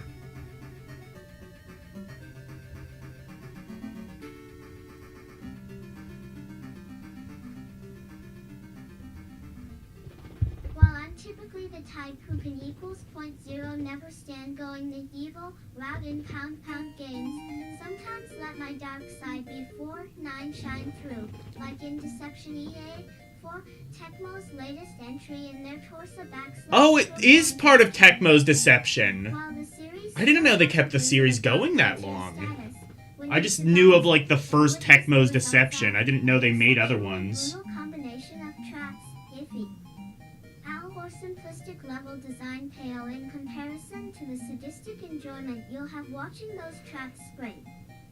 After 9 long years of waiting, I'm glad the series finally received a new chapter, and that Blood Ties kept the Yeah, Mighty Bomb Jack is a good game. Given its seemingly more lighthearted character designs.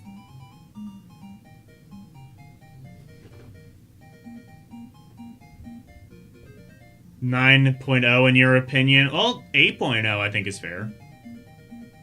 Close enough.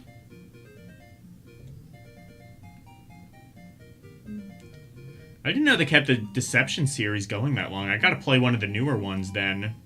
Maybe I'll play the Vita version. Burial at Sea isn't Irrational's most spectacular work, but as the last 4-3 game we'll see from Ken Levine's amazingly imaginative studio, it's an fitting tribute to their excellent world building, unparalleled art direction, and memorable characters. Seeing Slash Infinite's Booker and Elizabeth reunited in a late -50s pre-disaster rapture is a testament to their strengths as protagonists, and the leap Irrational made after Bioshock's Silent Leading Man. The combat and interface mix the best of Infinite with the previous entries, streamlining the experience. I can play Bioshock on my Mac. Farewell, partly because the ending underwhelms, but it's a worthy send-off for any Irrational devotee.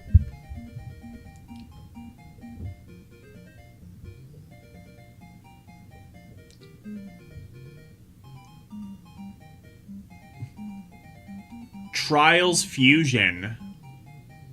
Or is it? Yeah, Trials Fusion. Trials Fusion. No, it is Trials Fusion, I see. Is this game Karumi approved? Xbox One, PS4, 360. Not PS3, but 360 and PC.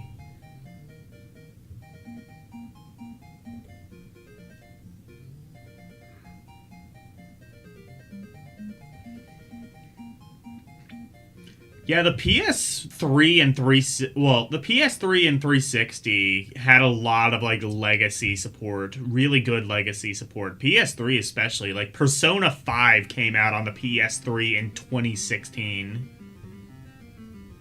Trials Fusion's courses are just as 20 demented as those seen in previous installments, and the franchise's famous difficulty remains intact. Trials Blood Dragon. The beloved track creator also sees underscore a return, and Red Links once again gives players all the tools they themselves use to make the tracks included here. Like most Never of your played nail Techno biting, Deception. Visits to Find runs Think you through might great like game it? courses. However, Yeah, you would probably it like it. The occasional pothole. Many bikes feel exactly the same, and tricks don't become available until about a third of the way through the campaign, far too late for this series staple. Still, Trials Fusion stands as a worthy entry for all those wannabe daredevils out there. 2. Would make a good... Oh my, hell, dude.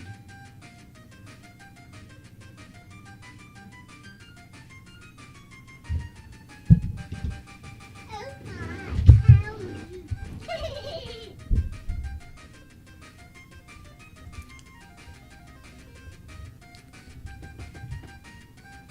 Lego the Hop... I didn't even know that one existed. But it did, and it came out on the Wii U. Let's fucking go.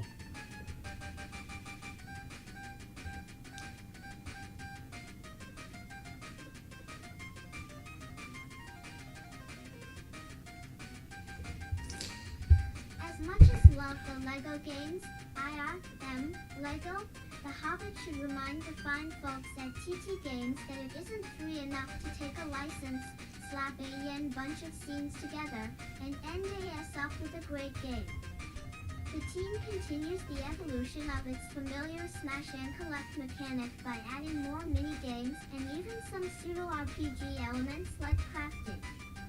But while all of the gameplay elements are here, those unfamiliar with the book or movies will have great difficulty following the story.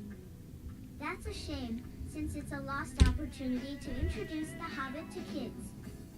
While it's certainly All the Lord of the not Rings and about Hobbit games had Lego versions. I didn't know falls that. to the bottom of my Lego series rankings.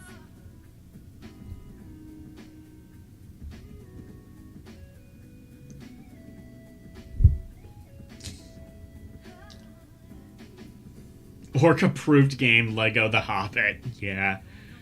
Scapegoat 2. What? PC, Mac, and on Linux.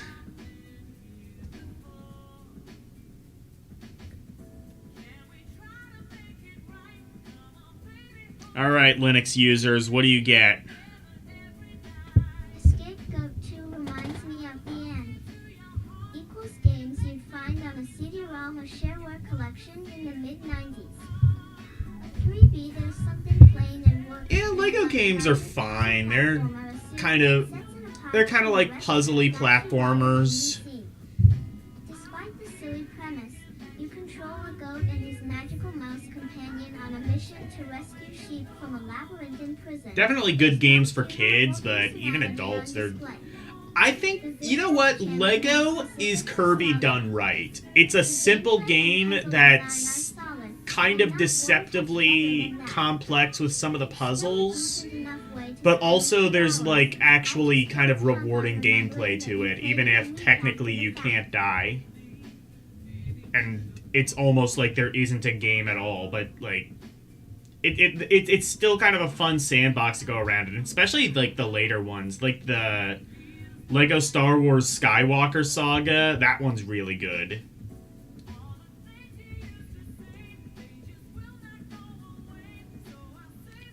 Super Time Force for Xbox One and 360. What the hell is Super Time Force?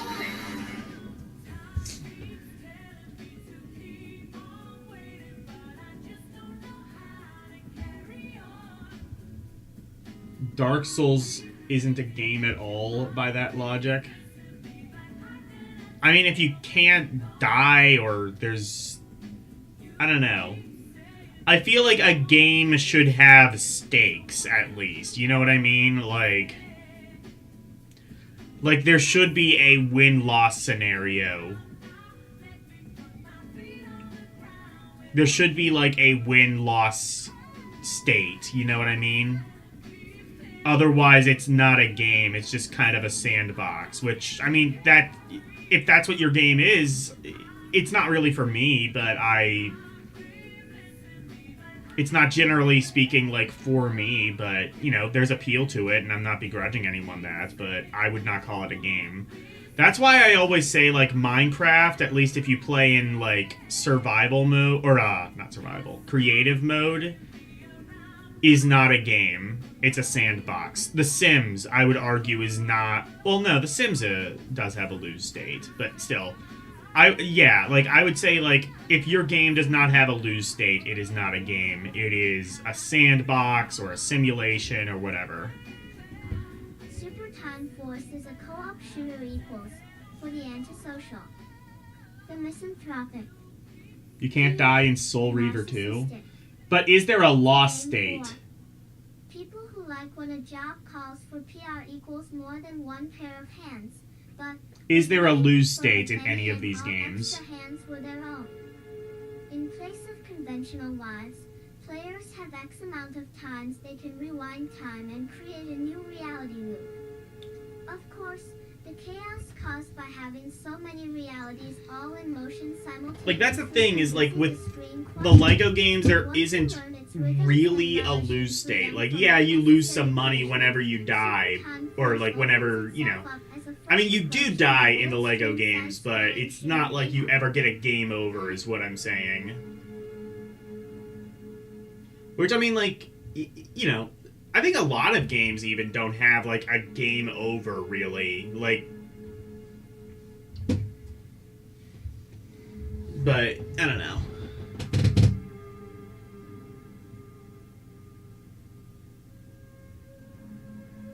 You return to a bonfire? Yeah, so...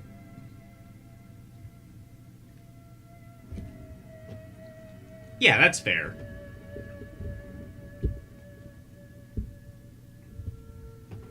I mean, I would say, yeah, like, I would, Oh, yum! I think that kind of, like, benefits Dark Souls. So all these games are not games by your logic. If the game does not have a lose state, I would not consider it a game. You don't necessarily have to have, like, a game over, but you do have to have a lose state. There has to be a win-loss state. There has to be a way to win, and there has to be a way to lose.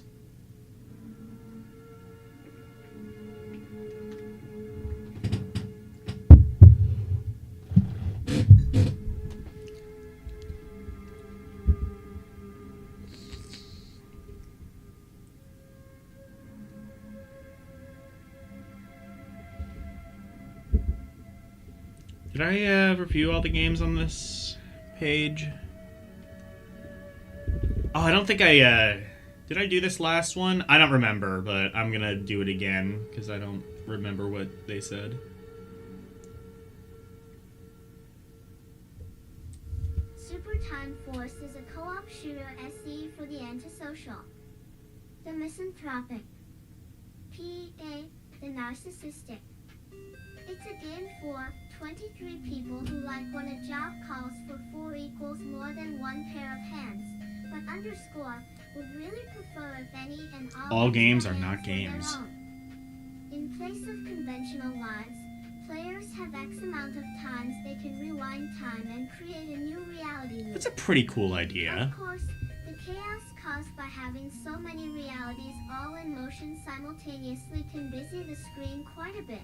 But once you learn its rhythms and relish in freedom from unnecessary punishment, Super Time Force opens itself up as It's a an fresh Ouroboros approach to the eating its tail, yeah. side-scrolling shooter mayhem. That actually sounds pretty cool, Super Time Force. I've never heard of that game, but it seems pretty cool. Anyway, let's hear from Dr. Catherine Flick. Who the hell is she?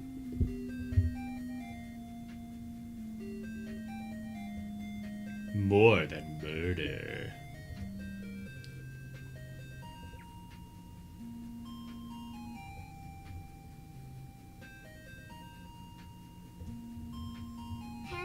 offered the opportunity to run an Ask an Ethicist booth in the Diversity Lounge at this year's PX East, it was going to be a huge experiment.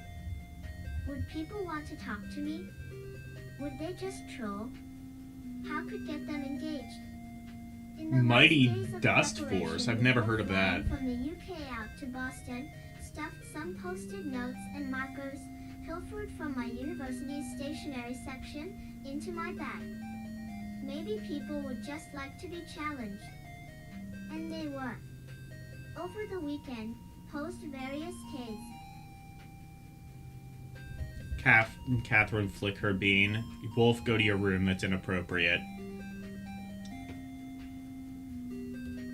You can't just say these things on the internet. Tie-ins to the passers-by that they could leave post-it responses for. Far and beyond, the most interesting responses were to this question. What do you do in video games that you don't do in real life? Technology ethics is all about the relationship between technology and society. Well, I would say kill people, but I do pay taxes, so indirectly I do that. Society takes. Sometimes the development and deployment of technology has unintended consequences, both good and bad. Technology ethicists try to get developers and designers, and, at a higher level, govern.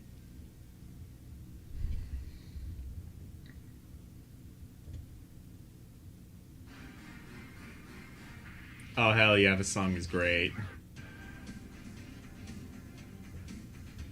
Meant and policymakers to think about the overall impact that a technology may have so that potential negatives can be mitigated and potential positives can be encouraged. It's surprisingly easy to Remember when take companies a couple listen of to people steps like to think this about instead of just, technology like, from an ethical perspective. doing shit Asking a question that makes money people think in regardless different of, ways like, is a major ethics? one. By Actually, wait, asking no, I people don't what either. actions they might perform in game that they might not in real life was challenging them to take this step by reflecting on the games they play from a different perspective. Expected a lot of post-its along the lines of killing.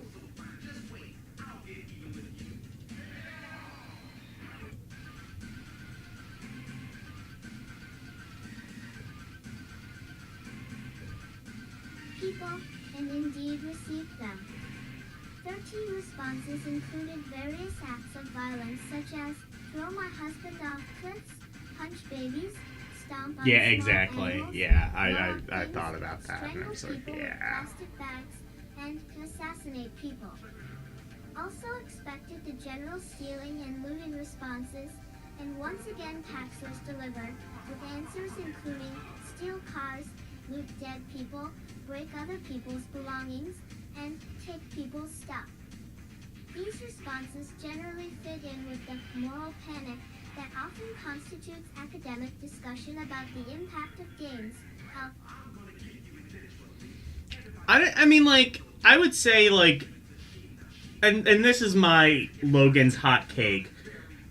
Video games are, like, I think video games in general, you know, studies show they actually have a positive effect on, you know, crime and mental health. Because, like, people are killing people.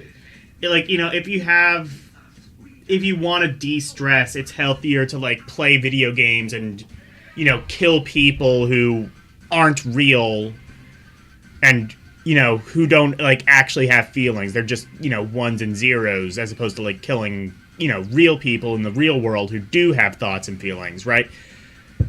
I don't have a problem with that. What I do have a problem with in society is what I kind of call the Marvelification of just... I see a lot of this very, like, especially nowadays, kind of black and white sort of thinking, where everybody is a hero or a villain. I feel like a lot of people kind of look in those terms of, you are either for me or against me, and if you are against me, then you are evil. And I believe, I say this all the time, good and evil do not exist. Every human being, everywhere, falls on some very wide spectrum of gray. Never quite white, never quite black, but either very light or very dark gray. Or not, but ranging from very light gray to very dark gray. People, and indeed received them. 13 responses included various acts of violence. Binary framing is for zombie people. Amen. Punch babies, Amen, sister. stomp on small animals, blow on things, strangle people with plastic bags, and assassinate people. Also expected the general stealing and looting responses, and once again Paxers delivered. Good and evil do exist, but absolute good. People break other people's belongings, and Okay, I guess I can concede to that. I don't know. I would never consider anybody. Yeah, I don't know.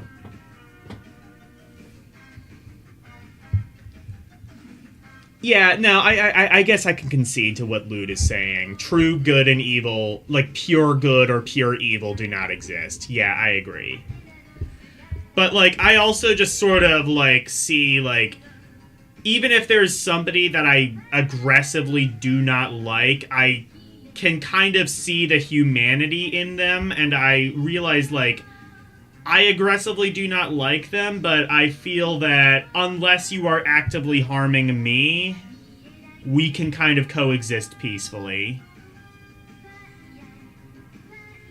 And that used to be like a skill that people had. It was called networking, and it was actually how you got ahead in this world.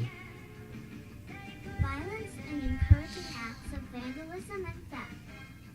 However, wasn't expecting the incredible amount of deeply reflective and positive things that people wrote, showing that games... But yeah, like exactly what you said is like, it's binary thinking.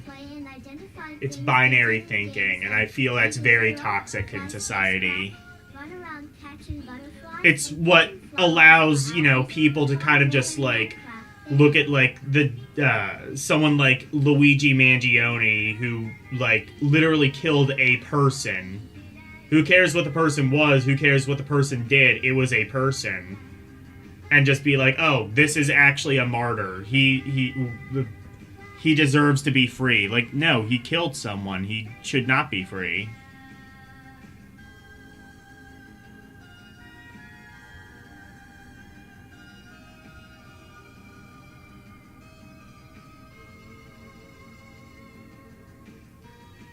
And then, like, obviously the shit with Charlie Kirk as well, too. Exactly, black and white thinking. I fear that's becoming more and more rampant. Also, hello, Alicia. People stated they could have a lesbian relationship or that they could choose their gender. From a more philosophical perspective, people could take bigger risks. And as a game character, you can't know. The thinking is that they have perfect knowledge of what the correct way is.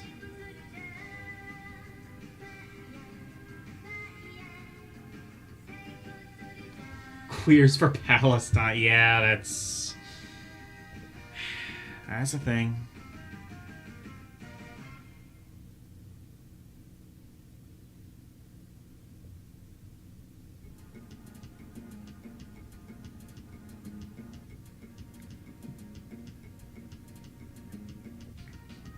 Be your purpose in life within hours of starting your life. The most touching response was about the fact that you could hit the reset Y button when things don't go the way you want them to. And really, this is what games are all about. They're a fantastic end way to explore alternatives, to do things that you wouldn't ordinarily. Now here for me. To be able to see yourself PLE as something you may not be in real life, and to be able to roll /back if it... No, I know that. I know that. Yeah. I know about that.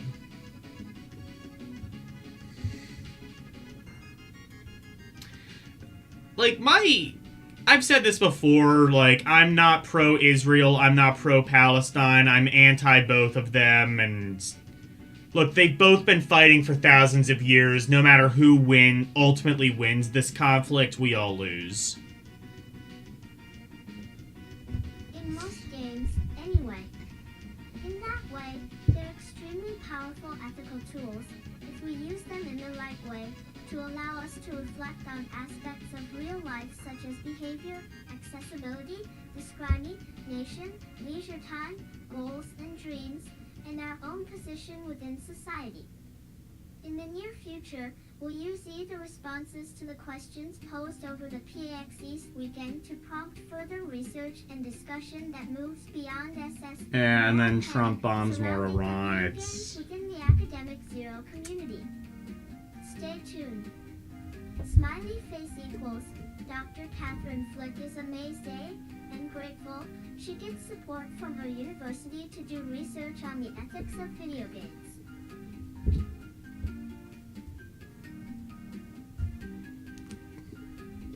Yeah, stay tuned. Not to this magazine, though. That ain't happening.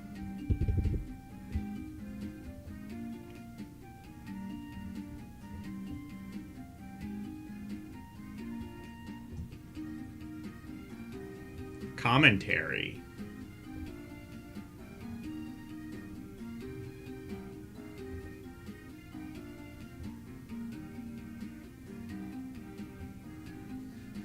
All of you might know that got my start in the gaming world doing localization at Konami before eventually transitioned to the gaming media. Really? Cool. While I was there, one thing frustrated me more than any other. No, it wasn't the fact that seemingly every message from America got garbled into a random picture of hamburgers, baseball, and apple pie by the time it got to Japan. It wasn't the fact that had to convince native Japanese speakers that Grizzly... I did watch that. It's... Grizzly. No, what frustrated me the most was that the company drew its demographics from a narrow segment of society, my coworkers TP. Yeah, I did watch that. I wanted to, like, I gave it a like, and I wanted to comment on it, but I was just like, I've never played this game. I don't really have, like, a full opinion on this. It does seem like a very interesting... It is a very interesting dynamic, though, of just, like, someone who wants to basically just do, like, a scientific, like, reset, almost, of the world. Just, like, they see... I'm not 100% sure why he feels... Why he felt...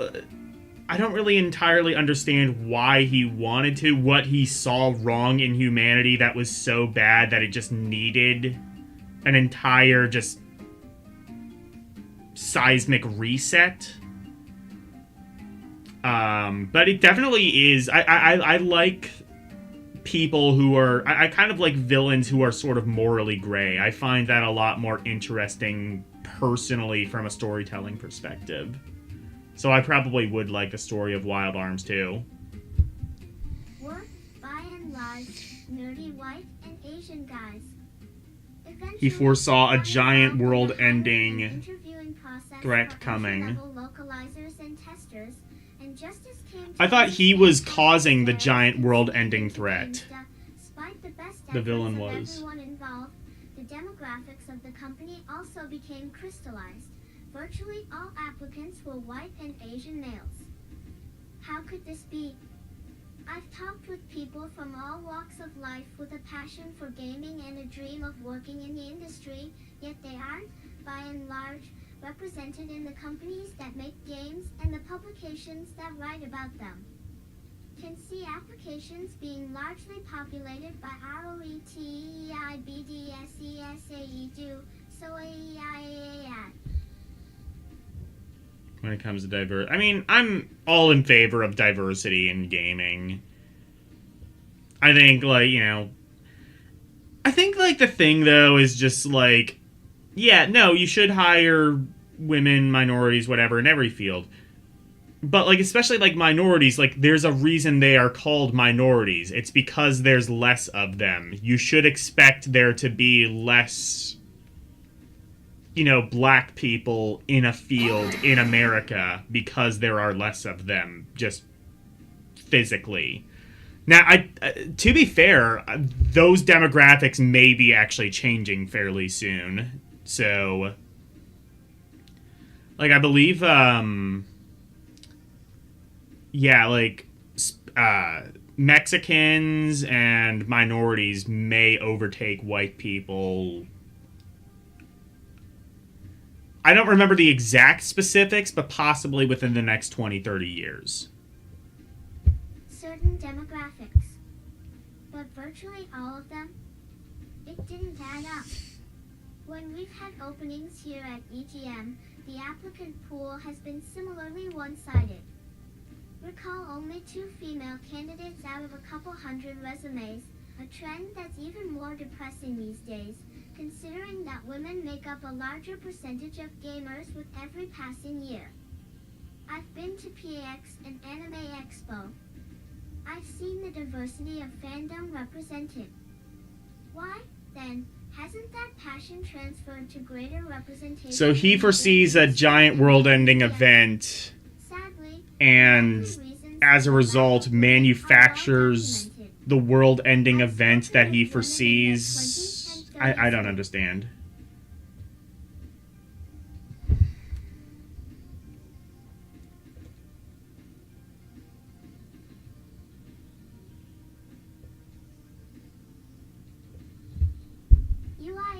CDLI play games about why they never pursued a career in the industry, and the answer, invariably, was that the surrounding culture was toxic to women. Or, at the very least, it appeared that way to them as outsiders. We need more examples like former Uncharted director Amy Hennig, someone who, based on our interview with her in EGM issue number 257, was determined to make it no matter what.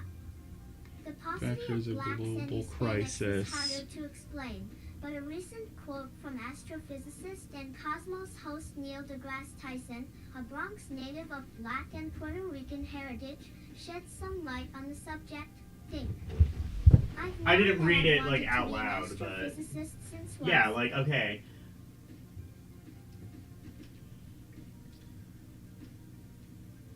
He wants to save the world because he foresees a giant world-ending threat coming.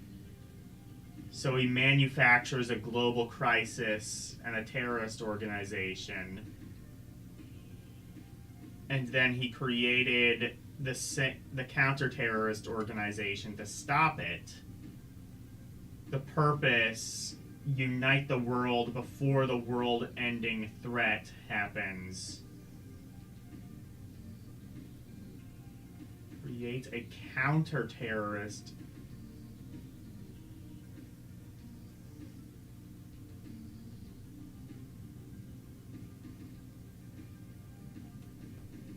So, wait, so he creates the terrorist organization and the counter-terrorist organization.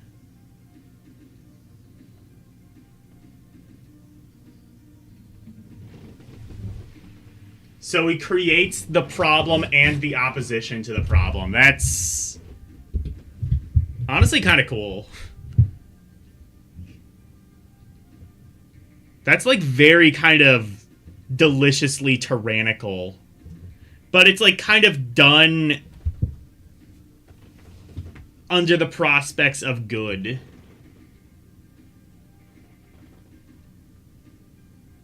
The terrorist is a fake threat. Yeah.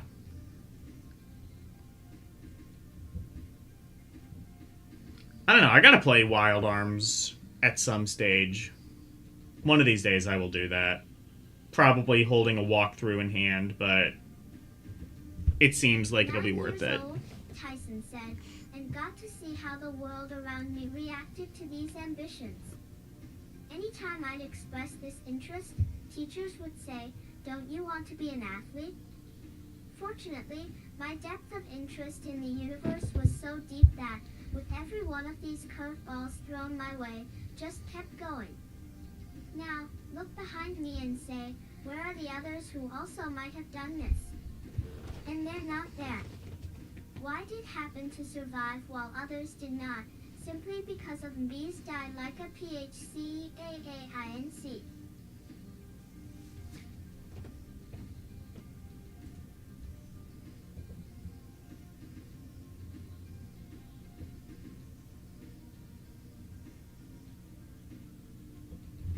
The forces of society that prevented it at every turn know that these forces are real and had to survive them to get where I am today. And that brings me back to Konami. One of my most impressive co-workers that was originally from a rural Puerto Rican town more likely to produce a baseball than a game designer. And yes, And he's it a succeeds hardball because fan, the but his world goal wasn't is to play in the united majors. When the real It was threat to design appears. baseball video games. And after years of It's grinding, eventually stopped. he Yeah. got an It does seem very interesting.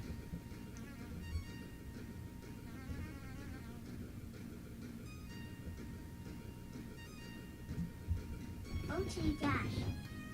This is a field in which all need to be welcome, and those of us with the power to hire need to make sure we're scouring every possible avenue for contributors. I'd also encourage everyone, particularly those from backgrounds traditionally underrepresented in gaming, to apply to any position you feel passionate The villain about, who even saved if the you feel like world. you might be underqualified. You have to start somewhere, after all. One of my first interviews out of college was with GamePro. Was underqualified, and even though didn't get the job, nothing was going to stop me after gaining that experience and confidence. That's the key attitude to increasing diversity, think, and, like Hennig and Tyson, never taking no for an answer. And your GEOL Hadali AAIE 4CA.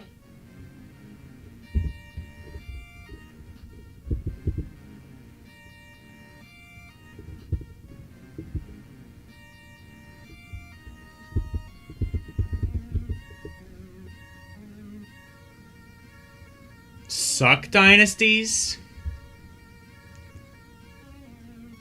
What the fuck do you mean, suck dynasties?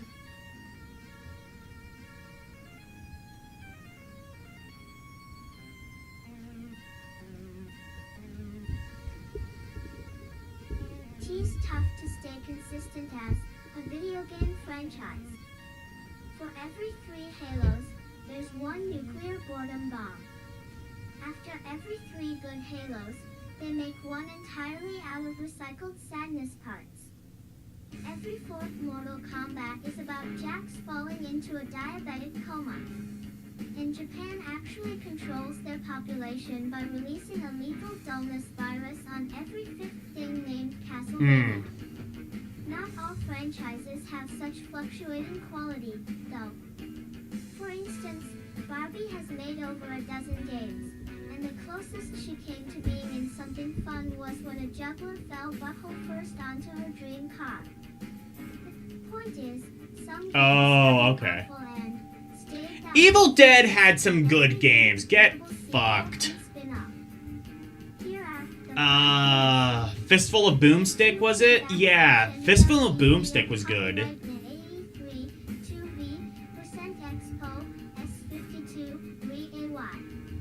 XEV, the Evil Dead total games.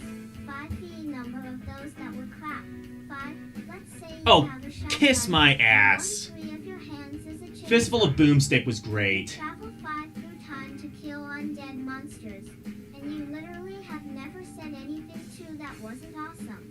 Duck Dynasty reference was just as cringe then as it is now. No one Yeah, can tell me yeah. that's a good video game about you. See, the first attempt was a maze of blocky plus shapes on the Commodore 64. Scientists estimate this That game was okay. game is what it must look and feel like when a dog 5 passes 70 Legos. 2. 16 years All of the later, Alex Evil Kidd Dead games are came bad. to Get a thing. fucked. It was boring, but A plus troubling kind of boring, like watching someone sharpening a knife for 7 straight hours. The next game, a fistful. Yeah, Fistful of Boomstick was great! What is wrong with you?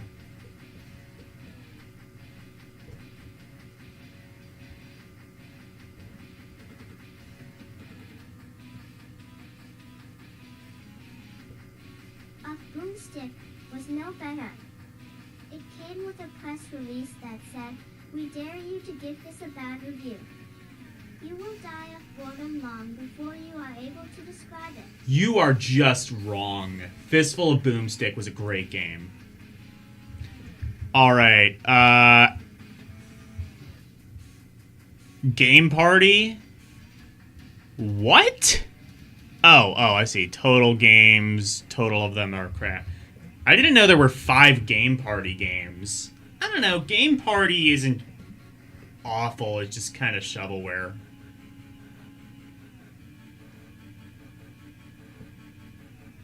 Game Party is lying to you with both of the words in its title. It's closer to Bland Activity Funeral, or maybe Toddler Toy War Cry. The Game Party series isn't entertainment. It's a series of chaos magic rituals to turn your Wii into a vessel for Sumerian failure gods. The games and events have all the fun sucked out of them in a way that seems impossible outside a coroner's report of a birthday party massacre. To make matters worse, the motion controls seem loosely based on Fartina into a bot cast. Yeah, Game Party I wouldn't say was great, but it was fine. Alex Kidd... Okay, people don't like the Alex Kidd games. I do. I think... So, like, High Tech World was shit, obviously. The other ones I think are totally fine. Like, if you're counting Alex Kidd in Shinobi World, the one that's, like, not even really an Alex Kidd game, come on. Alex Kidd total games, 6 number of those that were crap. 6 Sega really believed in Alex Kidd. He looked like a 5-year-old girl's self-portrait if her father was an ape and her mother was the world's worst artist who loved him. Yet he kept appearing in clumsy side Alexander Adolescence. That's what they should have called him. Before Sonic came along, this unspeakable sack of monkey DNA.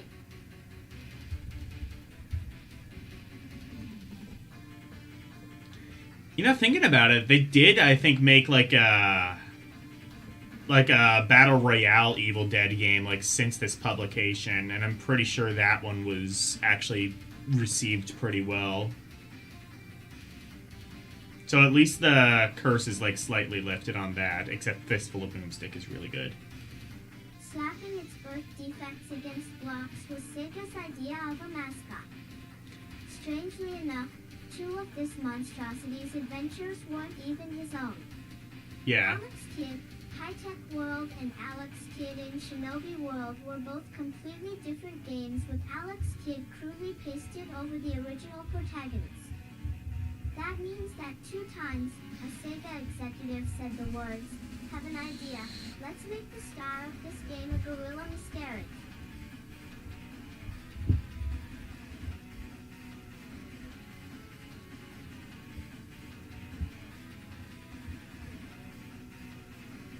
Army Men? Yeah, 28 Army Men. Army Men games are fine. I disagree with this profusely. Army Men games are fine. They're just kind of simple. But whatever. They're for kids. It's like baby's first, like... Army Men is basically just baby's first strategy. It's totally fine. In the late 90s, a huge staff of hardworking men and women set out to make a fun game. They didn't, and the result was Army Men. Then they did that 27 more times. You think about all those well-intentioned people making 27 Army Men sequels the next time you're wondering why God lets bad things happen to good people. Alright, what else? Mary-Kate and Ash... yeah, okay, I can get behind that. There was a decent, like, kind of puzzle platformer on the Game Boy that was like a reskin of something else, but otherwise. Every time Mary Kate and Ashley made a game, a landfill near a disappointed little girl's home became 7 ounces more evil. 2.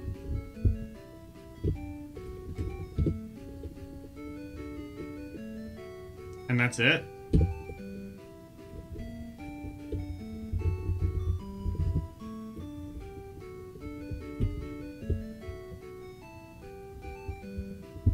Game on.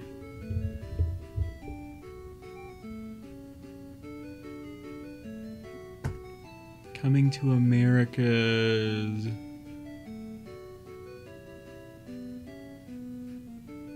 diner. What? Atari 2600.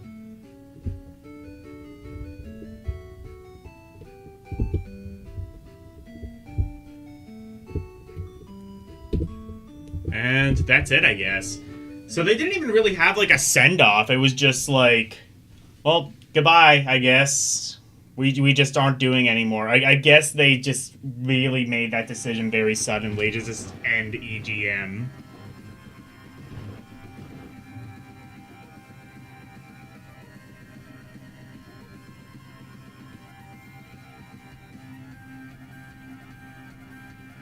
Yeah, there has to be a few. There are, I would argue, like, definitely the first few, I would argue, are pretty good.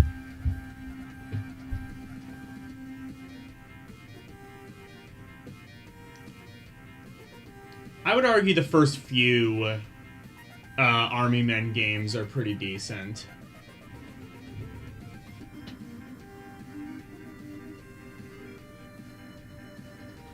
Anyway, is Ronnie live yet? Yeah, probably.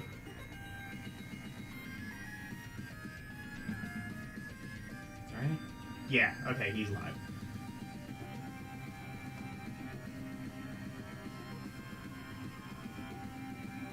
Alright, I'll send you over to Ronnie.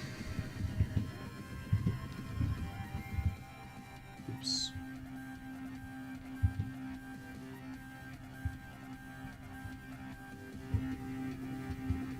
Oh, right, I put the raids down here now. I rearranged some stuff in my Steam Deck, so I gotta, like, relearn everything. Anyway, go raid Ronnie. He's, what, doing some sciencey shit?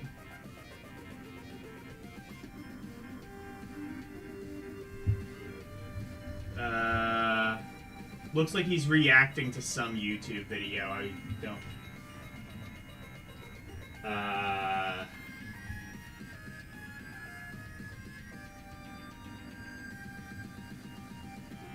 Paradigm Drift. What is Spaceman? Yes. Very interesting. Alright, go raid him. Alright, so... tomorrow, join me for a extra special bonus stream. Action 52, The Return to the Depths of Hell. I'm going to be doing that on Friday, and then I will continue that every Thursday until I'm done. I'm going to be taking a break from LDM.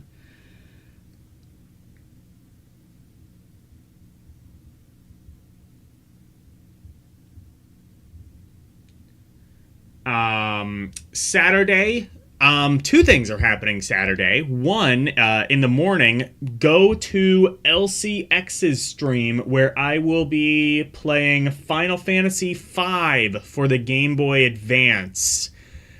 I've never played Final Fantasy V, obviously. This is my first... Well, I've played, like, the beginning a bunch of times, I guess, on stream, but I've never played the full thing. So that'll be fun. And then in the evening on my channel will be Rompery for you and me to see. Come join me. Bring your best, worst, and weirdest requests. On Sunday, we have Rhapsody 2, The Ballad of the Little Princess for the PC, the remastered version. Monday, more Game Boy Advance games, beginning with the letter R. Tuesday, Tales of Phantasia Cross Edition for the PSP. And next Thursday, more Action 52, The Return to the Depths of Hell. So, thank you guys so very much for watching. Always super appreciated. Special thank you to my members, Alicia, Arus218, DJ Ronnie G, and LCX. And thank you to everybody for watching me tonight. Thank you, Alicia, DJ Ronnie G, LCX, Xander, Mike Wolf, Karumim Good Gamer, Renee W, and Wolfpack1. Thank you guys so very much for watching. Good night. And thank you for going to my TED Talk. Bye, everyone. It's the outro, and here's the outro freeze. Freddy Freak of Interpretation, sweeping the nation, doing his thing. But wait, if you wanna see more of me, become a member, watch some movies on LDM Cinema, play some games on Rum Roulette and request to be part of the community. Join the Discord, talking about games, music, rum requests, and more. Join now. That's all of the plugs that I've made. Thank you all for watching. Now let's raid!